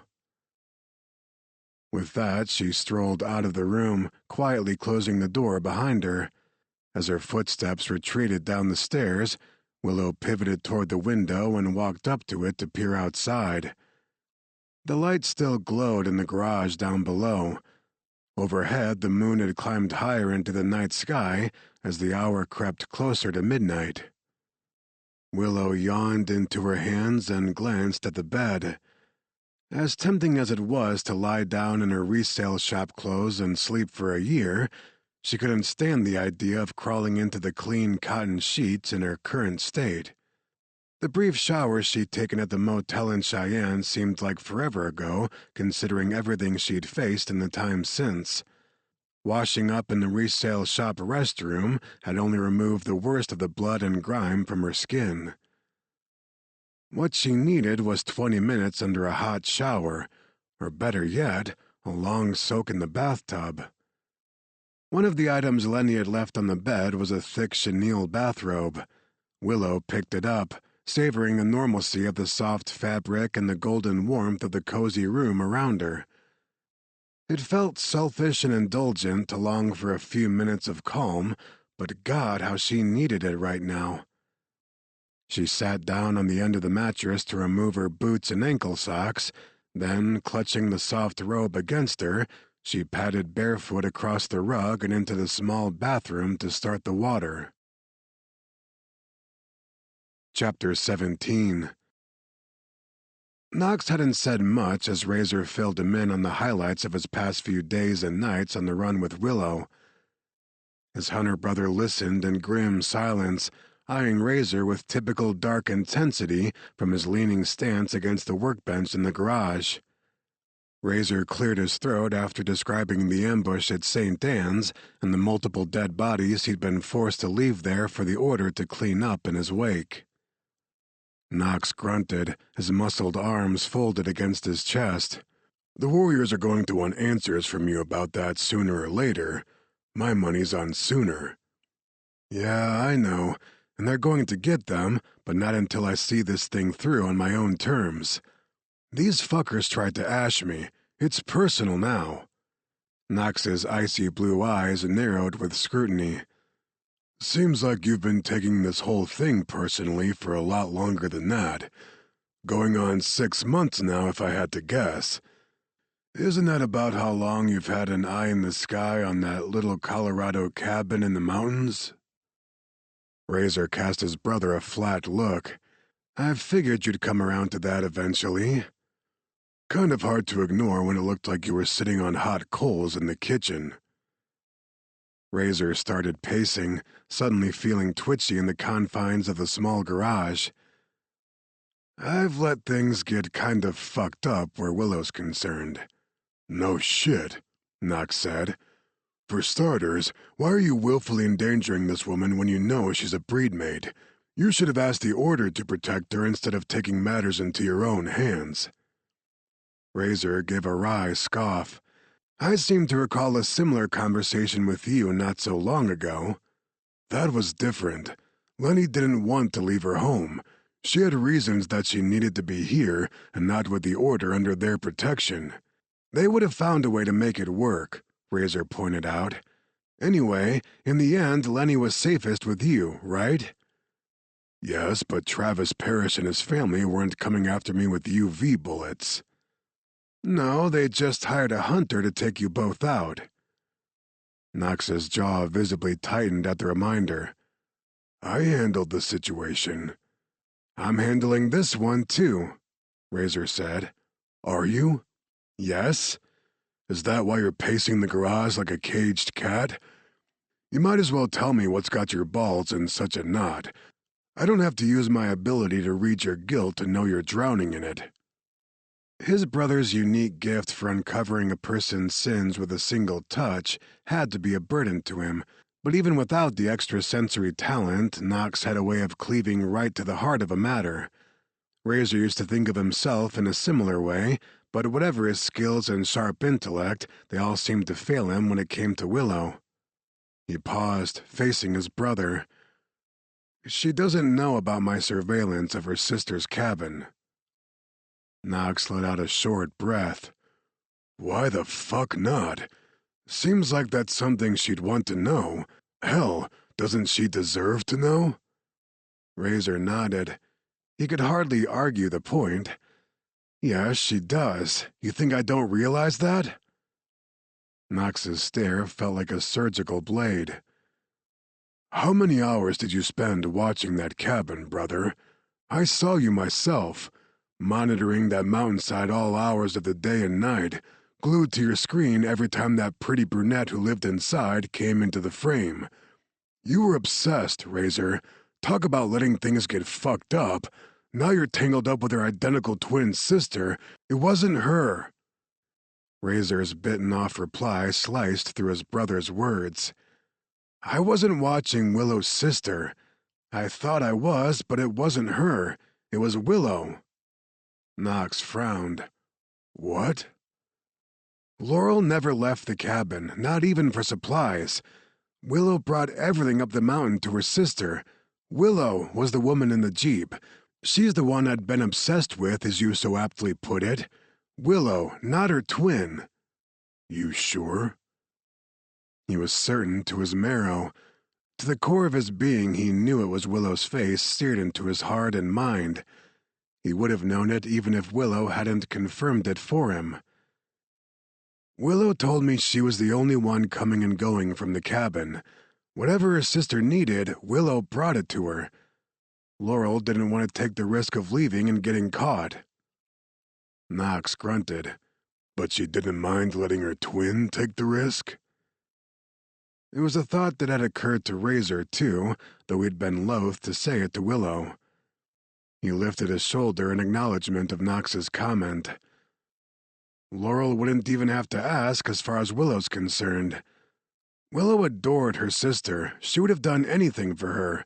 No risk would have been too great. There's still nothing Willow wouldn't do for her even now that Laurel's dead. Knox didn't say anything for a long moment, just studied Razor as he spoke. This woman has really gotten to you. I enjoyed busting your balls about it whenever I caught you watching her back at the Dark Haven in Florida, but this is something else. Whatever's going on between you and Willow, whatever you're feeling for her, it's real, isn't it? Razor heaved a sigh. I'm not equipped for relationships, Knox. You of all people should understand that. I do. I also know that equipped or not, you'll figure it out. Telling Willow the truth seems like a good place to start. You don't get it, Razor said. All her life, Willow's lived in her twin's shadow. She grew up believing Laurel was smarter than her, better than her, more deserving of a good life. How's she going to react when I tell her I've had a drone on her sister's cabin for the past several months? She's going to think the same thing you did, that I was obsessed with her twin, or worse, that I still am. The fact that I didn't tell her right up front only makes me look guiltier. All the more reason to clear the air now, not later. Razor knew he was right. He'd never been a coward, yet the idea of hurting Willow by telling her the truth made his chest feel caught in a vice. She had already been through more pain than she deserved. He hated that he would be adding to it in any way. But Knox had a point. If Razor wanted any kind of relationship with Willow beyond the journey they were on to find her sister's killers, he needed to be honest with her. Knox strode forward, clapping him on the shoulder. It's getting late and I've got a maid waiting for me inside. Yeah, Razor agreed. Any chance I could pop that flash drive into a computer tonight yet and see what I can find on it? No chance of that in my house, Knox said with a smirk. I don't have much use for technology up here, but Lenny's sister and nephew should be able to help you out tomorrow. Shannon caved and bought Riley a laptop a couple months ago. The kid's only 7, but he already knows more than I do about computers and software.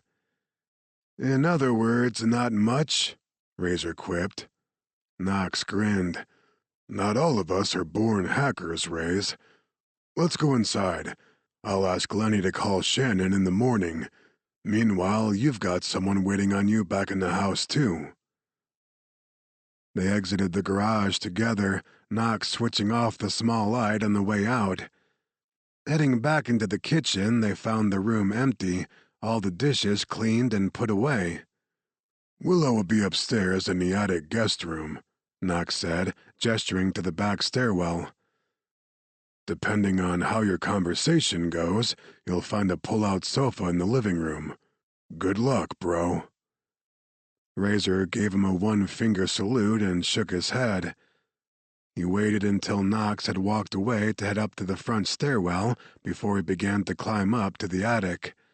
The door was closed, nothing but silence on the other side. He hesitated there, debating whether he should disturb Willow or just head down to the living room for the night. His closed fist hovered an inch from the door, then, with a softly muttered curse, he let his knuckles rap lightly against the thick wood panel. "Willow, you still awake?" No reply. He stood there for a moment, telling himself to walk away. Just as he was about to turn and head back downstairs, he heard soft movement from inside as Willow approached the door. She opened it slightly and peered around the panel. "Razor, sorry, I was getting ready to take a bath when I heard you knock."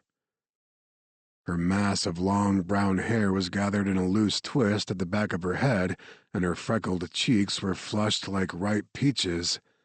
The shawl collar of a dove-gray flannel robe plunged dangerously low from what he could see through the narrow opening of the door. Every male cell in his body fired off with instant awareness. Big mistake coming up to talk to her this late at night. He'd already seen her naked once before, and the memory of her lovely curves and soft, flawless skin had been living in vivid detail in his head ever since. Now he had the added torment of picturing her stepping into a tub full of frothy bubbles while he was going to be prowling the house like a wraith downstairs. Fuck. He was going to kill Knox for sending him up to talk to her now instead of waiting until morning. "I shouldn't have disturbed you," he muttered irritably.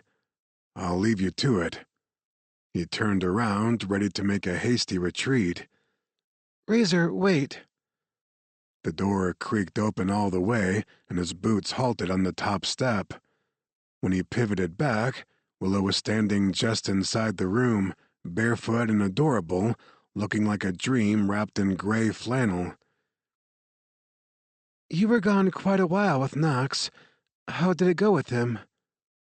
"Good. Fine. No problems."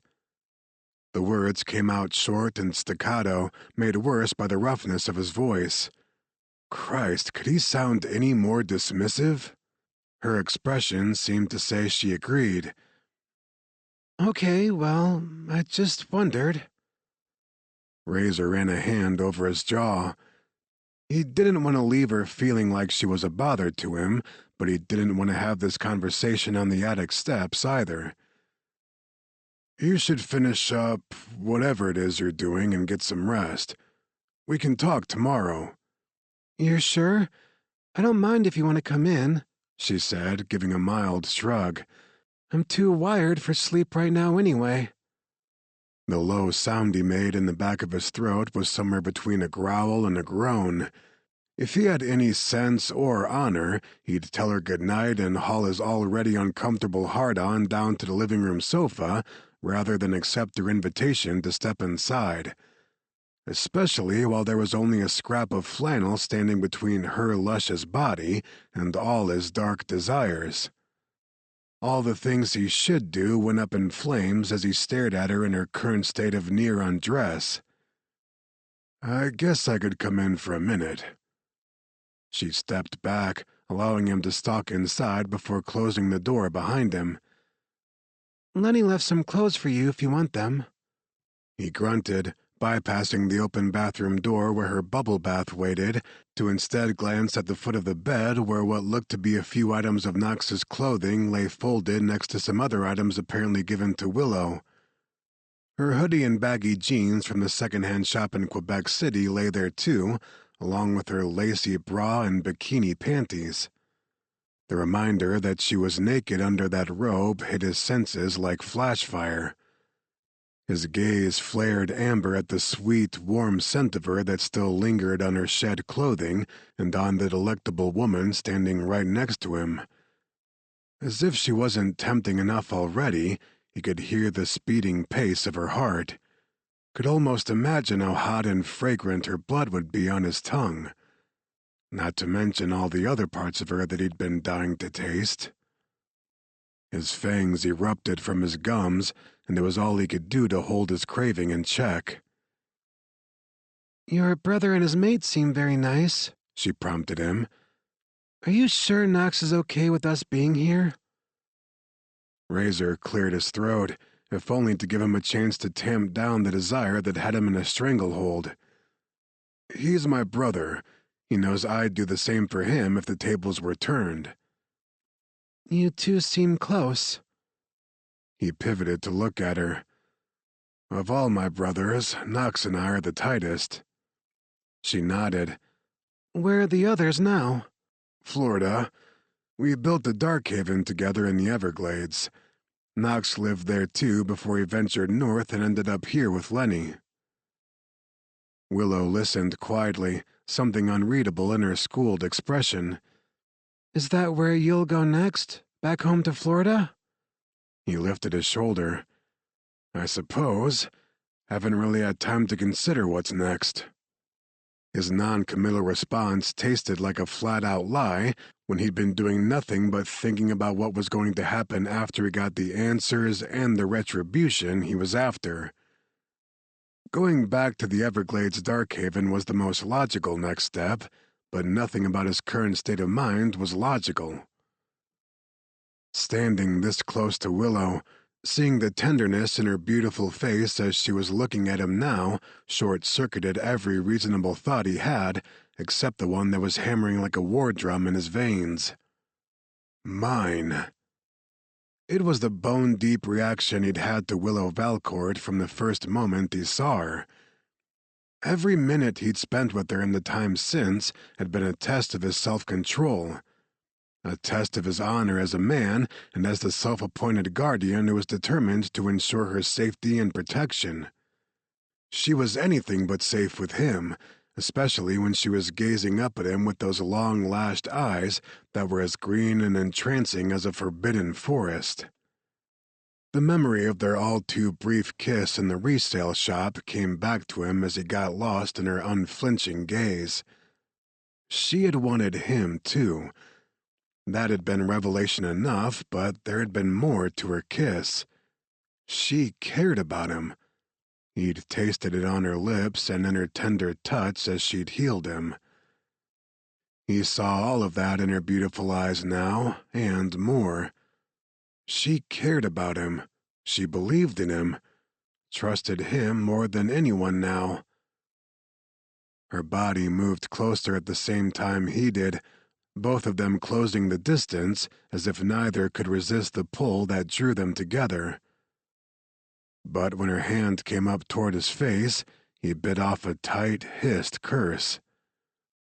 Willow, we need to talk. Her hand lowered at once and she abruptly glanced away from him. I know what you're going to say. His short exhalation was full of self-loathing. No, I don't think you do. When her gaze swung back, that endless green forest had become shuttered. I'm not looking for promises, Razor. I know you have more important things waiting for you somewhere else. Oh, fuck. She couldn't have misunderstood his intent more. He cursed again, furious at himself for how badly he was fucking this whole thing up with her.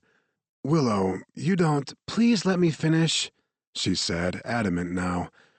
I'm not fooling myself into thinking I'm ever going to have the kind of life your brother and his mate have made together, and that's fine with me. I've never needed much to be happy. He scowled. Willow, you deserve everything. Her smile wobbled as she shook her head. I'm not going to ask you for that, but after everything that's happened, I just need you to stay with me for a little while, Razor. I need something real to hold on to, even if it's just for one night. Whatever flimsy resolve he wanted to believe he had when it came to this woman crumbled under the raw honesty of her plea. She looked so tender and vulnerable, even though he knew how strong she truly was. He'd seen her strength and courage every minute they'd been together, yet here she stood, opening herself to him in such a painfully honest way it staggered him. Willow. He reached out, gently wrapping his hand around her nape. Her skin was hot to his touch and velvety, her tiny veins pulsing against his palm and fingers. Her blood called to his, adding dangerous fuel to the possessive fire already roaring within him. How could she even think he might want something other than what he held in his hands right now? When he found his voice to speak again, his voice came out as rough as gravel for the depth of his need. You deserve so much more than I can give you, Willow. Being with you like this, touching you, is all I've been thinking about since I first laid eyes on you. With that, he closed the short distance between them and leaned down to claim her mouth with his. His kiss was fierce, full of the self-directed anger he felt over the fact that he had given her any room to doubt her worth in his eyes. If he had promises to give her, he would have pledged them all right then and there. All he had to offer was the current moment. Until he'd seen his personal mission through to the end and knew with total certainty that Willow's life was no longer in danger, he couldn't promise her any kind of future, least of all with him. He'd never be worthy of her. He knew that. If he were, he'd have already confronted the lie he continued to let grow between them. He shoved the damning thought out of his mind as he lost himself in the pleasure of Willow's mouth on his. With one hand still clamped around the back of her neck, he slid his free hand up beneath the loose fabric of her bathrobe. Her skin felt impossibly soft under his fingertips, her sweet curves making him fevered with possessive need. Still kissing her, he traced a path from her hip to the silky underside of her breast. She trembled as he caressed her, a soft moan spilling into his mouth from her parted lips. He plunged his tongue past her straight little teeth, deep into her mouth. The impulse to claim her, to brand her as his, beat like a hammer in his veins. He groaned with the depth of his desire, his fingers rolling the swollen butt of her nipple into an even tighter peak. "You're so damn sexy," he growled against her lips. "Do you have any idea how long I've been wanting to feel you like this?" She couldn't possibly guess how many months he'd imagined her naked in his arms, in his bed, all the hours she'd been haunting his dreams, even when he was awake. All the times he got hard just looking at her beautiful face in his drone footage, craving the one woman he was certain he could never touch because he believed she belonged to another. Now Willow was his. For tonight, at least, she was his. Untying the robe's flannel belt, he drew back so he could look at her. His vision was swamped with amber, his pupils no doubt narrowed to thinnest slits in his heightened state of arousal. His fangs throbbed as he drank in the sight of her nudity. It wasn't enough to just look. He needed to touch, to taste, to claim. He pushed the robe off her body, running his greedy hands over every lush inch of her. Willow panted softly as he stroked and kissed her, granting him full access to indulge his fevered exploration. He wanted to go slowly for her, but lust had him on a dangerously thin leash. A low, animalistic sound rumbled up from the back of his throat as he moved his hand down to the juncture of her thighs.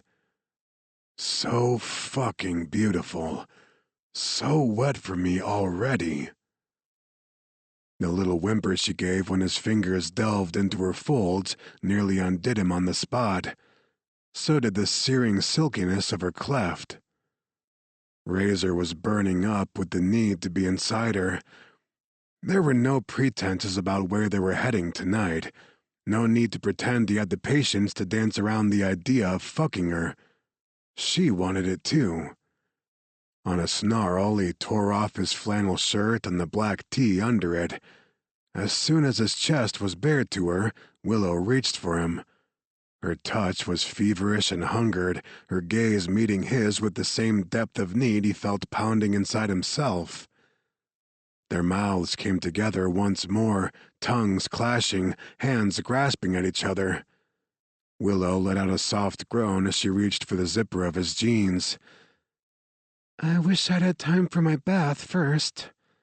Later, he growled, helping her free him from the rest of his clothing. He ground his molars together so hard when her fingers wrapped around the shaft of his cock, it was a wonder they didn't shatter. Oh, fuck. I need to be inside you. Yes, you do, she said, giving him a saucy grin. They went down to the mattress together, Razor covering her with his body. He was dying to bury his cock in her, but the urge to feast on her sent his mouth on a slow path from her lips to the creamy swells of her breasts. As tempted as he was to run his tongue along the silky column of her throat, he knew better than to trust his self-control that far. Instead, he savored her dusky nipples and the satiny smooth skin of her abdomen. Her breedmate mark rode just a couple of inches above her navel. The first time he'd seen it, he'd been pissed as hell. Now he traced the tiny crescent moon and teardrop symbol with the tip of his tongue, struck once more by just how extraordinary Willow Valcourt truly was. Not just because she was a breedmate, because of the incredible woman she was. A woman for whom he would have moved heaven and earth to protect. Mine. His blood screamed inside his head. Mine. He growled softly against her skin as he moved lower down her delectable body. She sucked in a sharp breath as he closed his mouth over her sex, drawing her clit against his tongue. He suckled her, wringing the sweetest sounds from her as she tensed and writhed on the bed. He didn't let up until she came. Once she had, he prowled back up the length of her, kissing a hot trail to her parted lips. Her head was turned, her lips closed as she spiraled down from the crest of her climax. Eyes on me, beautiful, he ordered her in a voice that was thick for the presence of his fangs. I want to see your face when I make you come this next time. Her gaze locked with his as he positioned his cock and slowly, inch by inch, pushed inside her to the hilt. Chapter 18. He felt so good inside her, she nearly wept from the pleasure of it. Willow wasn't a virgin, but the handful of casual, often awkward times she'd been with other men had left her somewhat ambivalent about the whole notion of sex. Being with Razor was a revelation, least of all for the fact that he was breed, although it was impossible to ignore that fact as she held his fiery amber stare while he rocked in and out of her body.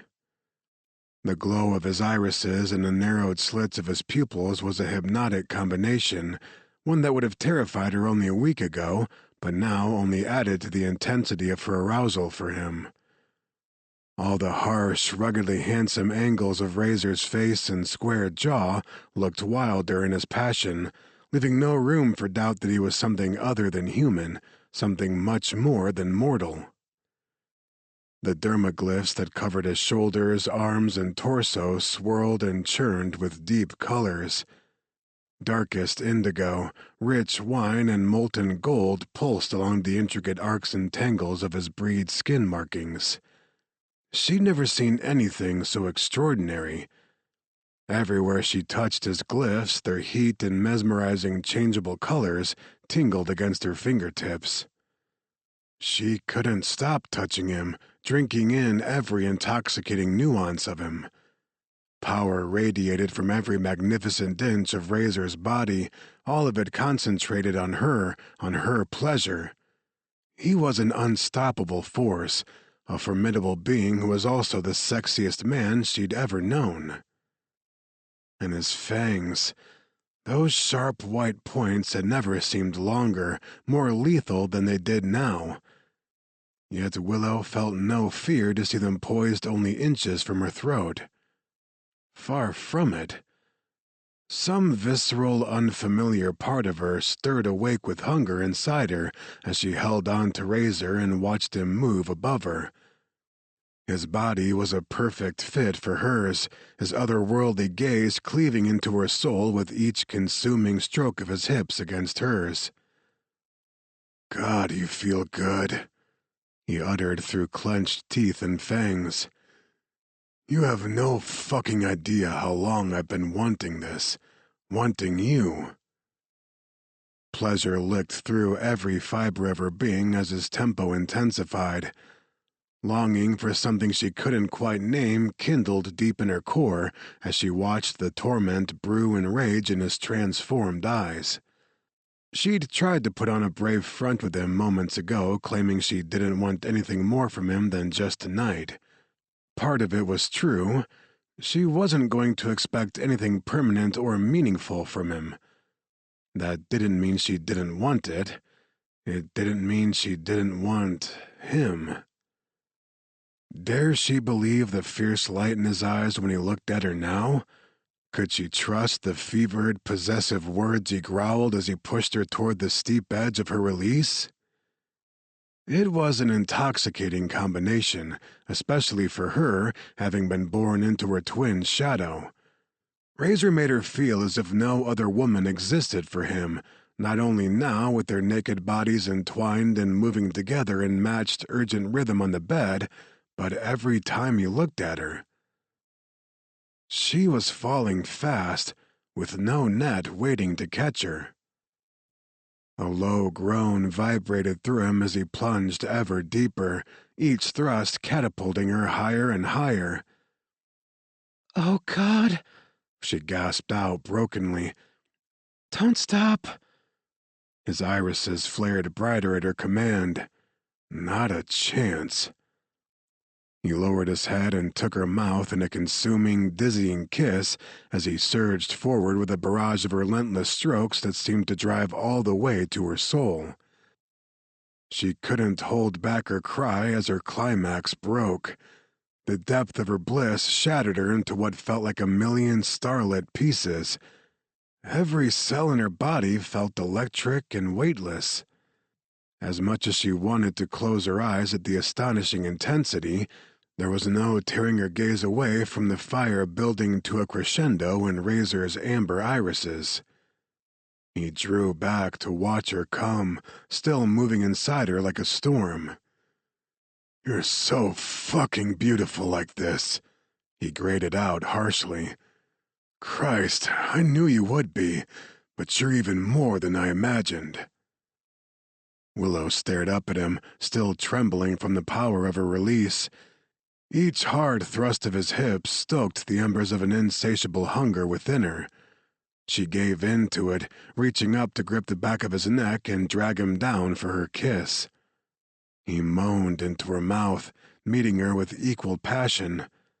When her legs came up around his hips to urge him deeper, the sound he made was unearthly and dark, filled with a hunger that seemed to match her own. He drove into her with abandon then, until pleasured tears filled her eyes, and another release sent her flying. He came on a coarse shout, clutching her close and thrusting hard. They lay there entwined for some time, stroking each other's sweat-sheened bodies. Willow could barely hold back her soft cry of protest when she felt him start to move from atop her. He moved to the edge of the bed, reaching out to her. "Come with me." She took his offered hand without questions, then followed him into the adjoining bathroom where her abandoned bubble bath waited, the suds all but gone, the water certainly gone cold by now. Razor popped the drain to let some of the tepid water out, then ran the faucet to replenish it. He poured some of the fragrant bath soap under the flowing water, then turned his attention back to her. His hands were tender on her face as he drew her close for another kiss.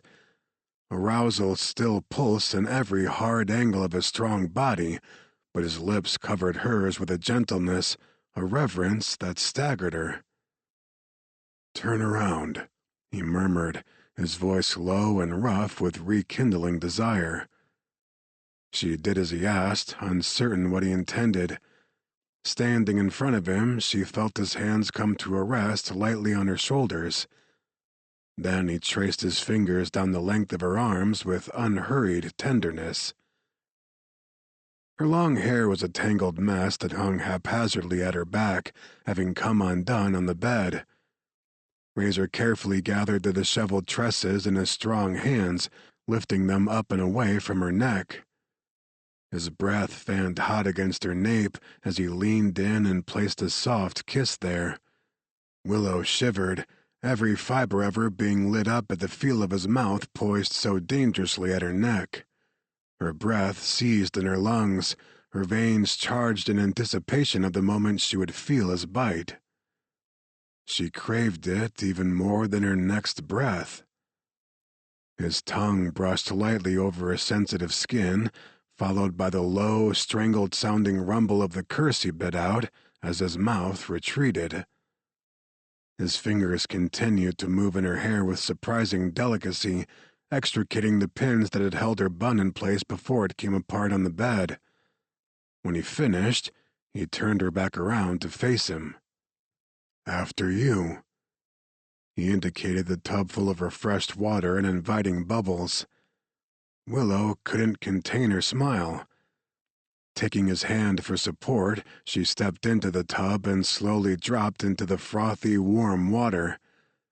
Razor stepped in after her, his big body crowding the small space and sending some of the suds sloshing over the edge.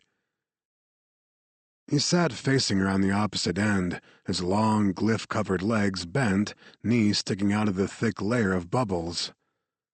Reaching for her, he pulled her forward until she was on his lap, straddling him. "That's better." His erect cock rubbed against her as he cupped her face and pulled her into another dizzying kiss. She wrapped her arms around his bulky shoulders and neck, giving in to the consuming taste of his mouth on hers. They'd just had each other, yet there was no denying the arousal still burning between them. Willow reached down and positioned him where she wanted him, then sank down onto his shaft. "This is even better," she said around his pleasured moan. "Oh, yeah." He caged her in his arms as she began to move on him. What began as slow, unrushed strokes quickly burned into something uncontrollable.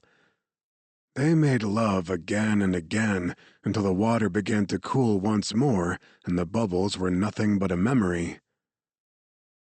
Then they took their time caressing and soaping each other's bodies. Willow had never been shown such tender care or affection.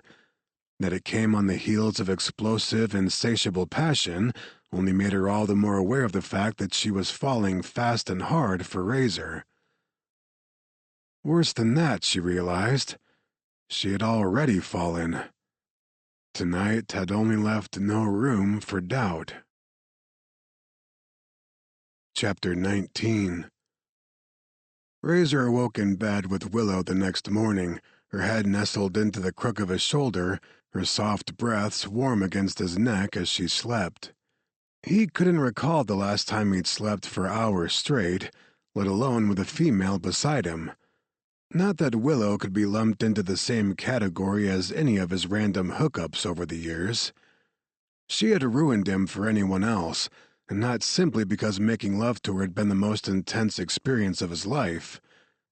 It hadn't taken being inside her last night, multiple times, for him to be certain of one thing. Willow Valcourt was his. His heart and body knew it. Hell, even his blood knew it, with or without the bond that would lock her destiny with his. Unfortunately, as incredible as last night had been, he'd let his selfish needs get in the way of the truth he owed her. He couldn't pretend she belonged to him in any way until he'd cleared his conscience about his surveillance work for Theo Collier. Too bad he hadn't found the self-control or the honor to do the right thing before he'd pounced on her like a lust-filled animal. Guilt pricked him as he savored the feel of her sleeping so peacefully in his arms. She had been as ravenous as him last night. It was damned hard to have any regrets when the memory of her gasping his name as he made her come so many times he'd lost count was still fresh in every overheated cell in his body. His cock twitched back to eager life as their hours of mind-blowing sex replayed in his mind. Fuck. If he stood any chance of having the difficult conversation she was long overdue, he was going to need a cold shower first. Or an Arctic plunge. He extricated himself from the tangle of her limbs, taking care not to disturb her sleep as he slipped out of bed and moved silently into the bathroom. He ran a quick shower, then got dressed and finished cleaning up at the sink, using one of the fresh toothbrushes Lenny had brought, along with some other toiletries and the changes of clothing she'd given them. Willow was still asleep when he came out a few minutes later. Razor frowned, loath to wake her even though what he needed to say shouldn't wait. He wasn't looking for excuses, but the idea of hurting her, especially after last night, made his mouth taste like ashes as he stood next to the bed and watched her resting so contentedly. As a hunter, he'd never considered himself a coward, but standing there now he could hardly deny it. The last thing he wanted to do was give Willow any reason to doubt him, yet he knew every minute he delayed was only going to erode her trust even further. He took a seat on the edge of the mattress and tenderly swept some of her silky dark hair from where it curled against her cheek. She stirred like a kitten at his light touch. The soft moan that escaped her slightly parted lips sent an arrow of heat straight to his cock. He was just about to wake her when the sound of the farmhouse's back door being thrown open sounded from downstairs. A child's voice followed. "Aunt Lenny, we're here!" Instead of the gentle awakening Razor had intended for Willow, her eyes popped open with a start at the sudden ruckus in the kitchen below. "It's okay," he told her as she levered up onto her elbow in alarm. "Lenny's sister and her son were due to come here this morning with a laptop for me to use for the flash drive. Apparently, they've arrived."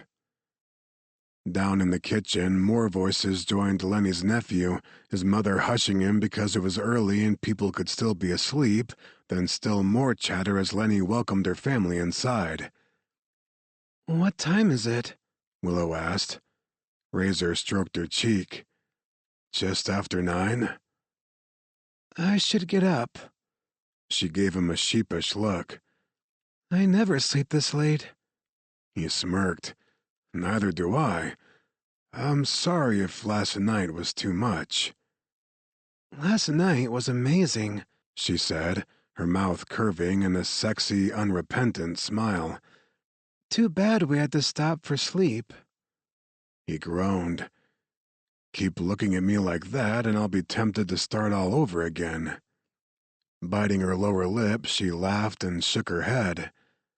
"With everyone right downstairs in the kitchen? Forget it." "I can be quiet. Stealth is one of my specialties." She lifted a brow. "I'm not sure I can be quiet if I let you back into this bed with me. Besides, you've got the advantage over me. You're all showered and clean while I'm—" He leaned in and silenced her with a kiss that started on her mouth and ended with one of her rosy nipples caught between his teeth. "Delicious," he finished for her. "Every sweet inch of you." She ran her hands through his damp hair, her gaze searching his. "Last night really happened, didn't it?" He nodded. He couldn't tear his gaze away from her. She was so beautiful it made his chest ache. The way she looked at him as if he were the most fascinating thing she'd ever seen made him yearn to be everything she saw in him. He wanted to be more than that to her. Deep down in his bones, in his marrow, he wanted to be all that she deserved. Which couldn't happen unless he was completely honest with her.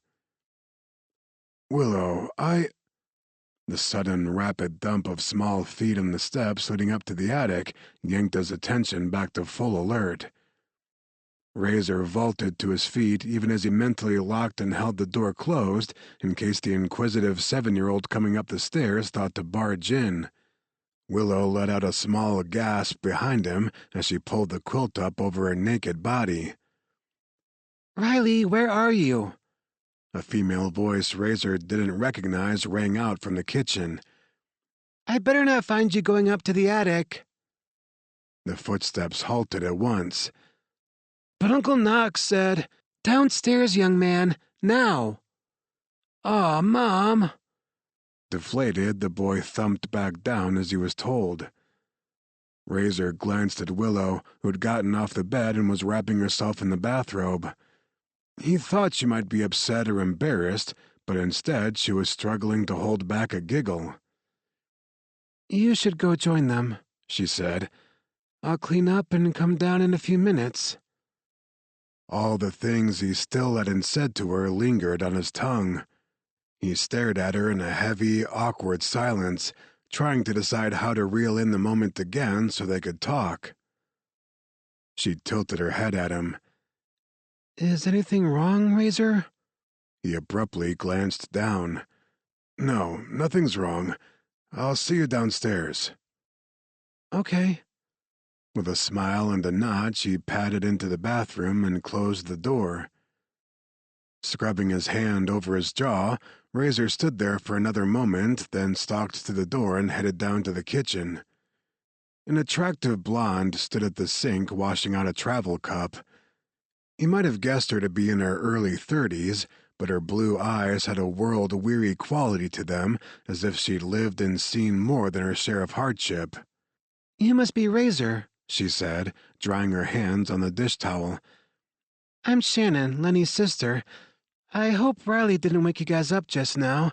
He's really excited to meet his Uncle Knox's brother." Razor shook his head. "No, it's all good. Nice to meet you, Shannon." At the same moment, Lenny entered the kitchen, followed by Knox and the boy, who held on to the big breed male's hand as if they were the best of friends. Razor never dreamed he'd see the day his formidable hunter brother might look so comfortable and relaxed. As strong as the impulse was to bust his balls a bit, deep down he realized he was simply happy for Knox. If not a little envious. Knox released Riley's hand and nodded toward Razor. "I told you he'd be down quick enough if he went upstairs to say hello." Riley grinned. Razor narrowed a look on his brother. "You sent the kid upstairs? I might have known." Knox chuckled. "Couldn't let you sleep all day. I take it things went better than you thought they might last night?" Razor cleared his throat. "I don't want to talk about it." His curt response made Knox exhale a slow, understanding breath. "I hope you know what you're doing, brother." He didn't, obviously. Not that he had any intention of discussing the situation now. He glanced at the boy's eager face, which was lit with fascination under his tousled blonde hair. "You must be Riley." The kid nodded enthusiastically. "Are you really breed like Uncle Knox?" "Yup." Even though the human world had been aware of their vampire neighbors for 2 decades, it still felt strange sometimes to acknowledge his otherness so openly when fear and mistrust from mortals remained an issue that might never go away. Riley seemed anything but afraid or suspicious. He stared at Razor's forearms, where his dermaglyphs arced and tangled all the way onto the backs of his hands. "You've got more glyphs than I've ever seen, even more than Uncle Knox." Razor chuckled at his candidness. "I hear you're pretty clever with computers." Riley nodded. "I brought you one of mine. It's in the other room. If you want, I can show you how to use it." "I think I can figure it out. Thanks for letting me borrow yours." "Sure," he said, beaming with pride. "I got 2, so you don't have to give it back until you're done." "I appreciate that, Riley. Thank you." "Before anyone gets busy doing anything," Lenny interjected, "I'm going to make some breakfast. Razor, do you think Willow will want some?" He nodded. "That'd be great. Thanks, Lenny. She's taking a shower now and should be down shortly. Thanks for the fresh clothes and toiletries." She smiled. "My pleasure." "I thought that shirt looked familiar," Knox said, frowning at Razor. He glanced archly at his mate. "You gave him my favorite shirt?" Laughing, she walked up to him and brought her arms around his torso. "We owe Razor more than just a shirt for how he helped us when we needed it most. Wouldn't you agree?" He growled low under his breath. "I love that shirt." "And I love you," she murmured, rising up onto her toes to kiss his bearded chin. Riley let out an exaggerated groan.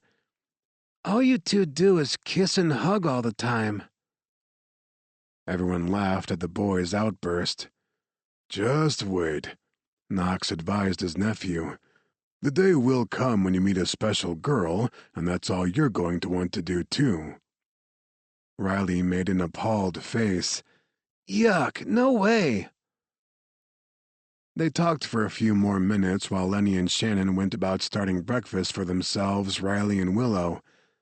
Razor and Knox took a seat at the small dining table in the kitchen, catching up on things at the old Darkhaven back in Florida and Knox's new life in the North Maine woods. The more they talked, the more Razor wondered about where he truly belonged. Having been born into Dragos's hunter program, pondering a future had been a concept he'd never considered. He lived for the moment, trained simply to fight one battle and to survive to fight the next. Once he'd settled in the Everglades Darkhaven with his other escaped brothers, he'd thrived on challenging his mind as much as his body and his physical skills. Pleasure was as basic as feeding, a necessary task to keep his mind and body sharp and functioning at optimum capacity. Love had never factored into anything he did. The future was something others planned and pined for. But now? He watched Knox and Lenny, and he couldn't help imagining how it might be for Willow and him. A happy life together, a future somewhere safe and quiet, a blood bond and a family of their own. When he thought about Willow, he wanted it all. Holy hell, was he falling in love with her? A soft creak on the attic stairwell brought his head around just in time to see her step down into the kitchen. Her freckled cheeks were pink from her shower, her glossy hair hanging in damp waves around her shoulders. She wore a chunky sweater and a flowered skirt that fell almost to her ankles. She looked refreshed and lovely, and the private smile she gave him twisted his insides into a pleasant knot. "Sorry I slept so late." She glanced at the breakfast feast being prepared on the stove. "Lenny, that smells delicious." "Just bacon, omelets, and biscuits. I hope you're hungry." "Starving," Willow admitted. She turned her smile on Lenny's sister. "Hi, I'm Willow." "Shannon," the other woman said. "Pleased to meet you." "Can I help with anything?" "Sure," Lenny said. "You want to chop some peppers for the omelets?" Willow nodded. Sounds great. She got right to work, joining in as if she'd known Lenny and her sister all her life. Razor watched her with silent intensity, unable to tear his eyes away from her as she chatted easily with the other women and Riley, the most relaxed he'd ever seen her. She looked at peace. She looked happy. Razor could hardly tear his gaze away from her. When he finally did, he found Knox watching him intently. His shrewd eyes had seen it all, including the longing Razor couldn't have hidden from him if he tried. Knox exhaled a long, slow breath and slowly shook his head. He didn't have to say a word. Razor could read his brother's look plainly enough. If Razor wanted to deny he was falling in love with Willow, he'd only be lying to himself. He was already long gone. Chapter 20.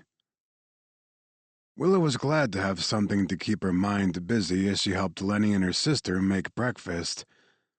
It was all she could do to hold her silly schoolgirl smile in check whenever her eyes met Razor's penetrating gaze in the small kitchen.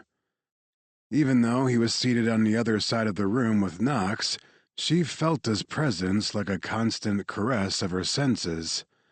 He stirred something deep inside her that had been building even before the night of amazing lovemaking they'd shared. She felt him in the core of her being, in her bones, in her blood. The idea that he had only been a part of her life for a handful of days and nights seemed impossible to her as she stood at the counter chopping vegetables and listening to Riley's excited chatter as he vied for both hers and Razor's attention. It felt so normal, so wonderfully mundane, even though the circumstances that brought her to this place were anything but normal or mundane. It was all too easy to imagine that she and Razor somehow belonged in this place, not as two relative strangers on the run from dangerous men, but as a couple who might one day be making a life together as a family, too. Willow's heart squeezed at the idea. It had been so long since she'd allowed herself to indulge in a fantasy of having some semblance of family. Growing up orphaned after a horrific tragedy and then being separated from her twin at such a young age had forced Willow to become independent as a means of survival. She held her emotions inside, the only safe place she knew. And other than Laurel, she didn't let herself get attached to anyone. At least not until Razor stormed into her life. She glanced over her shoulder at him, where he was patiently listening to Riley excitedly recite his recent high scores on a computer game he liked to play. "Impressive," Razor remarked with a nod. "I've played that game a few times myself. It's a good one." What are your high scores? Razor pretended to think about it for a moment. "You know, I don't recall exactly. Probably not as good as yours." Yeah, Riley agreed with a child's utter certainty. probably not. I'm really good at it.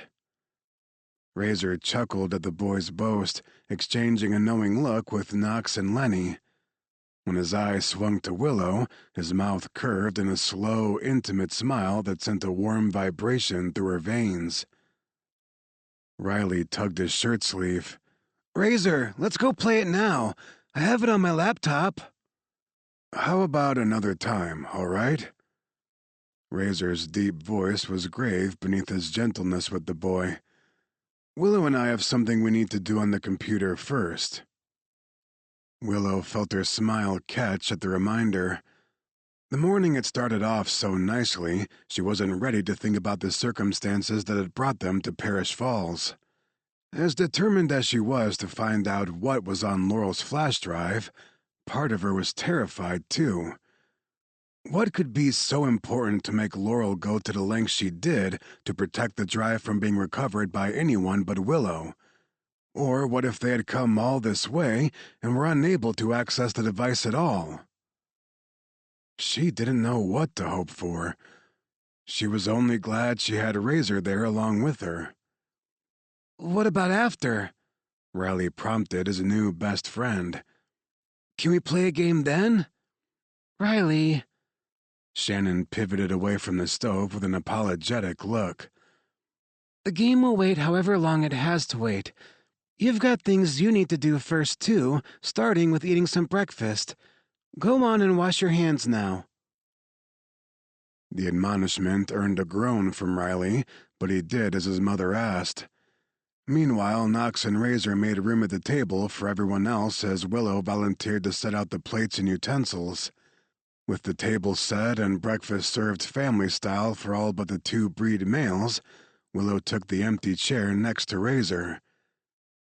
As hungry as she had been when she woke up, the specter of her sister's murder and dread over the potential reasons for it reduced her appetite to almost nothing.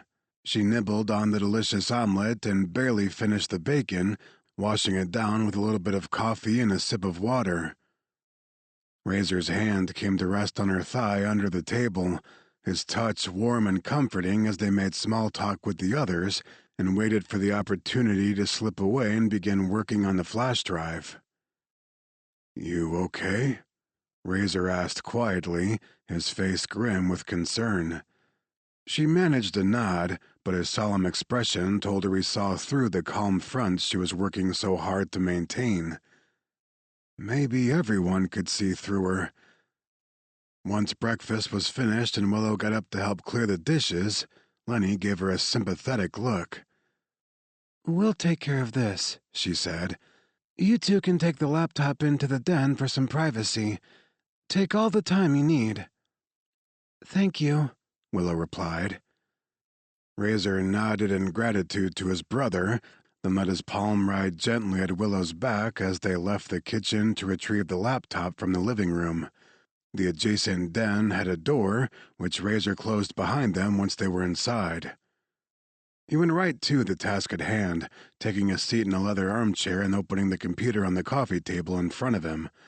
With the flash drive in his hand, he paused, glancing up at Willow. "If you're not ready to do this right now, I am," she said, despite the fact that her legs felt wooden beneath her and her hands were trembling so hard she had to fold her arms in front of her just to hold herself together. Frowning, Razor set the flash drive on the table and went to her. He pulled her into his embrace and simply held her for a long moment. The warmth and strength of his body enveloped her like a balm. The steady beat of his heart pulsing against her cheek as she leaned into him was a reassurance and a comfort she greedily drank in, regardless of how vulnerable it made her feel to need Razor's presence like she did. He stroked her hair, then pressed a kiss to her brow. "I'm not going anywhere," he murmured as if he understood her feelings, even without her speaking them aloud. "No matter what's on that drive or what's still to come after we open it, we're in this together, Willow." She nodded, then pulled back to look up into his solemn face. You really mean that, don't you? His answer came in the form of a kiss. Not the heated, hungry kisses they'd shared last night, but a tender one. A kiss that brushed over her lips with such care and sincerity it swept her breath away. When he drew away, his irises smoldered with crackling amber sparks. "The flash drive is yours, Willow. You're calling the shots here. What do you want to do?" She took a fortifying breath. Let's fire it up. He nodded once, then led her by the hand to the seat next to his. She leaned forward in her chair, watching as he slipped the drive into the laptop and clicked to open it. A digital folder full of files filled the screen. Razor clicked on the first one. Willow didn't realize she was holding her breath until Laurel's face appeared on the laptop monitor. All the pent-up air in her lungs leaked out of her on a jagged sigh. Hey, Wills.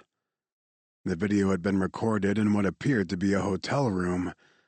Laurel looked tired and fatigued, but still vibrant and beautiful, so heartbreakingly real, as she stared into the camera and offered a sad little smile. If you're watching this, I guess it means I'm dead. God, what an awful cliché. Just know that I'm sorry to be dragging you into my problems like this. The last thing I wanted was for you to be a part of it. She glanced down briefly and slowly shook her head. Unfortunately, you already are part of it. If they've gotten to me, they're going to come for you next. The coil of dread Willow had been feeling all morning grew a bit colder as she listened to her sister's ominous warning. She glanced at Razor and found him staring at the screen with a deepeningly suspicious scowl. I suppose I should start at the beginning, right? Laurel asked rhetorically. I'm too ashamed to tell you any of it in person, but at this point, now that you're watching this video, the only chance you have to survive is if you know the whole story, and my role in it. Willow swallowed. She'd never seen her sister speak with such gravity or remorse. Being her twin, Willow could almost feel the weight of Laurel's regret just by seeing her face and hearing her voice on camera. Working at the Unity for Wellness and Safety Institute in Montreal had been a dream for me, Laurel said. I couldn't believe Theo and I both landed jobs there fresh out of college. The UWSI may be a small research institute, but it's considered one of the best in the world. The most cutting-edge technologies, the most prestigious programs, the most innovative scientists. And due to all of that, UWSI is also the recipient of the most generous research grants, many of them funded by anonymous, powerful organizations and individuals, all with their own private agendas, as I later realized. By the time I learned the truth, it was too late. On screen, Laurel reached for something nearby. She held up a small vial filled with clear liquid. 2 years ago, Theo and I were assigned to an experimental project called Serenicure, which was tasked with finding a cure for bloodlust in the breed. Its mission was to help put a stop to breed predation on humans. I know I don't have to tell you how committed I was to that cause, Wills. A low, menacing sound emanated from Razor. I don't like where this is heading. Willow didn't either, but she couldn't find the words for all the emotions suddenly churning inside her. She reached over to hold on to Razor's hand as Laurel continued to speak. The effort to potentially eliminate rogue violence once and for all by reversing bloodlust was more than just an assignment to me. It became my obsession. Other clinics and institutes had attempted their own formulas for treating vampiric behavior, but none had succeeded. The closest anyone had come to suppressing breed behavior was a clinician from a small specialized practice in Massachusetts. His name was Dr. Henry Lewis. Son of a bitch, Razor muttered. You know him? He gave a tight shake of his head. I only know of him and his work. That sick bastard served Dragos in his breeding lab back in the day. Henry Lewis concocted some kind of chemical mix that held breed transformation at bay. He used it on some of the Gen 1s created in Dragos' lab, most notoriously on a breed female named Tavia Fairchild, before she eventually caught on and killed the asshole. Tavia's made it to Sterling Chase now, the chief of the Order's command center in Boston. Willow stared at him, unsure which part of that information surprised her more. I didn't realize you're that familiar with the Order's warriors and the general workings of their organization. He shrugged absently, most of his attention still fixed on Laurel. I've done a few favors for them over the years. I find it pays to have allies in as many places as possible. Willow nodded, glancing back at the laptop screen as her twin was explaining more about her work with the UWSI. Using Dr. Lewis's formula as a base for ours, Theo and I and our team began creating new compounds of our own. Some of them failed miserably early on, but there was one formula that showed promise. Or so we thought. Given the unique physiology of the breed, we were given no choice but to test on live subjects. We conducted numerous trials in the UWSI lab in Montreal. Unfortunately, some subjects could not tolerate the treatment at all. Death was often instant and horrific. We saw nothing but setbacks during those initial months. Although Razor remained silent, his fury rolled off him in palpable waves. Willow felt sick to her stomach as she listened to Laurel describe the deaths of living individuals, their chemical-induced murders, all in the name of science. Willow reached out and hit the pause button on the video. I don't want to hear any more of this. She rose from her chair and began to pace the rug-covered floor. Her skin felt too tight on her body. Her heart was racing in her ribcage, nausea roiling in her gut. How could she participate in something like this, Razor? How are these experiments any different from what Dragos did to you and all the rest of his laboratory prisoners? Razor got up and went to her, gently pulling her into his embrace. I'm not going to say I agree with what your sister just described, but there's not a breed member alive today who'd deny the chance to find a cure for bloodlust. A true cure. Willow shook her head. At what cost, though? I can't answer that. Neither can your sister now. Or Theo if they've gotten to him as I suspect they have. Razor pulled back, tenderly brushing her cheek. All I know is I'm not going to stop searching for answers until I'm certain you're safe.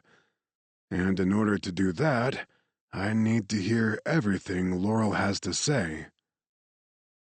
Willow nodded in agreement. Okay. They went back to the laptop and Razor tapped the screen to resume Laurel's message. I never wanted my work to be used to harm anyone, she said as the video began playing again. Her voice was empathetic as she stared into the camera. I was trying to help make the world a better place, including for the breed individuals we treated in our trials. I wanted to make a difference, Wills. I wanted to do something lasting and good. I really believed that's what UWSI was all about, too. On screen, Laurel stared at the vial of clear liquid she still held carefully in her fingers. Despite our initial failures, I knew our formula could be a success. All that was missing was a reparative property to speed recovery and cellular regeneration. It needed to be able to halt death and accelerate healing. Laurel's gaze returned to the camera. So I secretly altered the formula in the only way I knew how. Oh, Laurel, Willow gasped, reading the truth in her twin's gaze. No one knew I'd added some of my own genetic material into the formula, not even Theo at first. I wasn't sure it would work, but I knew I had to try. Using my white cells, I created a new version of the formula, Serenicure L, and arranged for a new set of trials. She smiled, but there was nothing but sadness in her eyes. To everyone's astonishment, the new formula exceeded all expectations. Our test subjects not only survived the treatment, but thrived. Their bloodlust reversed almost instantly, with no apparent adverse effects. They were healed. The new formula had put every case of blood addiction into permanent remission. Willow wanted to feel some relief at this remarkable breakthrough, but Laurel's increasingly grave expression formed a knot of cold in her breast instead. It wasn't until a week later that we recorded the first death. Then another followed, and another. Laurel's voice caught. It turned out my new formula had one disastrous flaw. It did cure bloodlust, but at the same time it eliminated blood hunger entirely. One by one, our subjects refused to feed. They began to starve and die. Shit. Razor uttered low under his breath, his grasp on Willow's hand tightening. I was devastated, Laurel said. I told Theo what I'd done, and he agreed we needed to destroy Serenicure L and all the previous iterations of the formula. What we didn't know was that wheels were already in motion with UWSI management. We considered the trials to be a complete failure, but they saw opportunity. The earlier formulas killed too swiftly and obviously to be of any use, but my version was a subtler solution to a problem UWSI and its benefactors ultimately wanted to solve: the complete eradication of the breed as a species. "Oh my God," Willow whispered, horror gathering like acid in the back of her throat. She glanced at Razor and found his eyes crackling with amber sparks, the tips of his fangs pressing behind his tightly closed mouth and clenched jaw. Serenacure L was being slated for a major rollout, Laurel continued. It wasn't going to be branded as a cure for bloodlust after the fact, but as a preventative therapy for all members of the breed. UWSI and their powerful investors plan to introduce their new vaccine, Serenivax, on an accelerated release. Rumor had it they were seeking the highest bids from firms like Scrolly Pharmaceuticals for the distribution rights. Scrolly, Willow murmured aloud. Why is that name familiar? Evidently, they were one of St. Anne's sponsors, Razor replied. I noticed the portrait of Sister Agathe had been donated by Mr. and Mrs. Simon Scrolly. But you may have also heard of the company from its dubious reputation. They made headlines a few times in recent years, first when the patriarch Simon Scrolly began hiking prices on his patented medicines. The company was in the news again not long ago. The heir apparent Lars took the company following his father's death, then proceeded to get on the wrong side of the order and wound up dead himself a few months ago. That must have been after Laurel recorded this video, Willow guessed based on the timeline of when her sister arrived in Colorado. Do you think she could have been running from Scrolly Pharmaceuticals as well as UWSI? It's possible, Razor said. The company's known for having very deep pockets, and the shady associates that usually come along with it. That kind of wealth and power doesn't just evaporate, even if the company no longer exists. There's always someone ready to step in and take the reins. Willow nodded, returning her attention to Laurel as she continued to speak. I couldn't let this formula be released, Wills. I had to do something. So I did. With Theo's help, I downloaded all of the project's records onto this flash drive and deleted everything from the UWSI servers. Then I took all the existing test samples and formula specimens from the UWSI lab, and I ran. She indicated the vial she held. This is the last remaining dose of Serenacure L. Laurel unfastened the stopper on the vial, then turned the container upside down and poured it into a trash bin. Using a ceramic coffee cup, she smashed the glass vial into a napkin and tossed that into the bin too. A conflicted, regretful look haunted her gaze as she lifted her eyes to the camera again. Destroying the formula doesn't mean I'm safe.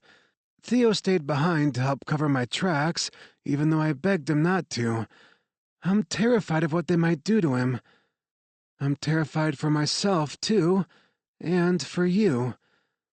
Now that UWSI knows my blood was the key to making Serenacure L, you can't be safe either, Willow. If they can't have me, make no mistake they're going to want you. Your blood. Razor snarled, low and menacing. Over my dead fucking body. I still believe there's a true cure for bloodlust, Laurel said.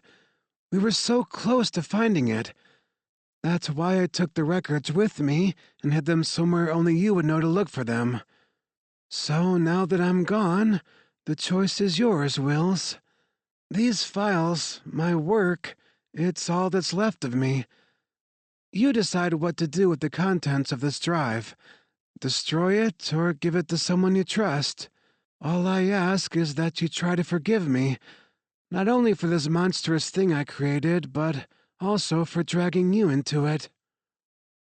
Laurel swiped at an errant tear that streaked down her cheek. No matter what, please know that I love you, Willow. I always have, and I always will."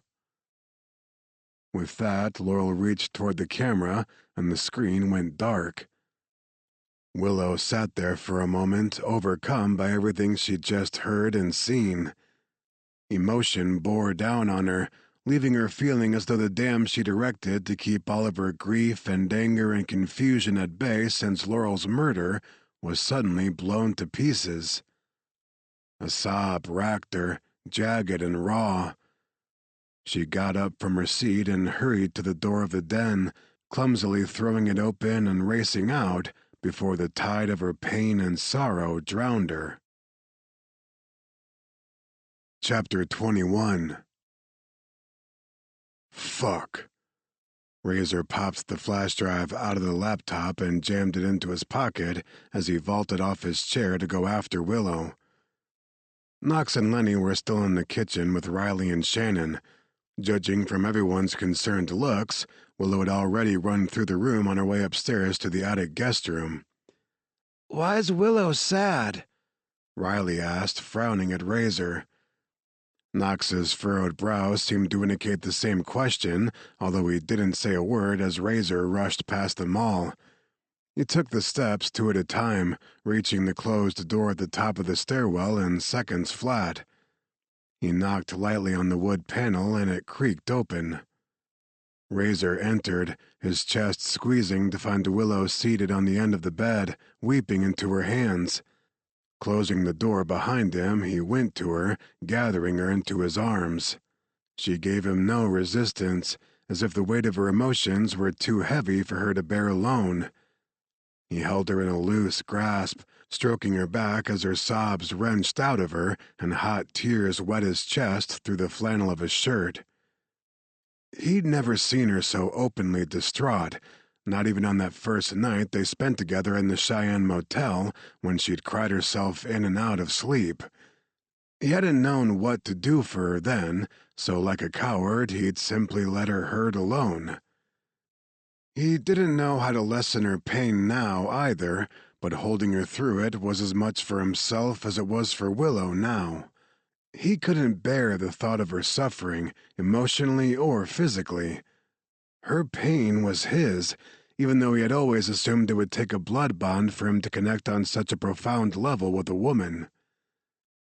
He didn't need a blood bond to know that how he felt about Willow would be a part of him forever. He'd been falling in love with her little by little from the moment they met. Longer than that, because he'd known in his veins that she was his, even when he could only watch her from his drone camera from afar. He held her until her tears dried up and the sobs that had racked her body subsided. Even after she was all cried out, her breathing resuming a normal tempo, she still clung to him. Razor dropped a kiss onto her soft brown hair. For a long while he said nothing, giving her time to decide what she needed from him. Finally, she shifted in his arms, then slowly drew back enough to lift her gaze to his. "Are you all right?" he asked her, his voice rough and quiet. He couldn't resist reaching out to brush away some of the wetness from her reddened cheeks. She inhaled a shaky but steadying breath. "I don't know what I am right now. Shocked, sad, horrified?" She let out a small, bitter sound. "I'm just so damn furious with her, Razor. I hate that Laurel didn't think she could tell me any of this while she was still alive. Maybe we could have done something together to fix this." Tenderly, he stroked the side of her face. "Your sister was ashamed of her work, even though she believed she was doing it for the right reasons. You were the only safe place she knew to run to, but telling you what she'd done meant risking that she'd lose you if you knew the truth." Willow shook her head. "Instead, she kept me in the dark. She denied me the truth, which is as good as a lie. She denied me the choice when she could have given me the chance to know what she'd done and let me decide for myself." Razor struggled to keep his own guilt in check as he listened to Willow's rightful anger. The lie of omission that had been gnawing at him all this time burned like acid on his conscience as he held Willow in his arms and tried to console her over losing her twin and the secret that had sent Laurel to her grave. He hadn't known what to expect when they opened the flash drive. Certainly not the explosive revelations that Laurel Townsend had delivered. Not only had she been involved in developing a cure for the breed's most feared ailment, but she had also inadvertently created a serum that in the wrong hands could be used as a tool for committing a slow-motion genocide on the entire breed population. Now the fate of both those scientific developments lay in Willow's hands. If Laurel was correct, then now it was Willow's blood that was the key to either saving the future for the breed or risking its end. Laurel left you with another choice to make instead, Willow. What do you want to do with the information on the flash drive? She studied his face, those soul-searching green eyes reaching deep inside him. What do you think we should do? He stilled at the question and the weight it carried. I can't tell you how to decide that. You have to do what you believe is right. Laurel seems so certain she was close to success with her formula. What if she's right? What if she really was on the verge of creating a true cure for bloodlust? You said yourself that's something no member of the breed would turn their back on. He nodded grimly. That's right. Then don't we have to try? I don't want Laurel's death to be in vain. I don't want all those patients who died in her trials to have been for nothing either. What are you saying? Laurel said to find someone who can be trusted. You're the only one I trust to help me decide what to do, Razor. You're the only person who's never lied to me. Oh, Christ. He wished he were the man she seemed to think he was. Some part of him he hardly recognized hoped he could be worthy of the faith she placed in him now. While it hadn't been a betrayal of her trust that he'd been watching her sister's cabin all these past months, withholding that fact from her was nothing less than a lie. One he could no longer stand to keep inside him. Willow, I know what I want to do with the drive, Razor. She spoke over him as if she thought he might try to persuade her away from the decision she'd clearly already made. I know what I need to do with it, but I don't want to unless you agree. He stared at her. Tell me. I want to give the flash drive to the Order. Let them carry out Laurel's work. I assume they have the means. Razor nodded. They do. Lucan Thorne and his warriors have endless resources and capital at their disposal. And they'll have me, too, she said, resolve shining in her gaze. I want to do whatever I can to contribute to the cure my sister was trying to develop. If the healing properties in my blood might be part of the solution, then I want the Order to have access to it. Whatever they need to get this right. Whatever it takes to vindicate Laurel and help fulfill her mission to do something good and lasting. Pride filled him as he looked at her, as he listened to the ferocity and commitment in her voice. Do you have any idea how incredible you are? He murmured, marveling at the courage and honor she possessed, even when her heart had just been broken open. He slowly shook his head, nearly at a loss for words. I was born and bred for destruction, for killing. You have every right to wish my kind extinct for what was done to your parents. Instead, you want to try to save us. She made a dismissive noise and started to shake her head. I'm only doing what any decent person would. No, you're doing what only Willow Valcourt would do. He cupped her face in his hands. I've been sitting here wondering how I'll ever be able to prove myself worthy of a woman like you. Now I realize I never will be. You are beyond extraordinary. God, you bring me to my knees. Her eyes began to fill with tears once more, but it wasn't sorrow we saw on her beautiful face. It was affection. It was deep caring, so pure and unbridled it nearly undid him. On a reverent curse, he pulled her toward him and took her mouth in a passionate kiss. She was so soft in his arms, melding against him and meeting the strokes of his tongue with equal desire. He should have known that his first taste of her last night would only make him hungry to have her again. And he was starving for her. Her lush curves ignited his arousal, rendering him hard as granite as they continued to kiss and caress each other. His fangs surged from his gums, fueled by both his lust for her and his bloodthirst, which had already gone unattended dangerously long. Not that he could blame his craving for Willow's blood on the physical need to feed. She stirred more than just an urge for nourishment. She made him crave a taste of her vein that would seal her to him forever. As his mate, his lover for the rest of eternity. He wanted it with a depth of obsession that shocked him. A growl curled up from the back of his throat, whether in warning to himself or Willow he couldn't be sure. She answered him with a pleasured, greedy-sounding moan that sent an arrow of heat licking through his veins. Despite the discipline that told him he was perilously close to the edge of something he may not be able to control, Razor pivoted with Willow, moving her beneath him on the bed. Their clothing came off in a blur of impatient hands and urgent kisses. The instant they were naked, Razor thrust inside her. The wet, hot feel of her wrenched a curse from him. She was sleek and soft around his cock, her legs wrapping around his waist to take every inch of him. He drove deep, his vision filled with amber, his fangs throbbing as intensely as the rest of his fevered body. His desire for her was an untamed, possessive thing.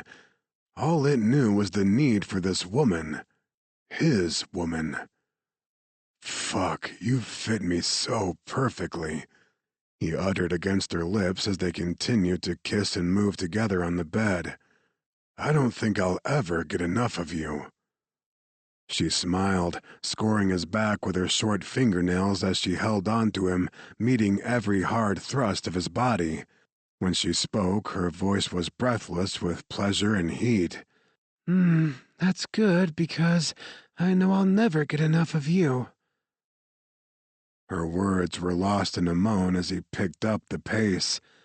While his own release was roaring up on him with startling speed, it was her unraveling that spurred him into a driving, powerful rhythm. He thrust deep and hard, then pulled out nearly to the tip, setting a relentless tempo that had her writhing beneath him and making the sexiest sounds as their bodies moved together. She came on a stifled scream, which he caught with his kiss. His fangs felt enormous as he claimed her mouth with his lips and tongue.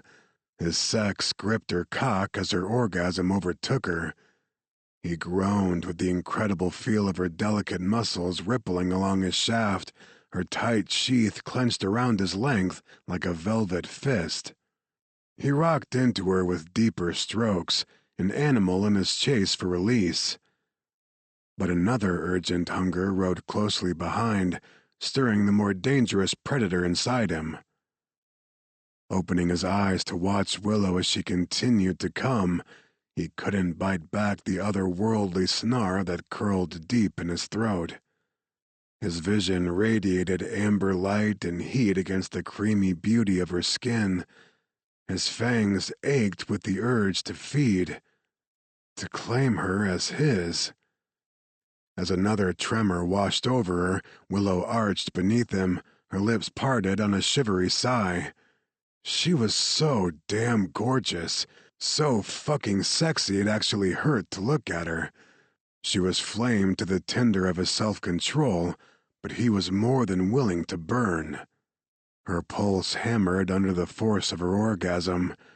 Razor felt it everywhere their bodies touched. He heard her heartbeat drumming as hard as his own. Against his will, he let his gaze drift to the tender artery throbbing at the side of her delicate throat. Mine. The possessive impulse coursed through every cell in his body until it was all he could feel. All he could hear was the steady pound of her blood racing just under the surface of her silken skin. There was only one thing that could quench the need that owned him. He licked his lips, his mouth suddenly gone dry as dust. A low curse tore out of him as he wrestled with his desire to make Willow his forever, and the thin shred of honor he wanted to believe he still possessed where she was concerned. When his fiery eyes lifted to her gaze, he found Willow staring at him. Her lids were heavy over her dusky green eyes, her face flushed with the glow of her climax. He'd never seen her look so breathtakingly lovely. She gazed up at him like an angel. His angel. The miracle he didn't deserve, and surely never would. He could only imagine what she saw as she stared up at him while he continued to thrust into her with savage passion. Him, with his eyes transformed into smoldering coals, the dermaglyphs covering his muscled body, churning like multicolored serpents all over his skin, and his fangs, elongated like sharp-tipped daggers behind his peeled-back lips. He had to look like a monster, like something out of her childhood nightmares. Yet she gazed up at him with open affection and a staggering depth of desire. "I'm not afraid," she murmured softly, as if she understood the direction of his thoughts, his worst fear. "Nothing about you scares me, Razor." He could only growl in denial, incapable of words when want for this woman owned every part of him. She reached up to him, placing her palm against his cheek. A shy smile played over her kiss-swollen lips. "I lied to you last night," she whispered. "I told you I didn't want anything from you, only to be with you for a little while. That's not true. I want everything with you." He snarled, scowling. When he finally found his voice, it came out like gravel. "Don't say that. Not when I—" She cut off his feeble attempt at a warning with a kiss that incinerated his threadbare claim of honor. Wrapping her hands around his nape, she pulled his head down to her, scorching him with the fire of her mouth's demand. His tongue swept past his teeth and fangs, bold strokes he felt all the way to his cock. She'd just come a few moments ago, but already he could feel her body contracting around his shaft as another orgasm began to build inside her. His own release bore down on him like a freight train, too powerful to stop. When her tongue began to tease the lethal points of his fangs, he felt himself pitching toward the steep edge of a staggering release. A curse boiled out of him as he broke away from her kiss and began a fierce, uncontrollable rhythm. Willow watched him with a look of shared hunger on her face. The pulse at the side of her neck hammered even harder now. His gaze rooted on it despite his every effort to look away, to resist the temptation of her vein. Instead of taking pity on him, she slowly turned her head to the side, offering him the gift he had no right to claim, the most sacred piece of her that he could never give back. It was too much for him to resist. He wanted her too desperately for too long. As his release ratcheted tighter and his tempo grew wilder, the last shred of his control snapped its fragile leash. He came on a sharp roar, and at the same time lunged down and sank his fangs into the tender column of her throat. Willow's blood hit his tongue like a taste of pure starlight, sweet and hot, yet infused with an elusive cosmic power that astonished him. One sip fired his senses as if they'd been dormant all his life and were suddenly awakened and set aglow. He felt her in every cell of his being, in his heart, in his blood, bones, and marrow, in his very soul. A deep self-loathing spiraled in the pit of his conscience for how selfishly he'd taken this extraordinary gift. Too late for regret, although it churned inside him like a black tide beneath the staggering pleasure and power of the blood bond that now linked him to Willow. And while he hated himself for losing control when there was still the matter of the secret he had yet to tell her, he couldn't stop drinking from her vein.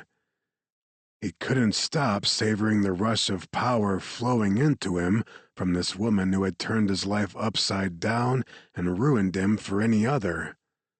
He was never going to forgive himself for what he'd just done. The more damning question was, would she? Chapter 22. She hadn't known what to expect when she invited Razor to take her vein. She had expected pain from his bite, so the sharp piercing of her throat hadn't come as a complete surprise. It was the sensations that came swiftly behind the fleeting jolt of discomfort that caught her totally unaware. Pleasures like she'd never known before exploded inside her, all of it radiating from the point of contact where his mouth had fastened onto her neck. His fangs sank deep, then retreated as her blood began to course into his mouth. Each frantic pulse of her heart, each possessive tug on the suction from his lips and tongue against her tender skin, made her orgasm spiral tighter, higher, until she could hardly contain the enormity of how good he made her feel.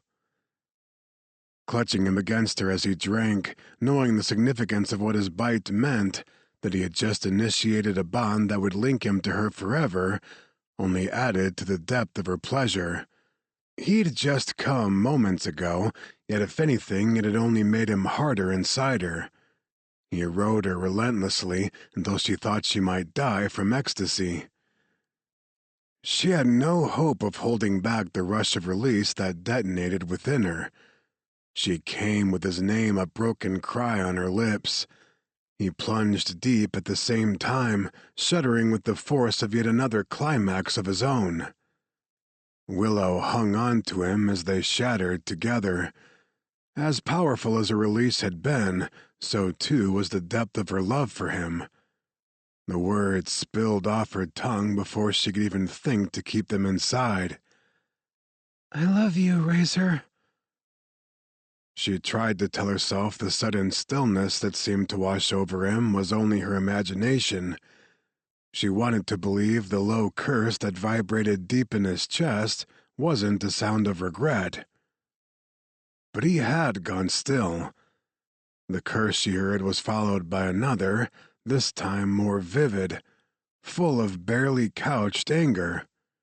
Razor's tongue swept over the punctures he had created in her throat. It was an intimate sensation, yet it sent a cold chill through her. "Fuck," he hissed, his hot breath fanning the side of her face as he began to push away from her. "Fuck, Willow. I'm sorry." She felt as if the floor had suddenly opened and was about to swallow her. "What's wrong?" He rolled off her and moved to the end of the bed. He sat there, hunched forward, holding his head in his hands. "I shouldn't have let this happen." Willow stared at his back, at the tangle of dermaglyphs that were still writhing and swirling with vibrant colors all over his naked skin. "What did I do wrong? Is it because of what I said?" "No." His reply came out sharp. "It's nothing you've done, nothing you've said." Abruptly, he got up and began to hastily put his clothes back on. Willow watched him in a state of confusion and concern. A terrible thought occurred to her. "Oh, God, is it my blood? Please tell me it hasn't harmed you." "It's nothing like that." He bit off the words and wheeled around to face her. She'd never seen him look so tormented, so furious. "You didn't do anything wrong. I'm the one at fault here. I should have had more control instead of taking something that can never be given back." She recoiled, stung by the ferocity of his words. His expression only darkened in reaction. "I'm only making this whole thing worse." He raked a hand through his mussed hair, then stared at her as if he could hardly stand to see her now. Even though he looked and sounded as if what they'd just shared had been the biggest mistake of his life, his amber gaze bore into her with unbridled heat. His fangs were still enormous behind his parted lips, her blood still slicking his sensual lips. Glowering at her, he wiped the back of his hand across his mouth and swore again. "I need to get out of here for a while. Forgive me, Willow. I can't be near you right now." Without waiting for her to answer, he grabbed his flannel shirt off the floor, then pivoted to stalk across the room to the door. He stepped out without a backward glance, as if he couldn't get away from her fast enough. Chapter 23. Not only was he the biggest asshole to ever live, but also the biggest coward. Tugging on his shirt and hastily buttoning it as he stormed down the attic steps, it was all he could do not to erupt with rage and loathing, all of it self-directed and well-deserved. He'd thought Willow had given him the most precious gift when she allowed him to drink from her vein, but even that paled next to her tenderly spoken admission that she was in love with him.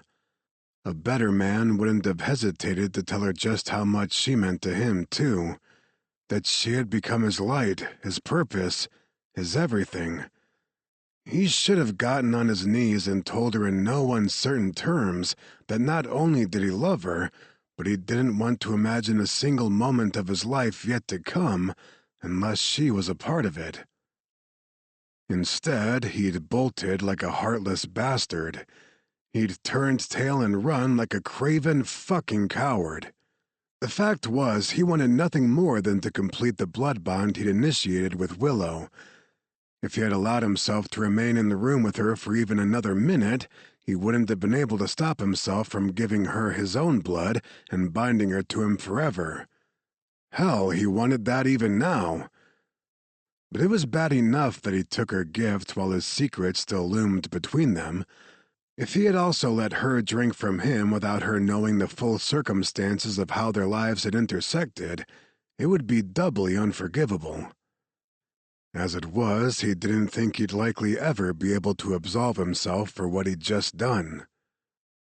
Knox and Lenny were standing alone together in the kitchen as Razor stepped off the last stair from the attic. The couple were caught up in a sweet, private moment, their arms wrapped around each other, Lenny's pregnant belly cradled between them. Knox had just dropped a tender kiss to his breedmate's brow when Razor's abrupt arrival in the kitchen made them both glance his way. "Sorry," he muttered. He waved his hand indistinctly. "Just passing through." His voice sounded like hell, little better than a harsh gravel scrape of sound in his throat. He probably didn't look much better than he sounded. Lenny's eyes went a little wide at the sight of him. Knox's expression went dark with question. "Everything okay?" Razor scoffed by way of answer, continuing his trek through the small kitchen. "Just fucking peachy." Knox groaned. "What did you do?" "I don't want to talk about it." Razor kept walking. "Damn, brother." Knox released Lenny and moved toward him. "How bad did you just fuck things up with her?" Dark animosity, not for Knox but for himself, brought Razor to a halt. His talons erupted from his fingertips before he could curb the combat instinct. He snapped his reply. "I said I don't want to talk about it." Knox was a big Gen 1 male by any measurement, but even he stepped back at the sight of Razor's explosive fury. He moved himself into a protective stance with Lenny behind him. "Keep your head, Raze, especially when you're near my family." "Sorry," Razor muttered, wrestling to put the beast in him back into its cage. He eyed Knox and his startled mate, who peered around his shoulder. "Sorry, I shouldn't be around anyone right now. No shit, Knox said, still watching him as if he were a live grenade about to blow. Razor thought back on the morning's events and blew out a harsh sigh. It's true he wasn't fit for company, but there were more important things than his black mood and his immediate need to continue punishing himself over his failings with Willow. He stared at his brother. There's something you need to see. All right. With a meaningful look at Lenny, Knox followed Razor out of the kitchen. Walking through the living room where Riley and Shannon were on the sofa watching TV, they entered the den where the boy's laptop was still sitting on the coffee table. Knox closed the door, then took a seat on one of the chairs.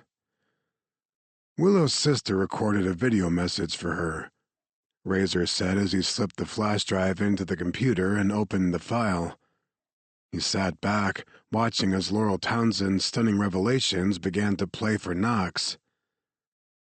The big hunter said nothing during the video, but with each moment he listened, his face hardened with grim understanding and barely banked anger. By the time the video ended, his eyes were burning with amber fury. Those fuckers. They were planning to eradicate our entire species.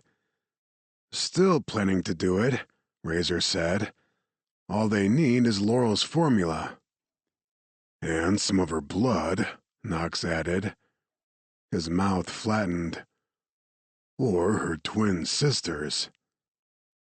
Razor gave a sober nod. Somewhere along the way, the decision must have come down that letting Laurel live was too great a risk to their operation. Now they're after Willow. What does she want to do? Willow wants to give the flash drive to the Order. She wants them to have Laurel's research and the formulas for Serenacure. He cleared his throat. At least that's what she wanted before I just fucked everything up with her. Knox studied him. Do I even want to guess? Razor scoffed under his breath. I drank from her. I took her blood when I knew damned well I didn't have the right. Shit, Knox exhaled. You still haven't told her about the drone surveillance? I tried. I meant to explain it all before now, but I couldn't find the right time. Knox grunted. The right time would have been before you put your fangs in her neck. Razor wanted to hit him with a sharp comeback, but he didn't have the words.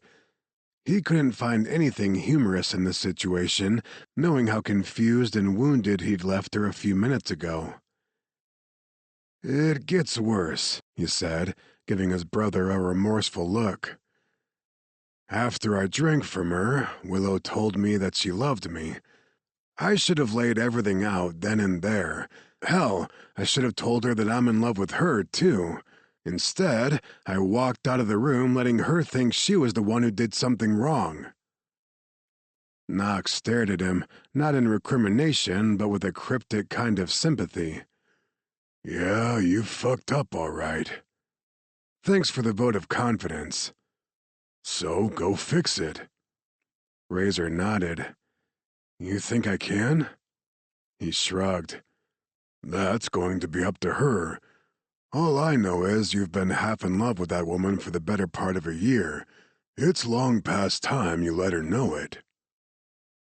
Knox was right on all accounts. Razor only hoped he'd be able to persuade Willow to give him a chance to make things right. What about the flash drive? Knox asked.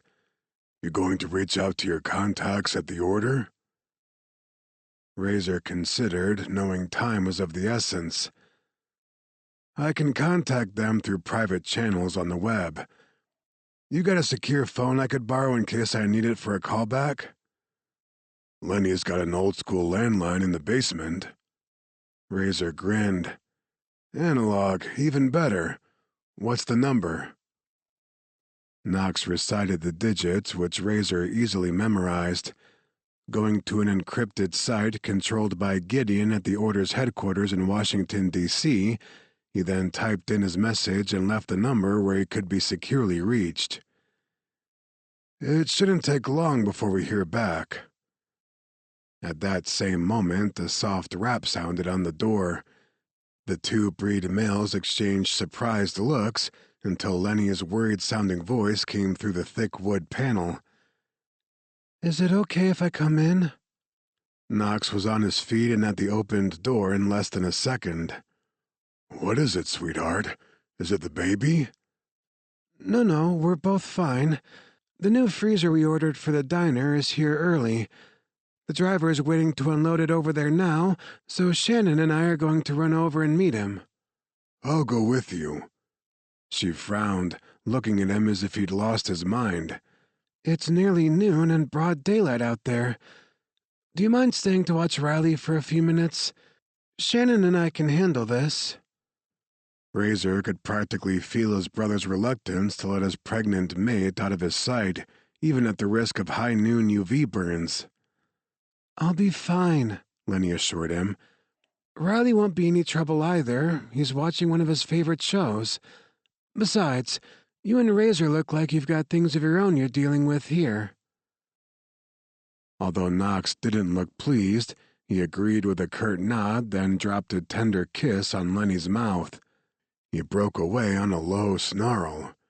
"If you're not home in 20 minutes, I'm heading over there." She rolled her eyes but smiled up at him with pure devotion. "Are you going to be this growly and protective over me once our son is born?" "Baby, in case you haven't realized it yet, I'm going to be growly and protective for the rest of your life. I don't want to hear any complaints about it." "Who's complaining?" She danced out of his reach on a smile and a giggle.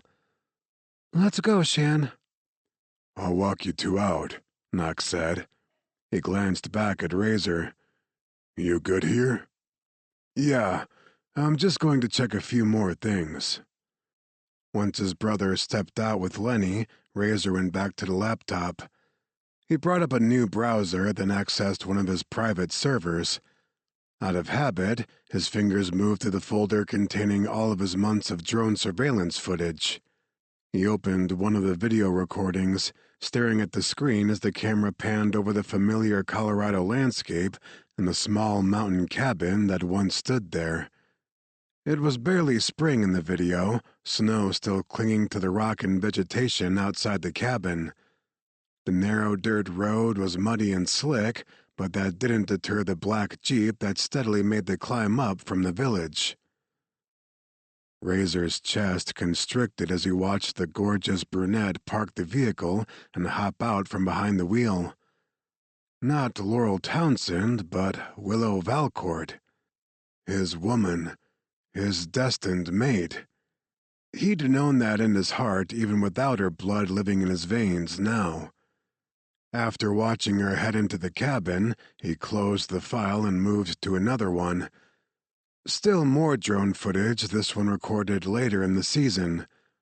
He fast-forwarded past the endless hours of inactivity outside the cabin, knowing precisely when Willow would appear in the frame. How often had he played these recordings over the months of surveillance for Theo? How often had he dreamed of what it might be like to see his obsession in person, to talk to her, to touch her?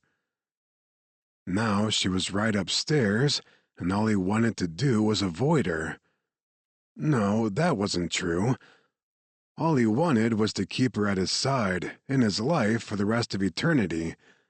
He wanted that dream to start now, and the only thing standing in his way was him.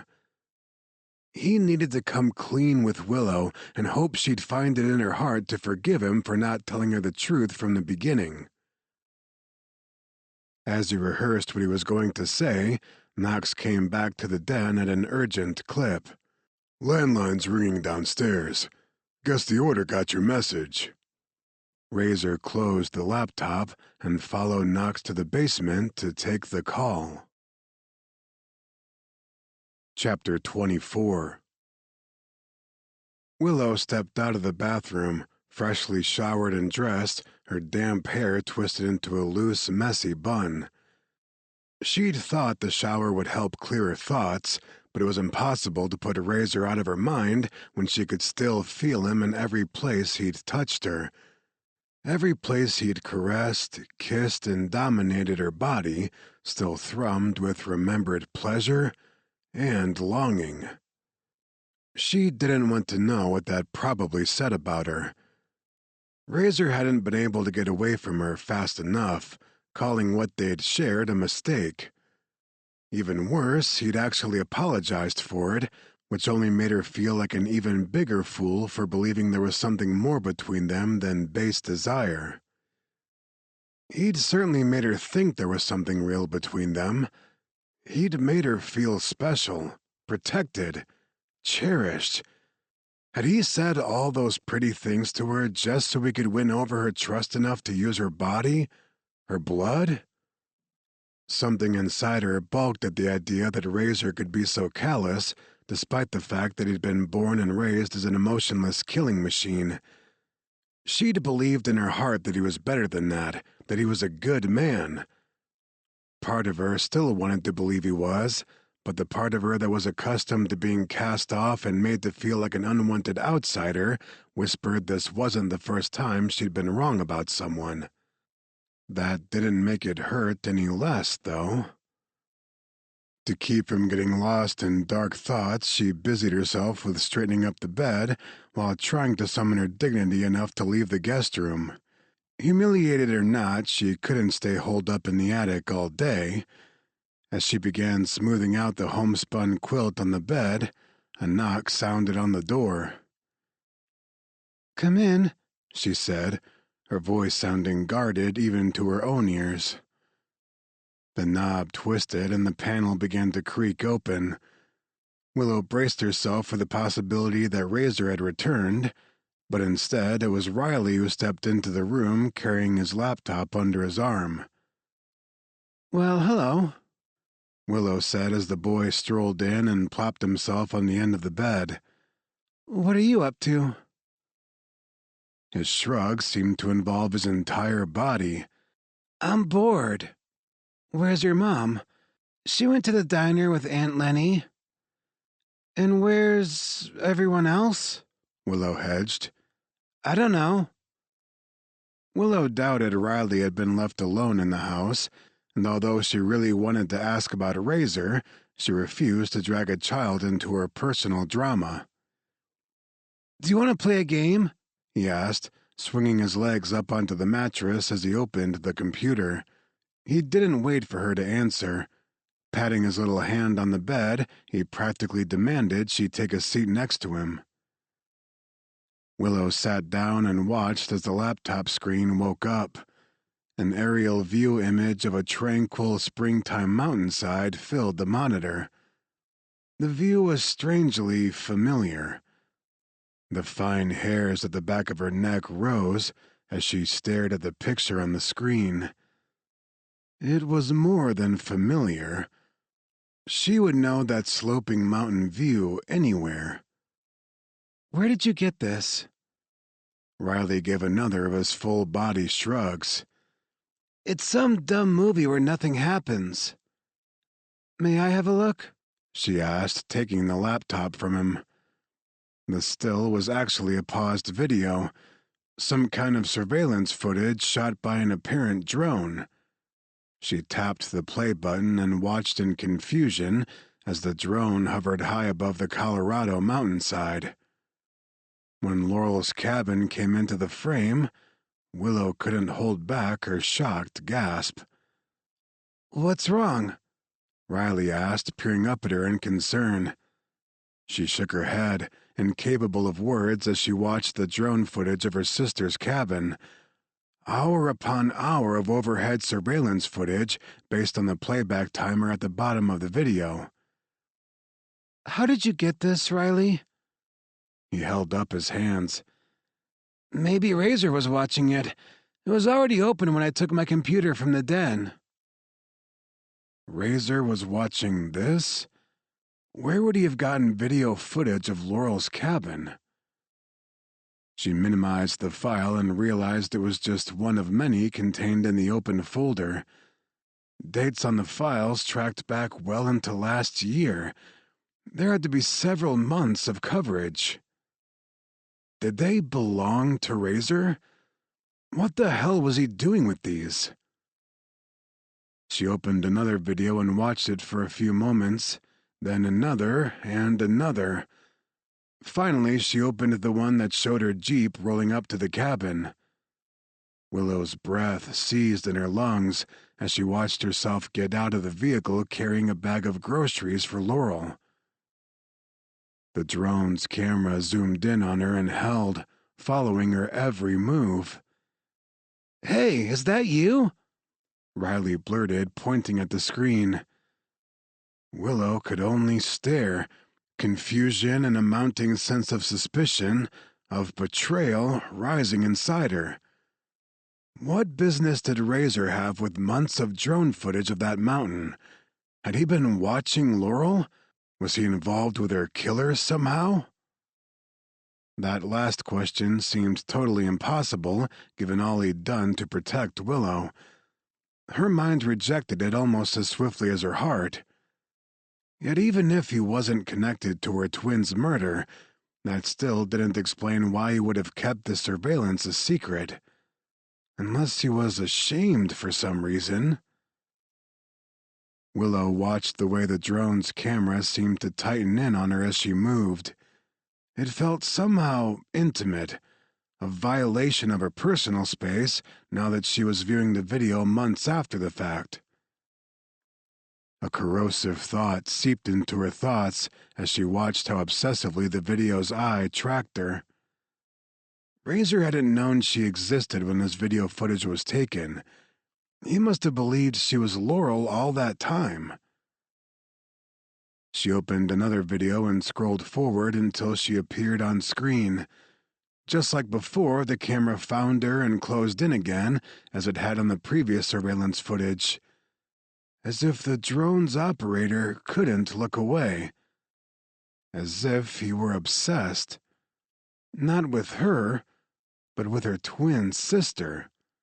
He had mistaken her for Laurel when they met at the base of the mountain, and now Willow recalled how tenderly he had treated her twin's body after she was killed, taking care to bury her as if Laurel had meant something personal to him, as if he had cared for her not as a stranger, but as someone important to him.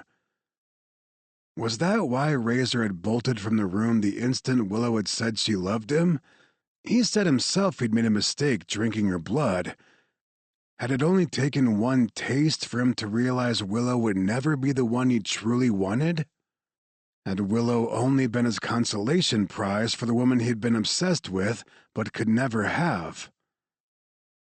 She felt sick with herself for the rush of jealousy and bitterness that swelled inside her. A shaky breath leaked out of her as she closed the laptop and set it aside. "Are we going to play a game or what?" Riley asked, frowning at her as she got up and began to pace a tight path at the end of the bed. Everything was pressing down on her suddenly. Willow couldn't bear the idea of facing Razor after she'd made herself look like such a fool. After seeing how obviously infatuated he'd been with her sister, she didn't know how she could ever look him in the face again. She couldn't stay here another minute. She didn't belong here, didn't belong with him. He had the flash drive with Laurel's formulas and instructions. He could bring it to the order on his own. As for Willow, she just wanted to get out of there. "I'm sorry, Riley. Our game's going to have to wait." She was already stepping into her boots and grabbing her purse while she talked. "Where are you going, Willow?" "I don't know yet," she told him honestly. "I just have to go." Taking her purse and oversized hoodie, she hurried out of the guest room and rushed down the attic stairs as fast as her feet would carry her. Chapter 25. Razor struggled to stay focused on the conversation as he spoke with Gideon from the Order's D.C. headquarters. His mind was on Willow. The fact that she was still raw and hurting because of him was a distraction he could hardly ignore. Even if her blood wasn't living inside him through his bond to her, he'd carry the weight of her pain like it was his own. "I'm sure I don't need to tell you that this is some explosive intel," Gideon was saying. To say that you and Willow have the Order's gratitude is putting it mildly.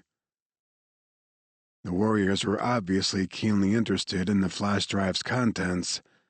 After hearing everything about Laurel Townsend's murder and the events that had brought Razor and Willow from Colorado to their current remote location in the North Maine woods, the Order was making arrangements to pick up the drive and get more information from both Razor and Willow.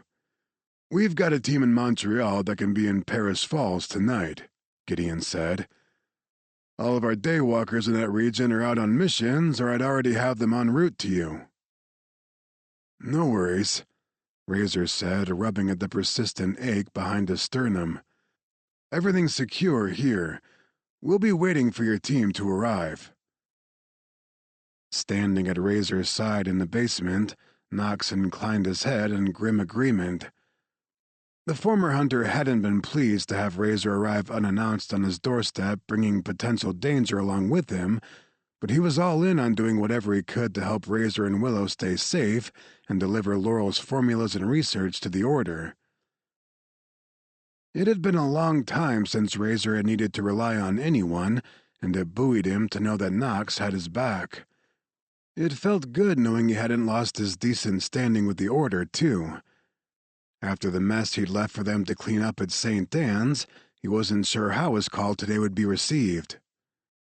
Now all he could do was hope Willow might give him another chance to make things right with her. The ache that had been building in his chest through the blood bond was worsening now, until it felt as though his heart might break apart. Something's wrong, he murmured. It's Willow. What's going on? Gideon asked on the other end of the line. Razor didn't have words. Shoving the corded telephone receiver at Knox, he bolted up the basement stairs. Halfway up the attic steps, his veins turned cold. Willow wasn't up there. The blood bond would have told him if she was near, but all he felt was the nearly empty farmhouse around him. He called out to her anyway, refusing to believe what his instincts were telling him. Willow! He flashed into the guest room at the full speed of his breed genetics, but the only person inside was Riley. Seated on the end of the bed with the computer on his lap, the boy looked up from the screen. She left. What are you talking about? He couldn't curb the panic edging his tone. Quickly scanning the room, he noted her purse and hoodie were gone. Where is she, Riley? He shrugged. I don't know.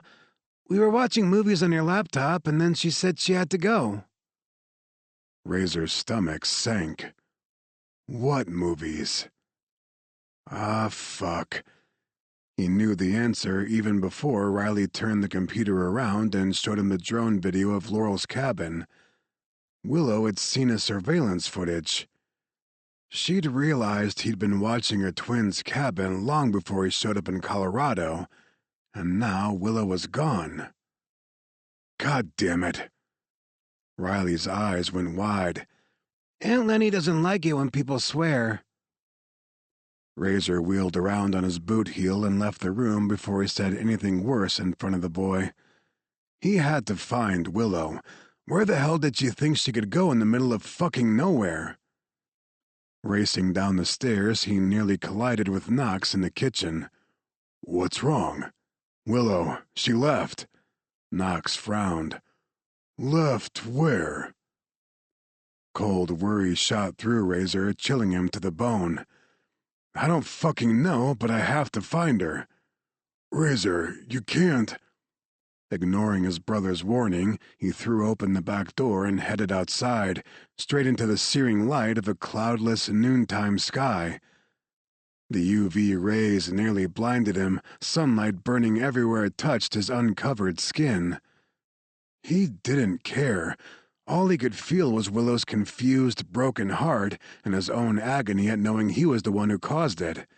That he might have prevented it if he hadn't been so afraid of losing her over the truth.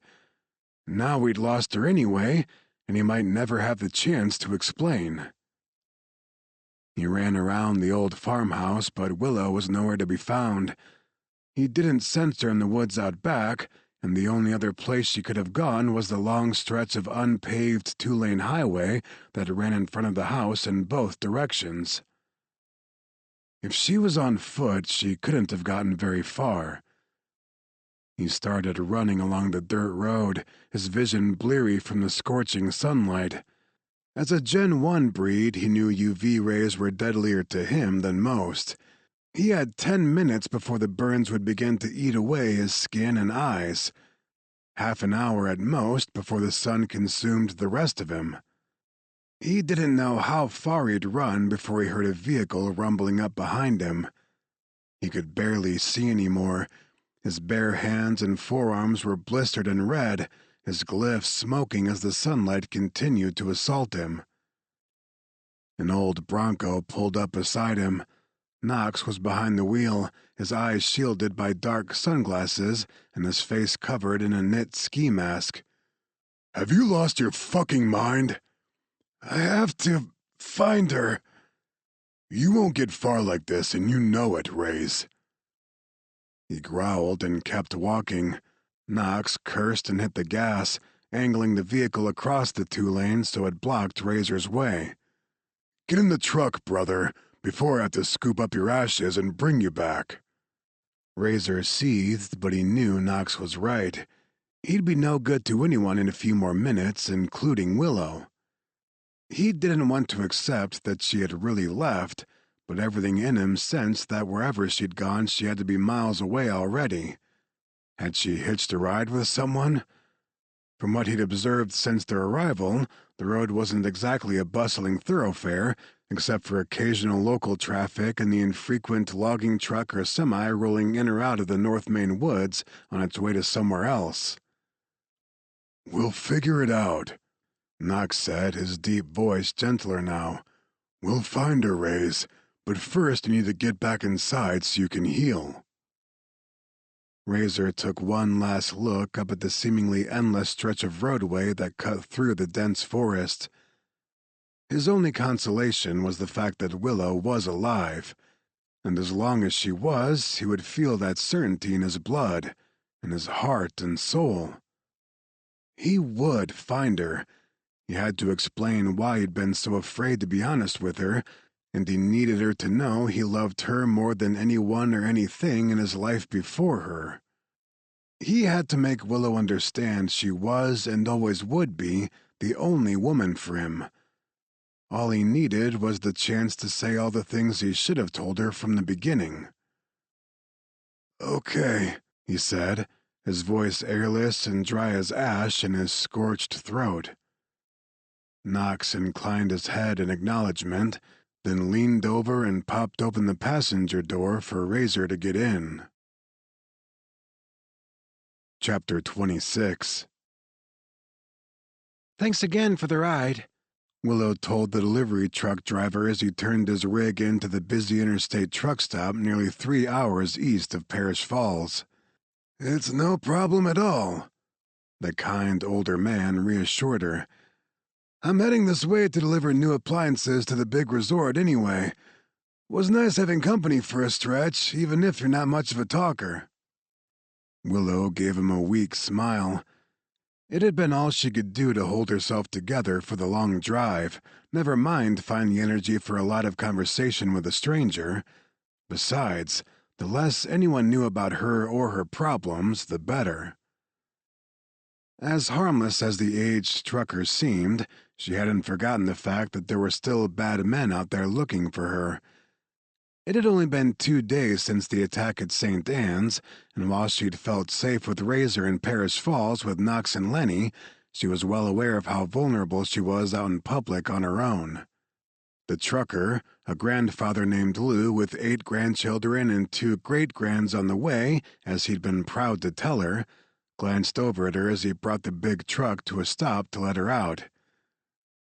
"Where are you heading from here, Jenny?" She had given him the fake name when he'd picked her up just outside Knox and Lenny's house. When he asked why she was alone on the empty road through the North Main woods, she had given him an equally fake story about wanting to hitchhike her way around the country for a few months. She didn't know if he believed her, but he hadn't questioned anything she told him, and for that she was grateful. I'm not sure yet, she answered truthfully. She couldn't go back to her place in Colorado anymore. Even if she didn't worry about Laurel's killers finding her there, she couldn't imagine trying to live anywhere near the place where her twin was murdered. It was time to start afresh again somewhere new. Having spent most of her life by herself, she wasn't afraid of being alone. But somehow this time, without Razor, she felt lonely and adrift. "Well, wherever you're going, you take care," the old man said, a solemn, sympathetic look in his eyes. She nodded. "Thank you. Hug those grandbabies when you see them." He chuckled. "Oh, no doubt about that. Goodbye, Jenny." "Bye, Lou." She climbed out of the truck and crossed the pavement, hands in her pockets and her head tilted down inside the oversized hoodie. Lou had mentioned the Bangor airport was only about an hour south on the interstate. Maybe she could hitch a ride in that direction, then buy a plane ticket to somewhere warm and remote to hunker down for a while. Guilt stabbed at her for the way she'd run out on Razor. She had run out on her obligation to Laurel, too. Willow had a duty to ensure her sister's death hadn't been for naught. Laurel's research into a true cure for bloodlust could not be allowed to fall into her killer's hands. Those people had to be stopped from exploiting the formula into something horrific. If she disappeared, at least no one would be able to use her blood to further their hideous plans to wipe out the entire population of the breed. As much as Razor's betrayal hurt her, she couldn't bear the thought of a world without him in it. Bad enough that he would no longer be in hers. Rallying herself for what she had to do, Willow stepped into the truck stop convenience store and peered around for potential Good Samaritans who might be safe and willing to give her a ride. Her options were sorely lacking. A sullen 20-something man stood behind the cashier counter scrolling on his phone. He gave her a brief once-over as she entered, then went back to scrolling. The only other patrons included a couple of rough-looking truckers and an older man with a scraggly beard who gave her a greasy smile that lingered with too much interest on her face. Tugging the hoodie farther over her head, she ducked into a snack aisle to gather some food in case this brief pit stop lasted longer than she hoped. Choosing a few things that would fit in her purse and not exceed the meager cash she had in her wallet, she attempted to look casual as she perused the store and prayed for a miracle to take her out of there. Maybe the cashier would let her use his phone to call a rideshare service? She figured it was worth a shot to ask him. With her small armload of snacks, she started heading toward the register, just in time to notice the police patrol car rolling into one of the parking spaces out front. 2 uniformed cops got out and approached the entrance. Shit. Willow quickly detoured, instead moving farther toward the back of the aisles as they came inside. There was nowhere to hide if they were looking for her, nowhere to escape their notice, even if they weren't a threat to her. She crept back to the wall of glass-fronted refrigerators, turning her back to the front of the store and feigning interest in the dozens of sodas, juices, and bottled water. "Got any of those roast beef sandwiches in the case?" one of the officers asked the cashier. "We're going to be eating lunch on the road today." "I think we got some. Let me check." Willow watched the reflections in the refrigerator glass as the clerk shuffled over to assist the officer. The cop's partner headed for the chip racks. Meanwhile, another patron entered the store, a tall guy in a suit who was yammering about boneheaded accountants and reports that were going to be filed late because of them.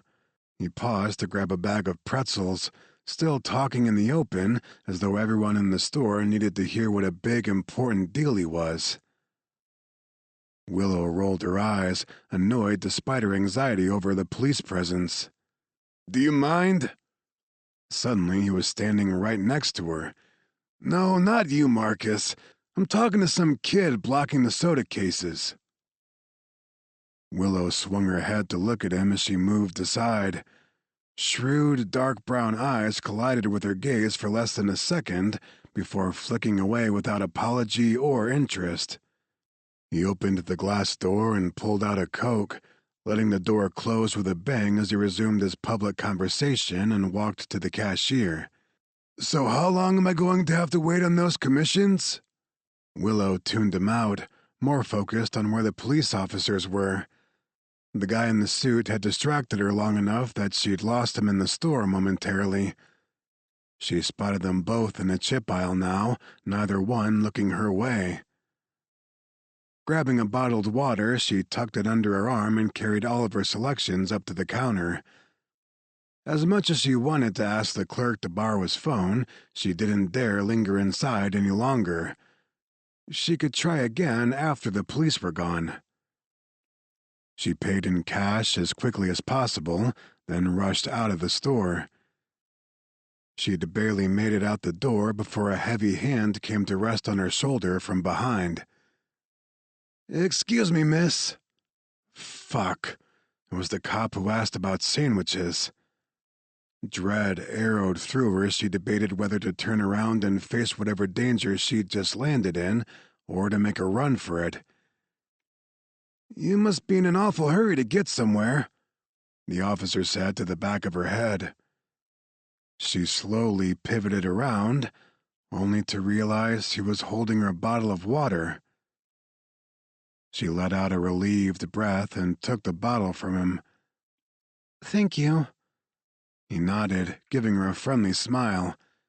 "Have a good day now." Her anxiety released like an outgoing tide as she watched the two cops get into their patrol car and drive away. Her paranoia was just that. God, she was a bundle of nerves. And she still had the challenge of finding a ride to Bangor, hopefully while it was still daylight. The sound of swiftly approaching footsteps came from somewhere to her left. "Hey, can you tell me how to get to Medway from here?" She swiveled her head to say she didn't know, and was stunned to realize it was the man in the suit. He was smiling, but there was no warmth in his dark eyes. He came closer to her, too close, and abruptly brought his hand up. Willow saw the gleam of a syringe needle flash in the sunlight before he jabbed it into the side of her neck. The world around her started going dark. Her legs gave out, but he held her up and started walking her toward his waiting vehicle. "Yeah, it's her," he said in a low voice into his Bluetooth. "I've got her contained. I'm bringing her in now, sir." Chapter 27. Razor peeled his eyes open with a groan. Pain seared him over most of his body, although the worst of what he'd endured had passed. Skin that had felt as if it were being flayed off his bones had knit back together, healing faster than normal, no doubt because of the benefit of Willow's blood living inside him now. The attic guest room where he lay was dark, the only light coming from the thin moon shining through the small window. He must have been unconscious and recuperating for hours. The last thing he recalled was Knox bringing him back to the house and helping him up the stairs after the ultraviolet rays had nearly smoked him on the road. Now the sounds of conversation downstairs, two deep male voices talking with Knox and what sounded like a pair of females as well, helped shake off the last of his grogginess. He recognized one of the male voices. The Siberian-accented growl could belong to none other than Nikolai, a breed Warrior Razor had spoken with from time to time over the years, and the leader of the Montreal Command Center. The order team was in Paris Falls. Razor sat up slowly on the bed, a move that sapped more of his strength than he wanted to admit. Swinging his legs over the edge of the mattress, he paused to simply focus on breathing. His head pounded. The soft, pale moonlight felt as bright as a strobe to his scorched retinas. Everywhere his skin had been exposed to sunlight earlier that day felt as if it had been dipped in an acid bath. But it was the unsettling, persistent silence in his heart and his very being that disturbed him the most. The internal quiet chilled him all the way to his marrow. Part of him felt almost untethered, as if a crucial piece of his soul had gone adrift while he was sleeping. Oh, fuck. Willow. He vaulted to his feet, ignoring the excruciating protests of his injured body. His steps dragged as he made his way out of the guest room, then shakily down the attic steps to the main floor of the house. He found everyone gathered in the living room. Lenny was seated on one of the cushioned chairs, Knox standing at her side. Nikolai and his leather-clad, ebony-haired breedmate, Renata, sat on the sofa next to another couple from the Order. Although Razor had never met Order Commander Sterling Chase or Tavia Fairchild, the rare breed female Chase had taken as his mate, Razor knew enough about the Order's power couple from Boston to realize who they were. As he approached, the group was talking about Serenacure and the doctor whose initial experimentations had been the basis for UWSI's newer insidious purpose for the formula. As soon as we heard Henry Lewis's sick chemical cocktail was back in circulation, we wanted to see the flash drive for ourselves, Sterling Chase was saying, his hand locked around Tavia's. Far as I'm concerned, that formula is a declaration of war. Lucan and the rest of the Order are in agreement, too. The warrior's words cut short as he, along with everyone else in the room, saw Razor. Based on the looks he was getting, he realized he had to look like death warmed over. Possibly not even that good. She's gone. The statement sounded flat in his scorched throat, but inside it was a tempest of exploding fury. Something's happened to Willow. I can hardly feel her anymore. Knox's face went grave with alarm. You don't mean she's not dead, Razor cut back in. No, thank fuck, she hadn't been killed, but something had changed drastically in the time he'd been unconscious. My bond with her, it's muffled. Something's dulling the connection. The group from the Order exchanged confused, concerned glances. Nikolai stood up, staring at Razor in question. You and this female are mated? Long story, Razor growled. I drank from Willow today even though I had no right. Nico gave a somber nod, a grim sort of sympathy in his icy blue eyes. Where is she? As soon as she realized I'd been lying to her about something, she left. We don't know where she's gone, Knox added. Near as we can guess, she hitched a ride with a freezer delivery truck driver. She could have been on the interstate within a couple of hours after leaving here. She's in danger, Razor snarled. I can feel it. I have to find her. The rest of the Order members rose, Chase glancing at Nikolai. It's going to be a needle in a haystack trying to locate her. She could be anywhere by now. I don't give a fuck how far I have to go, Razor muttered. I'm not going to rest until she's safe. Sterling Chase rested a hand lightly on Razor's shoulder. I know, and you don't have to do it alone. Don't think any of us are unaware of how often you've lent a hand to the Order over the years without asking for anything in return. Whatever we can do to help now, you've got it. Me too, brother, Knox added. We're all in this together. The unexpected support shouldn't have hit him so hard, yet it did. After being born and bred for nothing but destruction and evil, he'd tried to live his life doing the right thing, helping good people, using his skills to make the world a little better. Now, feeling it come back to him like this at a time when he needed help the most was almost more than he could process. He gave his friends a stiff, uncomfortable nod. It was all he could manage by way of expressing his profound gratitude.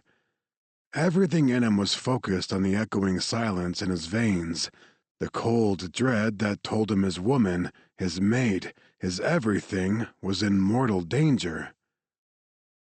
"They've got her," he said, his voice scraping like gravel in his throat. "They've done something to her. I can feel it." Nikolai glanced at Chase. "Too bad Lars and Simon Scrolly are already dead. We could have shaken those trees for information." It was Tavia who answered. "Then we go straight to UWSI instead." Her eyes flashed with amber light, and behind her lips the sharp points of her fangs gleamed. "I'd personally love to get my hands on the sick fucks who think they can profit off genocide against the breed."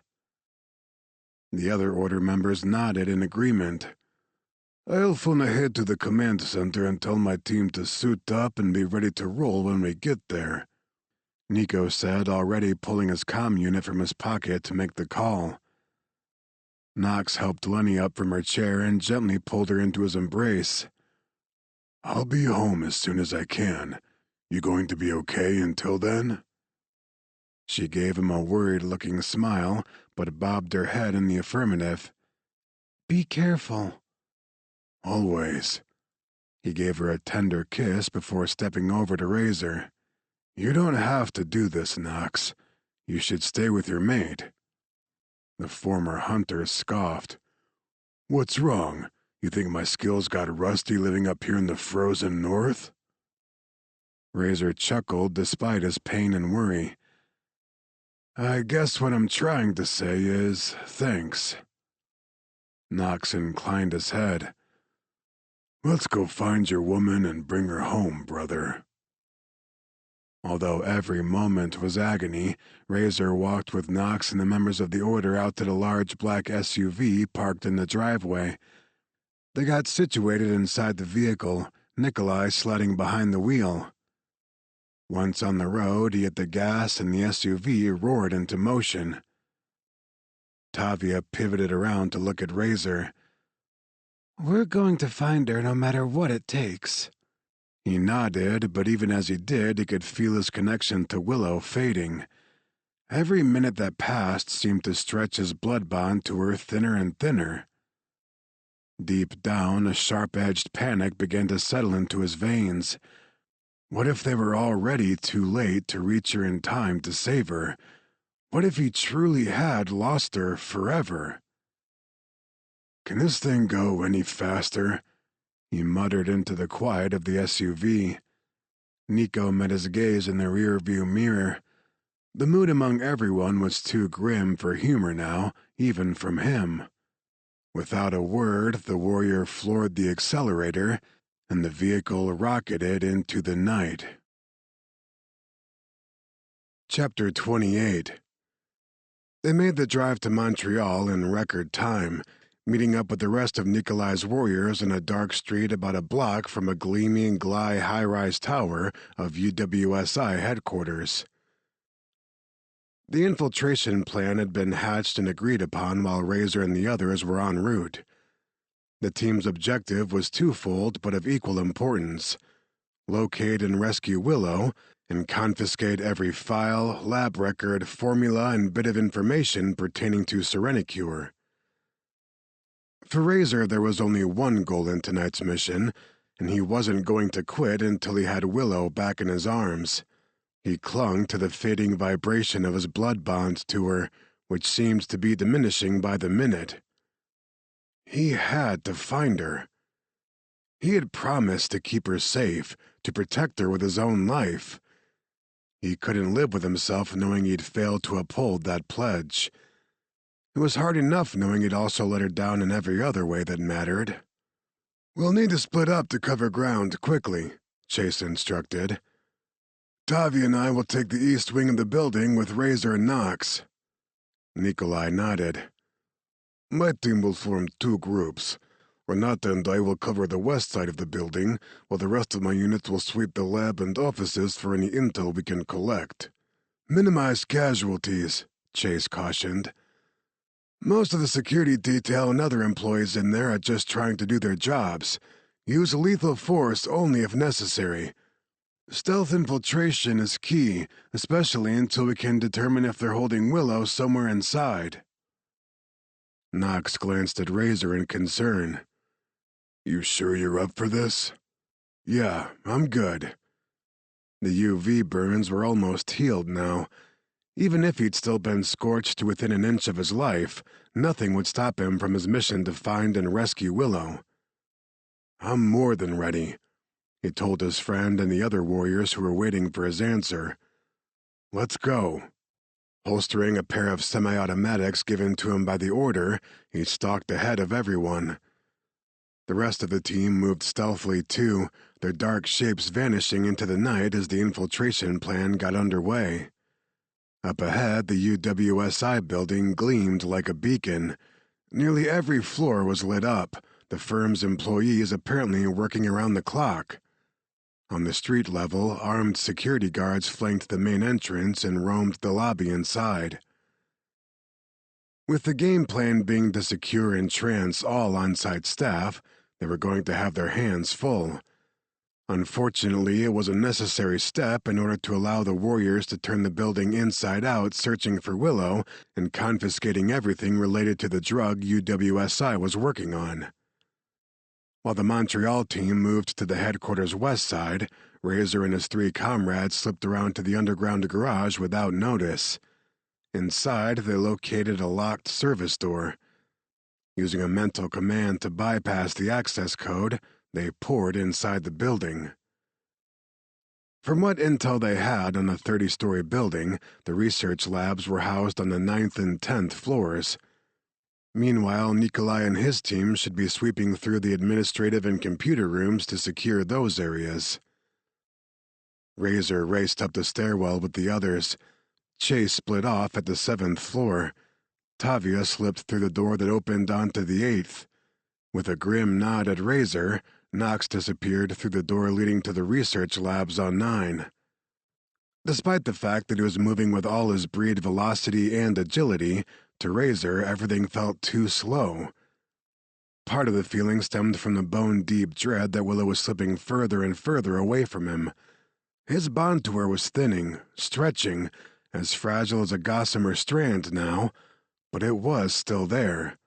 She was still alive. And unless his UV-scorched mind was playing tricks on him, she wasn't far from where he stood now. She was somewhere in this building. "I'm coming for you," he whispered under his breath. "Hang on, baby. Don't give up. I'm going to find you." He stepped onto the 10th floor from the stairwell door. Bright lights illuminated the hospital-like area full of white tile floors, stainless steel medical equipment, and room after room of laboratory workers and humming electronics. The sterile, repulsive sight was so reminiscent of his own upbringing, he could hardly contain his rage. A security guard posted near the entrance spotted him and made the mistake of raising a service weapon at him. In a blur of motion, Razor had his hands around the man's neck and poised to snap it. Recalling Chase's instructions about stealth and limited casualties, he tranced the guard instead and let his unconscious body slide to the tiled floor.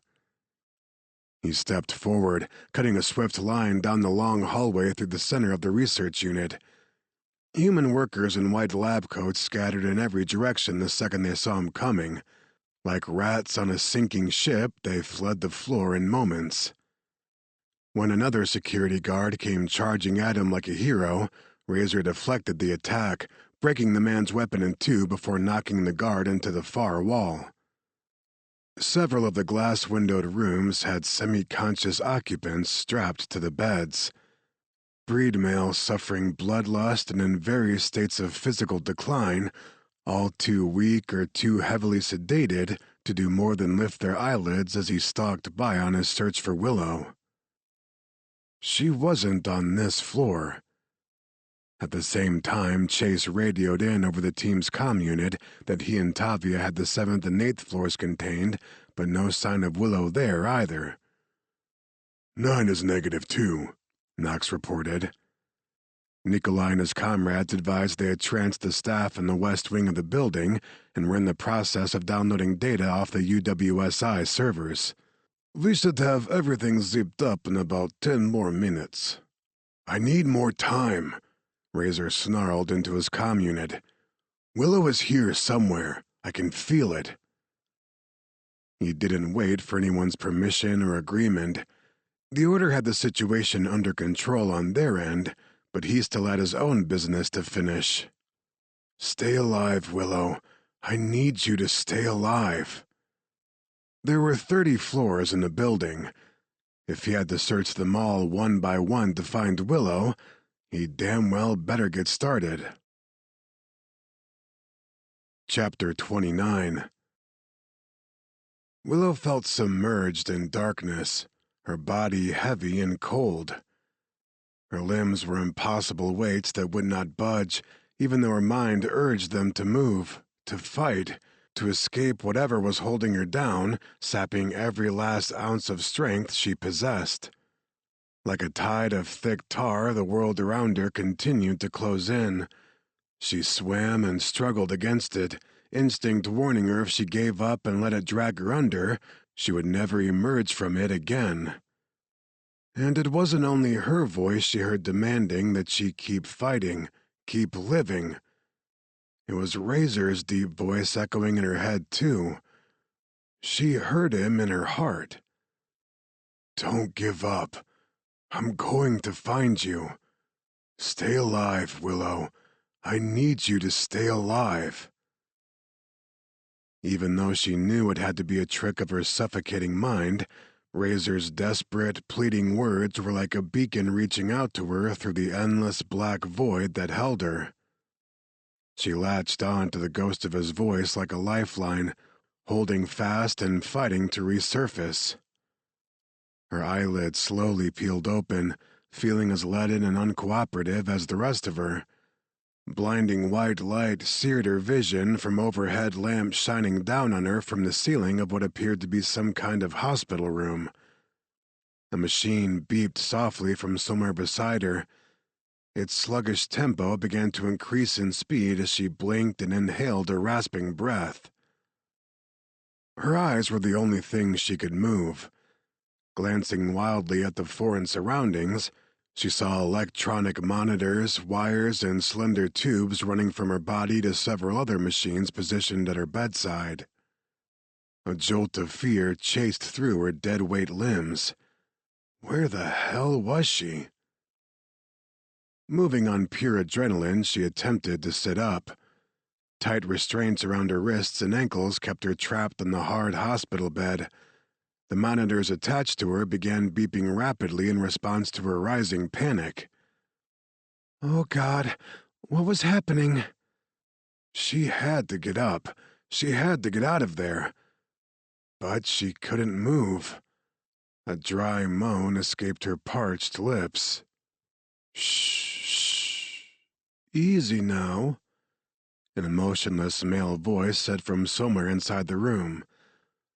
There's no cause for alarm, Miss Valcourt. Like hell there wasn't. She fought against her restraints now, using precious energy in a frantic, futile effort to break free. The man in the room with her moved closer to the bed, peering down at her with objective calm. Cocking his head, he studied her as though she were no more significant than an insect caught on the head of a pin. We're nearly finished now, he said pleasantly. He was an older man, likely in his late 40s. Beneath his white lab coat, he wore an expensive-looking suit and a crisp white shirt. His dark hair was streaked with gray and thinning on top, his saggy jaw covered in a neatly trimmed salt and pepper beard.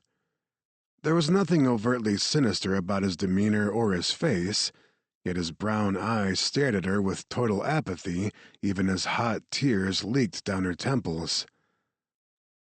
I've kept you heavily sedated since you arrived, he told her.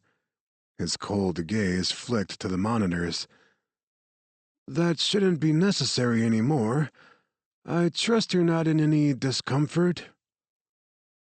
She tried to curse at him, but the sound that came out of her was pathetic even to her own ears. Who the fuck was he? Where was this place? How long had she been here? Was there anyone else around to hear her, even if she could manage to scream for help? A shudder started in her bones and traveled the length of her body and limbs. The room seemed to be getting colder by the moment. Her teeth began to chatter behind her cracked, dry lips. The man released a sigh as he gazed down at her on the bed. "You're cold because you've lost a great deal of blood.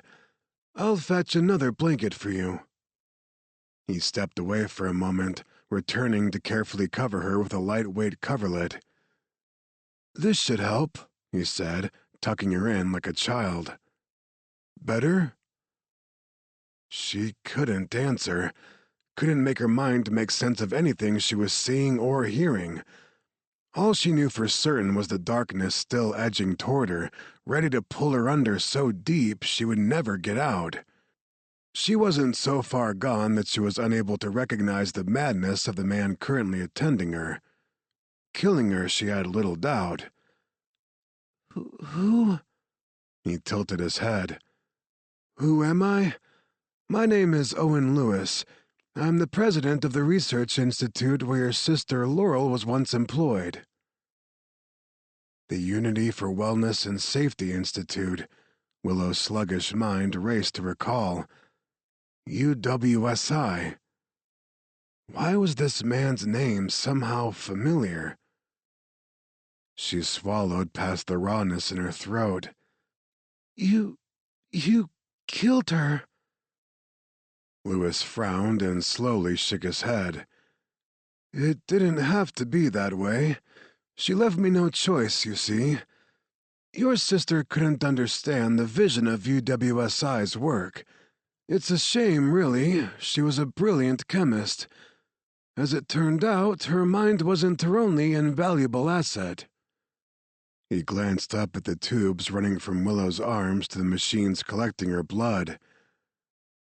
"I assume Laurel told you about her work on the Serenacure project? About the formula for Serenacure L?" Willow struggled against her restraints again, but the bindings held fast. "Let me go." He gave her a pitying smile. "Oh, I'm afraid it's too late for that. You're almost drained now."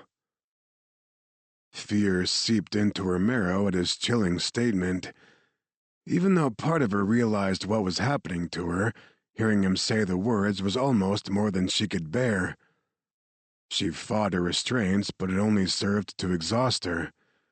"You know, as disappointed as I was with your sister, I didn't want to have her killed. I didn't particularly want to have Theo Collier killed either, but the two of them colluded together to sabotage the Serenacure project. They could have ruined everything, and that breach of trust could not go unmet." Willow closed her eyes, appalled to hear her sister's murderer speak so casually about what he'd done to both Laurel and Theo. "They thought they were so clever, the two of them, stealing research, corrupting formulas, destroying data that would take years to recreate." Lewis shook his head. "Your sister could have saved easily thousands of human lives through her formula for Serenacure L. Her blood was the missing piece to a final cure for the global problem of the breed. It's something we've been trying to develop for decades, starting with my father's work some 20-odd years ago." His father? And then it dawned on her, the reason his name sounded vaguely familiar. Owen Lewis was Dr. Henry Lewis's son. The same Dr. Lewis whose research Laurel had mentioned was the starting point for the Serenacure project. The same Dr. Lewis that Razor had said once served an even bigger monster named Dragos. "My father never got the chance to develop his work to its fullest potential. If he had, he might have eradicated the breed from existence long before now.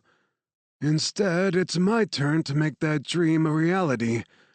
I couldn't allow your sister or her boyfriend to stand in my way." Willow's shallow breath raced as he spoke. Owen Lewis was mad, clearly. He was a homicidal lunatic, and because of her stupid pride being wounded by Razor's rejection, she had walked right into this maniac's hands today.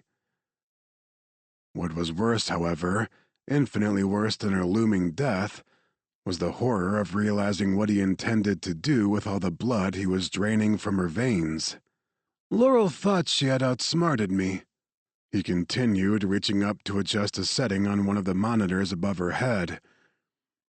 "She thought she had destroyed all of the Serenicurel specimens, but we still had a small sample in reserve. Enough that we didn't need to bother a traitorous colleague who should have known better than to bite her master's hand. We were working to synthesize Laurel's blood so we could begin manufacturing the formula on a larger scale when it came to our attention that she had an identical twin." He smiled a serpent smile. "Such a fortuitous discovery, don't you think? Your blood is about to save UWSI a great deal of effort, time, and money. Eventually, it will also return our planet to where it belongs, under human control. Your blood and Serenicure will finally mean the end of the breed on Earth." Rage erupted inside her. As futile as it was, she bucked and thrashed against the leather restraints pinning her down. The monitors bleated in protest as her heart rate spiked and adrenaline surged through her veins in what was likely a last burst of energy.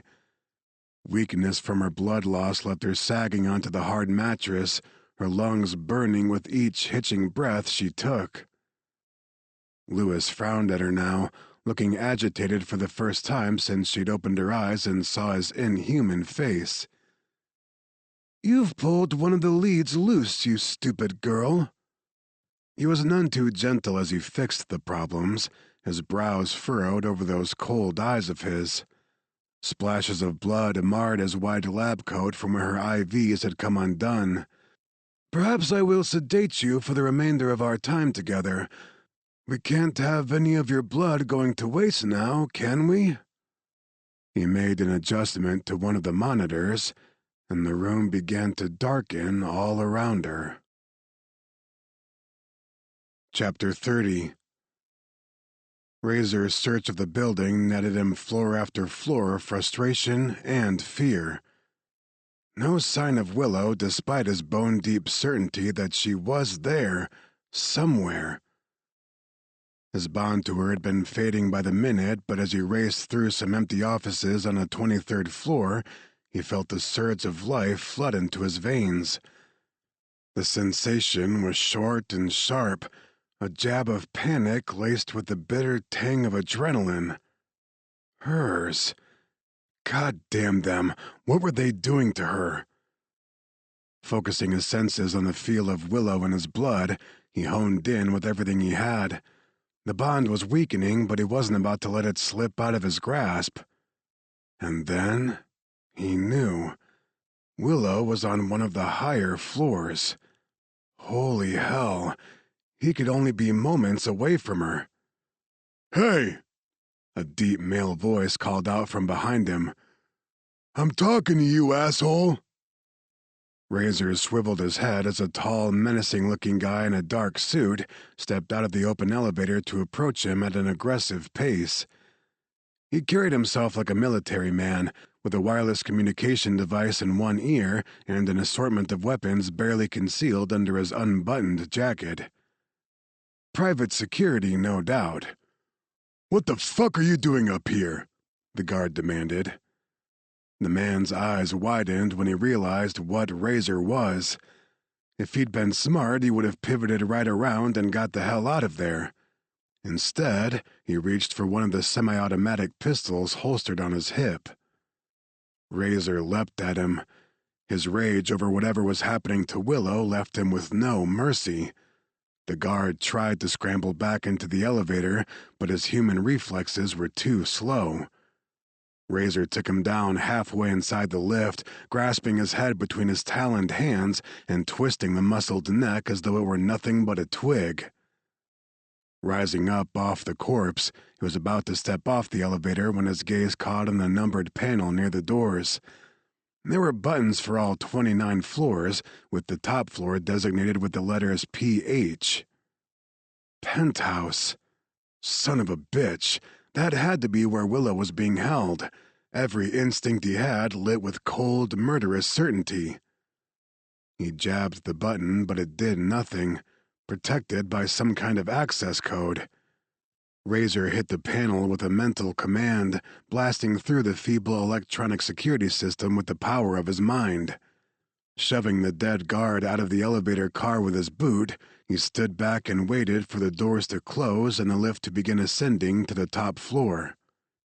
He sensed the presence of more armed security personnel even before the elevator opened into the foyer of a lavish penthouse. 2 hulking guards gaped with shock as they spotted him. Like their comrade, they grabbed for their weapons as if bullets would stop him. The fact that he was breed was enough to render the pair walking dead men. His determination to reach Willow made Razor something far worse than lethal. With fangs bared and talons out, he took down both guards in less than seconds. His boots moved silently over the polished wood and tile of the penthouse. Whoever it belonged to must have felt he was secure enough with just a handful of heavily armed men to safeguard him in his massive private office and living space at the top of the corporate tower. It would have taken more than a full-scale army to keep Razor from Willow. He was so close to her location now, his veins throbbed. Rounding a corner in the art-lined corridor of the sprawling residence, he came upon a closed steel door at the far end of the hallway. He stalked toward it, rage building like an inferno inside him.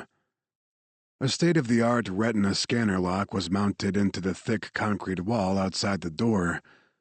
Razor didn't even bother to short-circuit the panel. Seizing the door handle, he tore the reinforced steel panel from its hinges with his bare hands and tossed it behind him. A man stood inside what appeared to be a private hospital examination room. He was wearing a blood-spattered white lab coat, a look of utter disbelief on his face as Razor took a step through the gaping hole. But for all the man's shock, he was still managing to hold a scalpel against Willow's neck as she lay semi-conscious on a hospital bed near where he stood. "Don't come any closer," the middle-aged human warned. The sharp edge of his blade gleamed under the cold white light shining down on Willow's diminished form. Razor growled, flexing his talon-tipped fingers.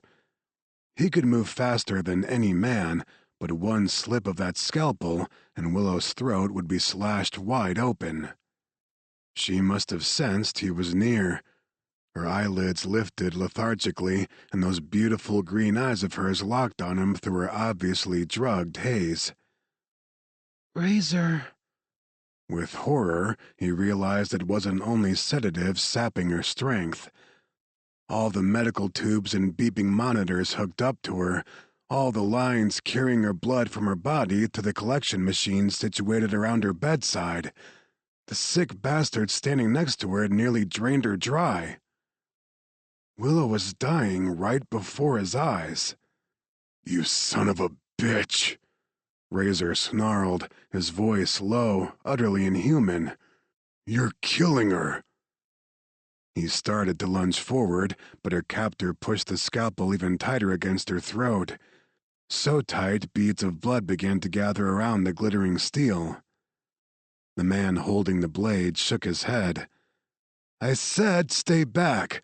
You may have stormed your way in here, but this is my domain. You and your kind have had your reign for long enough.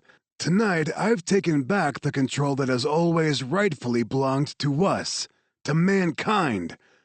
What my father was prevented from completing, finally I have finished." Insanity crackled in the man's gaze, but his words started fitting together like a jigsaw puzzle in Razor's mind. "Your father was Henry Lewis. Dr. Henry Lewis, he corrected with a jut of his bearded chin. He was a great man, a brilliant physician whose work would have changed this world for the better. Your father was a genocidal piece of shit who deserved to die. So are you. He laughed at the threat. Even if you kill me, you can't stop my work. UWSI is finished, Razor informed him. Your lab downstairs, your computers, all of your research and formulas, it's gone now. You've lost control of your entire operation tonight. Serenacure will never see the light of day. Neither will you. Finally, a crack in the man's veneer of confidence. He flinched, and the momentary inattention to the scalpel he held was all the opportunity Razor needed. Moving so fast it was nothing but a blur of motion, he pounced on Willow's captor. Talons flashing like black blades, he tore the human apart and flung his shredded corpse to the other side of the room, as far away from Willow as possible. Going to her bedside, all his focus, all his concern, was centered on her. Retracting his talons, he tenderly stroked her clammy brow. "Love, can you hear me? You're safe now, Willow." He wasn't sure he believed that, though he desperately wanted to. She looked so weak, so pale. Fuck, her skin was so damned cold beneath his blood-stained fingertips. "Willow, sweetheart, please, open your eyes." Moaning softly, she did as implored, though it clearly wasn't easy for her. Razor. "That's right, it's me. I've got you now." He started unfastening the restraints on her ankles. "I'm going to get you out of here, baby. I'm going to make this right, I promise." Moving to the leather straps shackled around her wrists, he worked impatiently to free them. Next, he got to work disconnecting all of the medical machinery. Emotion swamped him as he unhooked her from the wires and tubes and leads. He didn't know he was capable of the kind of raw anguish he felt seeing her like this, or the terror he knew at the idea that even after all of this, he could still lose her. "Don't you leave me, Willow," he told her urgently. "It nearly killed me when I realized you had left earlier today. When I realized I was to blame." No, she whispered, her head moving side to side on the pillow. Her eyes were open, but only barely, yet he could not mistake the ferocity shining in them. not your fault. Yes, it was. He bent his head toward hers, gently caressing the side of her face. "I know why you left. I know you saw that drone footage of Laurel's cabin. I know what you must have thought." He cursed under his breath. "I should have told you Theo had asked me to watch over the cabin for him. I should have explained everything to you right up front, including the fact that I fell in love with you from the moment I first saw you drive up that mountain. You, Willow. There was never anyone else for me in all the time since. Only you." A sob caught in her throat as she looked up at him. "I know what you must have thought," he said, still loathing himself for the pain he caused her. "What you need to know is I love you, Willow. I always will." She sighed softly, her eyes drifting closed. A peace settled over her, but all it stirred in Razor was bone-chilling alarm. Her color was fading toward a terrifying shade of blue. He took her hand between his and tried to rub some warmth into her. "Willow?" She didn't respond. Carefully, he lifted her toward him and held her close. She was limp in his arms, slipping away with every shallow breath she took.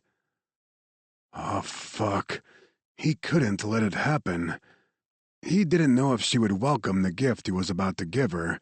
It should be her choice to make, not his. He had already taken her bond when it hadn't truly belonged to him.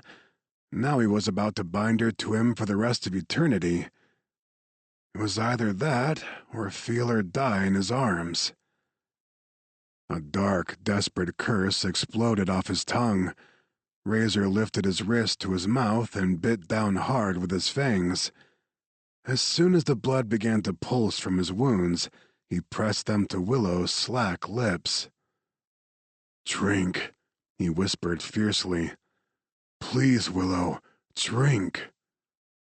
Her tongue swept lightly against his wrist. Then again. She took a deeper breath, a quiet moan vibrating her body. When her tongue came back for another taste of him, her lips fastened over his punctures. She drank, one small sip, then a bigger one. Relief surged through him as she began to drink from him in great, hungry gulps. "Yes," he coaxed her. "That's it, love. Drink some more. Drink as much as you need." Chapter 31. At the first taste of Razor's blood, the thick black tide that had been clawing at her so determinedly recoiled, shrinking back under the power surging into her as she drank.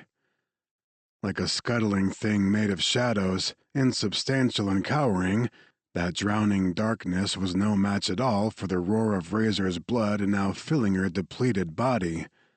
His strength was hers, feeding her cells and organs, replenishing the life force that had been drained from her. Razor's words in the moments before he gave her his wrist continued to echo through her senses. He didn't long for her sister or anyone else. He loved her. He had from the start. He loved her now and always would. His words had been such a balm to her, she'd clung to them as he'd said them, ready to give in to the black tide of a sleep she knew she'd never wake from. Instead, she felt herself coming back to life stronger than ever before. All because of him. Because of the blood bond that now connected him to her mind, body, and soul. She felt his love for her through the bond, a force even more immense than the vitality she felt surging into every cell and fiber of her being. Razor loved her with the same fathomless depth of caring she felt for him. It was unbreakable, eternal. Willow opened her eyes and found his golden gaze locked on her, filled not only with that love but with deep concern and regret. "You're going to be all right now," he told her softly, his voice low and raspy with emotion. "You're alive, Willow. You're safe." She wanted to say something to him, too.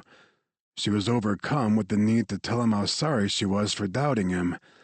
She needed him to know she'd heard everything he said to her and that she would never doubt him again.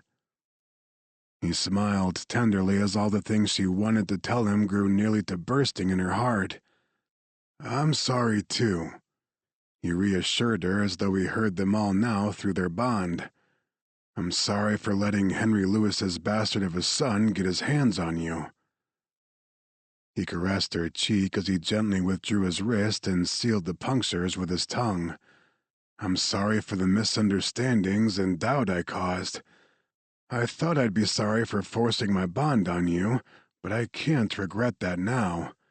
You're alive, and I would have done anything in my power to save you." The rawness of his admission brought tears to the backs of her eyes. She could never regret their bond either. Licking her lips to savor every last drop of his life-giving blood, she slowly shook her head. Her strength returning tenfold, she sat up on the bed and held his remorseful gaze. "You saved my life, Razor. Not just a few moments ago, or back in Colorado, or at St. Anne's." She reached up to him, tracing the hard line of his jaw. "I never realized I'd spent my whole life hiding and running, not from any one person, but from life, from feeling anything for anyone, from allowing myself to love." He cursed reverently under his breath. "I'd been living the same way. Then I saw you for the first time on my surveillance feed. Nothing was the same for me after that moment. She smiled, nearly overcome by her feelings. When I found that drone footage, all my old fears came pouring back in again. I thought it proved I was a fool for opening my heart to you. I did the only thing I knew how to do. I ran away from it. I should have believed in you, Razor. I should have believed what I knew in my heart to be true about you. You're a good man. I'm the one who's sorry. Sorry I didn't trust you. Sorry my actions might have allowed Owen Lewis and UWSI to carry out their awful plans. Razor cupped her face in his strong yet infinitely gentle hands. Neither he nor UWSI will ever hurt anyone now. The only thing that matters to me is that I'm holding you in my arms again. I love you so damn much, Willow. You're my everything. A sob broke from her throat. I love you too. Drawing her into his embrace, Razor kissed her with all the devotion she could feel flowing between them through their blood bond. She didn't want to let go, not ever. She didn't want this hard-won kiss to end after everything they'd had to fight through in order to have it. They were still wrapped in each other's arms when the sounds of fast-approaching footfalls filtered in from the corridor outside the breached examination room. Razor drew away from her at once and pivoted to face the disruption, ever the warrior prepared to defend what was his. His stance relaxed almost immediately as two large breed males in black combat gear appeared on the other side of the hole he'd made in the doorway. So much for stealth and limited casualties. The big male with short blonde hair and a Russian-sounding accent remarked with an ironic grin, stepping inside and glancing at Owen Lewis's savaged corpse. Looks like that asshole had it coming. He did, Razor replied.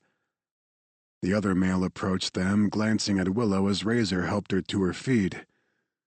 You must be Willow. I'm Sterling Chase, and this is my mate, Tavia, he said, gesturing to the beautiful breed female who now entered the room behind him.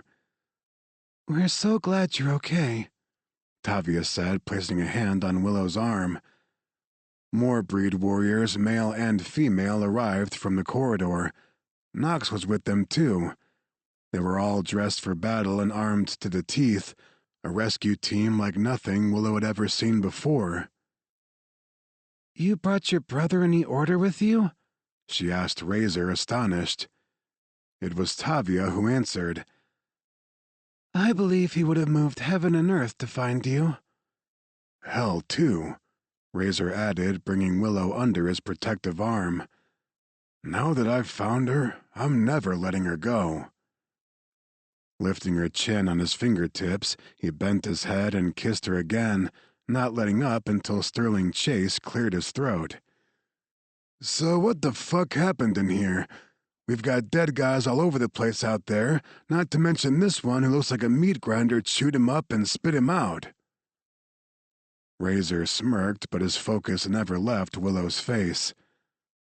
I'll fill you in later. Right now, I just want to get my maid out of this place. Tavia smiled. That sounds good to me, too. Sterling Chase rested his hand on Razor's shoulder. Luke and Thorne is going to want a debrief from all of us, the two of you as well. I can't overstress how grateful the Order is to have Laurel's flash drive under our protection. We've also confiscated everything on site related to Serenacure. No part of that project will ever be used to hurt anyone now. Willow exhaled, relieved to her marrow. None of this would bring her sister back, but there was some measure of peace in knowing that Laurel's death hadn't been in vain after all. Willow and Razor, along with these warriors from the Order, had avenged her twin and Theo in the best way possible. Sterling Chase's approving gaze moved from Razor to her now. There's no telling the number of lives that have been spared tonight. I'm sorry it came at the cost of your sister, but I know I can speak for Luke and Thorne and the rest of my brethren when I say that you will always have family in the Order. Thank you, she whispered, humbled at the thought. "That goes for you as well, Razor." Chase extended his hand to him with a solemn smile. As the two breed males shook hands, a chorus of voices from the other warriors, male and female, joined together all around them. "You honor us well." One by one, the warriors and Nox each approached to offer praise and kind words. Willow had never felt so showered with warm regard, all of it made even sweeter because of the love she and Razor were finally brave enough to express to each other. She didn't know what the future held for them now, or where it might take them. She only knew she wanted to spend that future at Razor's side. He was her family now. He was her home, the only true north she would ever need. And in her heart, down to her marrow, she knew that she was that true north for him, too. With hands linked and their blood bond glowing with power between them, she and Razor walked out alongside their friends, leaving the night's horror and carnage behind them forever. Epilogue, 3 months later. "It's almost time," Razor called out to Willow, glancing at the big antique grandfather clock in the foyer of the little farmhouse. The sweater she had convinced him to put on tonight scratched at his neck and was a hell of a lot less comfortable than the black t-shirts and leather he preferred, but he wasn't about to complain. If seeing him wear it brought Willow joy, then he was happy to oblige. Well, maybe happy was a bit of a stretch. Pacing as he waited for her, he ran his finger inside the collar and tried to avoid catching his reflection in the large mirror in the hallway. Just because he agreed to wear it didn't mean he wanted to see himself in it. Careful footsteps on the stairs leading down from the bedrooms on the second floor drew his attention as Willow descended. The instant he saw her, all the breath in his lungs leaked out of him on a stunned sigh. Not that he should ever be surprised by his breedmate's beauty, but tonight she looked particularly gorgeous. Everything male in him ignited with approval. Holy hell! She stepped off the last stair and did a little spin for him. "Do I look all right?" He could hardly speak for what the sight of her was doing to him. "You look incredible." She wore a red satin dress that had tiny gold beads and sparkly embroidery sewn onto it. The skirt was short and full, topped by a form-fitting bodice that accentuated her small waist and delectable breasts. Although she usually favored cowgirl boots, tonight she wore towering high heels that made her legs seem to go on forever. Her thick, dark hair was gathered into a soft updo with random loose tendrils that curled along her face and the smooth column of her neck. The only jewelry she wore was the half-heart pendant necklace she never took off. Laurel's matching charm joined hers on the chain that hung suspended between Willow's breasts. Anxiously, she reached up to her naked earlobes. "I have earrings upstairs. Do you think I should put them on?" Razor slowly shook his head and walked toward her. "You look absolutely perfect just the way you are." She beamed, then her gaze drifted to what he was wearing, and she let out a small giggle. "You look so amazing." He frowned. "I think you mean ridiculous." Holding his arms out, he let her see the full spectacle of the hideous red and green Christmas sweater. As if the colors weren't bad enough, it also had a giant Santa head appliqued to the front, accented with sequined snowflakes and ho-ho-ho embroidered across the top. Willow's giggle became a brief fit of laughter. Throwing her arms around his neck, she rose up on her toes and kissed him. "Don't worry, you won't be the only one in a Christmas sweater. Lenny convinced Knox to wear one, too." Razor chuckled at the thought. "Now that is something I need to see." His brother and Lenny were bringing their 2-month-old baby boy, Caleb, along with Shannon and Riley. Several couples from the Order had accepted their invitation to Parish Falls tonight, too, as had his Hunter brothers from Florida and their mates. Now that it was actually happening at any minute, Razor wasn't sure he was ready for the merging of his former life and this new one he was making with Willow. Never mind the fact that he would be doing so dressed in a Santa sweater. Willow smiled at him. Would it help if I tell you I also think you look totally sexy? It might, he grumbled. Maybe you should show me what you think instead. We have guests on the way, she playfully reminded him. When he groaned in protest, she kissed him again, then took him by the hand and led him into the living room. Like the rest of their cozy home, this room was decked in full holiday style too. Decorated greenery draped the fireplace mantel and window frames. The large pine Razor had chopped down from the wooded acreage behind the house a couple nights ago stood as the centerpiece of the room. Now it was full of glittering ornaments, garlands, and tiny lights. Underneath the tree were beautifully wrapped gifts, handcrafted pottery Willow had made for everyone who was coming to celebrate with them tonight. And outside, a light snowfall had kicked up a couple hours ago, delicate flakes pattering against the window and swirling merrily in the cold of the North Maine woods. It was all like something out of a festive dream, all of it Willow's doing. She'd never had a proper Christmas, and Razor was glad he could be part of the magic he saw dancing in her eyes as she drank it in with him. She turned to him, a watery smile in her eyes. Isn't it beautiful? He nodded, his gaze trained only on her, his woman, his mate, and in 6 more months, the mother of his child. I've never seen anything more beautiful in my life. Razor gathered her into his arms, dropping a kiss on the top of her head. If he had his way, he'd like to hold her like this all night, just feeling her breathing against him, her joy and contentment bringing him a peace he'd never dreamed could exist, at least not for someone like him.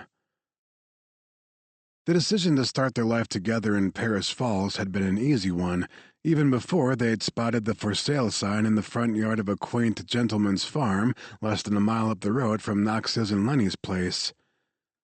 Willow loved having horses, goats, and chickens to care for, and Razor loved that he was able to convert one of the heated barns out back into a dedicated pottery studio for her. He supposed he might get the itch to return to action one day, but if Knox had been able to find his own rhythm living off the grid in the North Maine woods, Razor probably could too. Besides, come spring, the two of them would be keeping busy installing a white picket fence around Razor and Willow's front yard. Razor smiled to himself and held her a little closer, both of them watching the twinkling lights on the tree and the snow falling outside while they waited for their friends and family to arrive. Willow had told him that he'd saved her, not only physically, but saved her from a life of hiding and running from her emotions. The truth was, she had saved him. She had healed him far more than his blood had healed her that awful night in Montreal. She had made him whole. She had given him a place in her heart, somewhere he finally felt safe too. She had given him the only home he would ever need. Right here, with Willow beside him, forever. This concludes Guardian of Darkness by Lara Adrian, narrated by Stephen Bourne. Copyright 2023 by Lara Adrian. This unabridged audiobook is published by arrangement with Lara Adrian and was produced in the year 2024 by Tantor Media Incorporated, a division of Recorded Books, which holds the copyright thereto. Please visit tantor.com for more information on our growing library of unabridged audiobooks.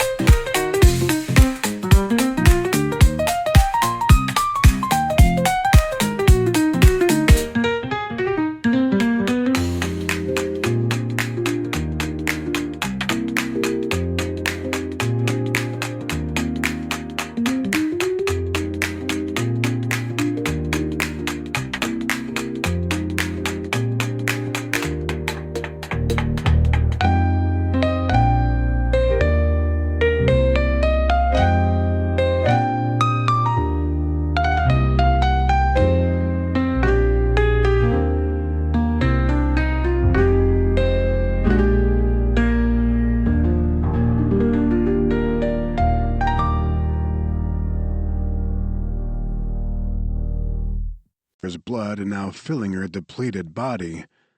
His strength was hers, feeding her cells and organs, replenishing the life force that had been drained from her. Razor's words in the moments before he gave her his wrist continued to echo through her senses. He didn't long for her sister or anyone else. He loved her. He had from the start. He loved her now and always would. His words had been such a balm to her, she'd clung to them as he'd said them, ready to give in to the black tide of a sleep she knew she'd never wake from. Instead, she felt herself coming back to life stronger than ever before. All because of him. Because of the blood bond that now connected him to her mind, body, and soul. She felt his love for her through the bond, a force even more immense than the vitality she felt surging into every cell and fiber of her being. Razor loved her with the same fathomless depth of caring she felt for him. It was unbreakable, eternal. Willow opened her eyes and found his golden gaze locked on her, filled not only with that love but with deep concern and regret. "You're going to be all right now," he told her softly, his voice low and raspy with emotion. "You're alive, Willow. You're safe." She wanted to say something to him, too. She was overcome with the need to tell him how sorry she was for doubting him. She needed him to know she'd heard everything he said to her and that she would never doubt him again. He smiled tenderly as all the things she wanted to tell him grew nearly to bursting in her heart. "I'm sorry, too," he reassured her as though he heard them all now through their bond. "I'm sorry for letting Henry Lewis's bastard of a son get his hands on you." He caressed her cheek as he gently withdrew his wrist and sealed the punctures with his tongue. "I'm sorry for the misunderstandings and doubt I caused. I thought I'd be sorry for forcing my bond on you, but I can't regret that now. You're alive, and I would have done anything in my power to save you." The rawness of his admission brought tears to the backs of her eyes. She could never regret their bond either. Licking her lips to savor every last drop of his life-giving blood, she slowly shook her head. Her strength returning tenfold, she sat up on the bed and held his remorseful gaze. "You saved my life, Razor. Not just a few moments ago, or back in Colorado, or at St. Anne's." She reached up to him, tracing the hard line of his jaw. "I never realized I'd spent my whole life hiding and running, not from any one person, but from life, from feeling anything for anyone, from allowing myself to love." He cursed reverently under his breath. "I'd been living the same way. Then I saw you for the first time on my surveillance feed. Nothing was the same for me after that moment." She smiled, nearly overcome by her feelings. "When I found that drone footage, all my old fears came pouring back in again. I thought it proved I was a fool for opening my heart to you. I did the only thing I knew how to do. I ran away from it. I should have believed in you, Razor. I should have believed what I knew in my heart to be true about you. You're a good man. I'm the one who's sorry. Sorry I didn't trust you. Sorry my actions might have allowed Owen Lewis and UWSI to carry out their awful plans." Razor cupped her face in his strong yet infinitely gentle hands. "Neither he nor UWSI will ever hurt anyone now. The only thing that matters to me is that I'm holding you in my arms again. I love you so damn much, Willow. You're my everything." A sob broke from her throat. "I love you too." Drawing her into his embrace, Razor kissed her with all the devotion she could feel flowing between them through their blood bond. She didn't want to let go, not ever. She didn't want this hard-won kiss to end after everything they'd had to fight through in order to have it. They were still wrapped in each other's arms when the sounds of fast-approaching footfalls filtered in from the corridor outside the breached examination room. Razor drew away from her at once and pivoted to face the disruption, ever the warrior prepared to defend what was his. His stance relaxed almost immediately as two large breed males in black combat gear appeared on the other side of the hole he'd made in the doorway. "So much for stealth and limited casualties," the big male with short blonde hair and a Russian-sounding accent remarked with an ironic grin, stepping inside and glancing at Owen Lewis's savaged corpse. "Looks like that asshole had it coming." "He did," Razor replied. The other male approached them, glancing at Willow as Razor helped her to her feet. "You must be Willow. I'm Sterling Chase, and this is my mate, Tavia," he said, gesturing to the beautiful breed female who now entered the room behind him. "We're so glad you're okay," Tavia said, placing a hand on Willow's arm. More breed warriors, male and female, arrived from the corridor. Knox was with them, too. They were all dressed for battle and armed to the teeth, a rescue team like nothing Willow had ever seen before. "You brought your brother in the order with you?" she asked Razor, astonished. It was Tavia who answered. "I believe he would have moved heaven and earth to find you."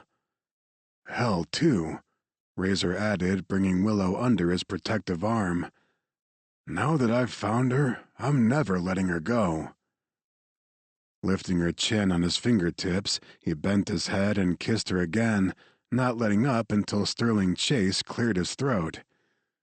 "So what the fuck happened in here? We've got dead guys all over the place out there, not to mention this one who looks like a meat grinder chewed him up and spit him out." Razor smirked, but his focus never left Willow's face. "I'll fill you in later. Right now, I just want to get my maid out of this place." Tavia smiled. "That sounds good to me, too." Sterling Chase rested his hand on Razor's shoulder. "Luke and Thorne is going to want a debrief from all of us, the two of you as well. I can't overstress how grateful the Order is to have Laurel's flash drive under our protection. We've also confiscated everything on site related to Serenacure. No part of that project will ever be used to hurt anyone now." Willow exhaled, relieved to her marrow. None of this would bring her sister back, but there was some measure of peace in knowing that Laurel's death hadn't been in vain after all. Willow and Razor, along with these warriors from the Order, had avenged her twin and Theo in the best way possible. Sterling Chase's approving gaze moved from Razor to her now. "There's no telling the number of lives that have been spared tonight. I'm sorry it came at the cost of your sister, but I know I can speak for Luke and Thorne and the rest of my brethren when I say that you will always have family in the Order." "Thank you," she whispered, humbled at the thought. "That goes for you as well, Razor." Chase extended his hand to him with a solemn smile. As the two breed males shook hands, a chorus of voices from the other warriors, male and female, joined together all around them. "You honor us well." One by one, the warriors and Knox each approached to offer praise and kind words. Willow had never felt so showered with warm regard, all of it made even sweeter because of the love she and Razor were finally brave enough to express to each other. She didn't know what the future held for them now, or where it might take them. She only knew she wanted to spend that future at Razor's side. He was her family now. He was her home, the only true north she would ever need. And in her heart, down to her marrow, she knew that she was that true north for him, too. With hands linked and their blood bond glowing with power between them, she and Razor walked out alongside their friends, leaving the night's horror and carnage behind them forever. Epilogue, 3 months later. "It's almost time," Razor called out to Willow, glancing at the big antique grandfather clock in the foyer of the little farmhouse. The sweater she had convinced him to put on tonight scratched at his neck and was a hell of a lot less comfortable than the black t-shirts and leather he preferred, but he wasn't about to complain. If seeing him wear it brought Willow joy, then he was happy to oblige. Well, maybe happy was a bit of a stretch.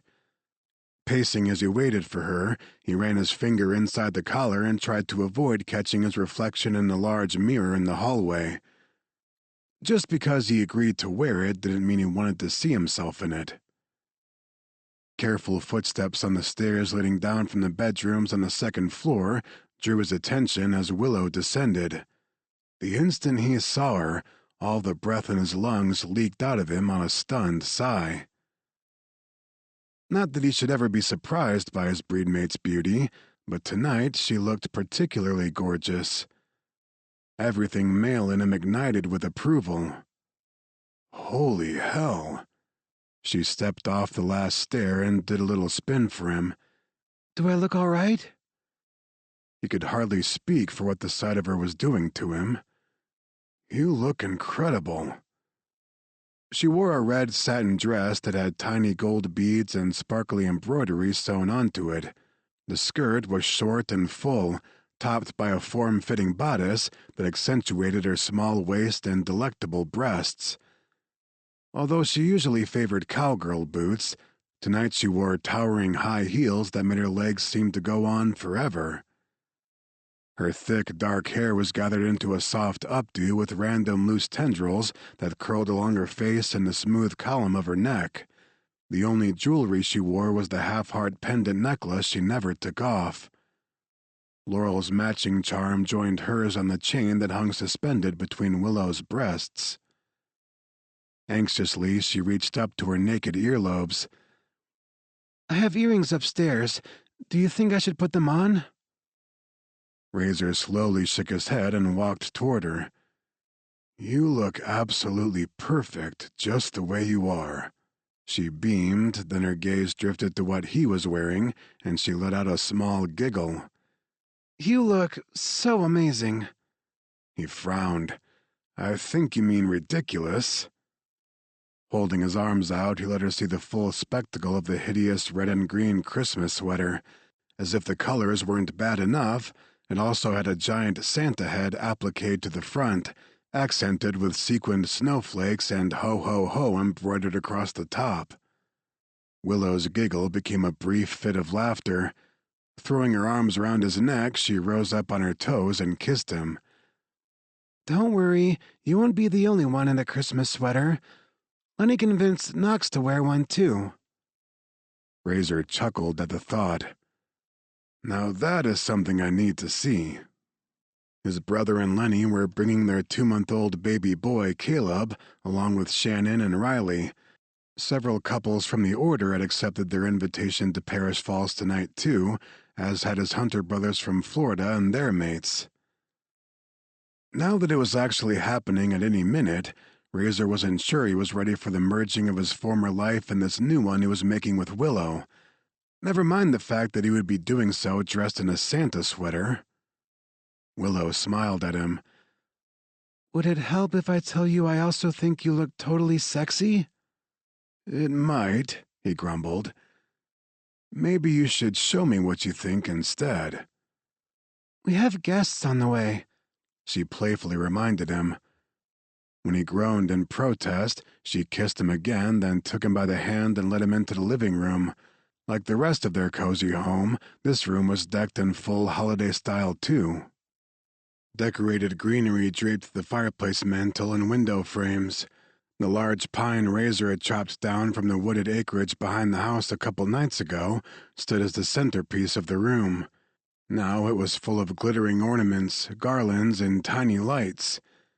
Underneath the tree were beautifully wrapped gifts, handcrafted pottery Willow had made for everyone who was coming to celebrate with them tonight. And outside, a light snowfall had kicked up a couple hours ago, delicate flakes pattering against the window and swirling merrily in the cold of the North Maine woods.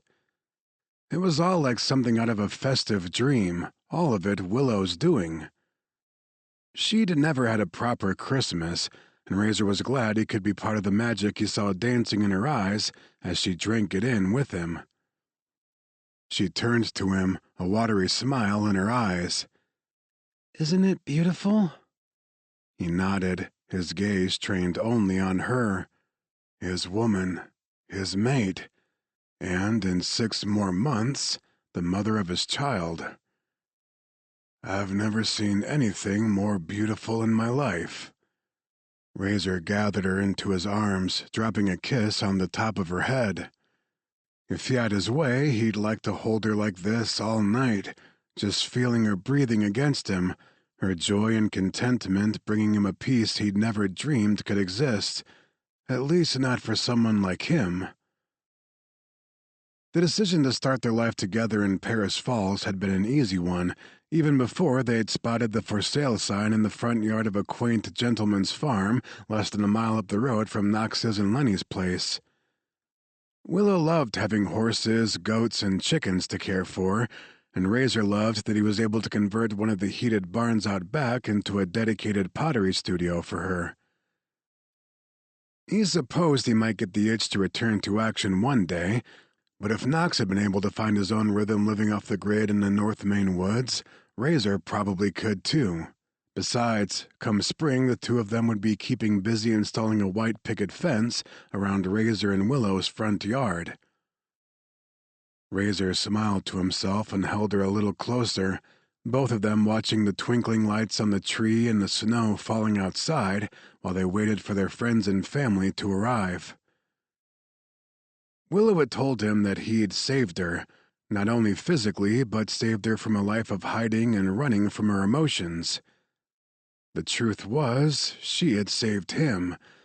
She had healed him far more than his blood had healed her that awful night in Montreal. She had made him whole. She had given him a place in her heart, somewhere he finally felt safe too.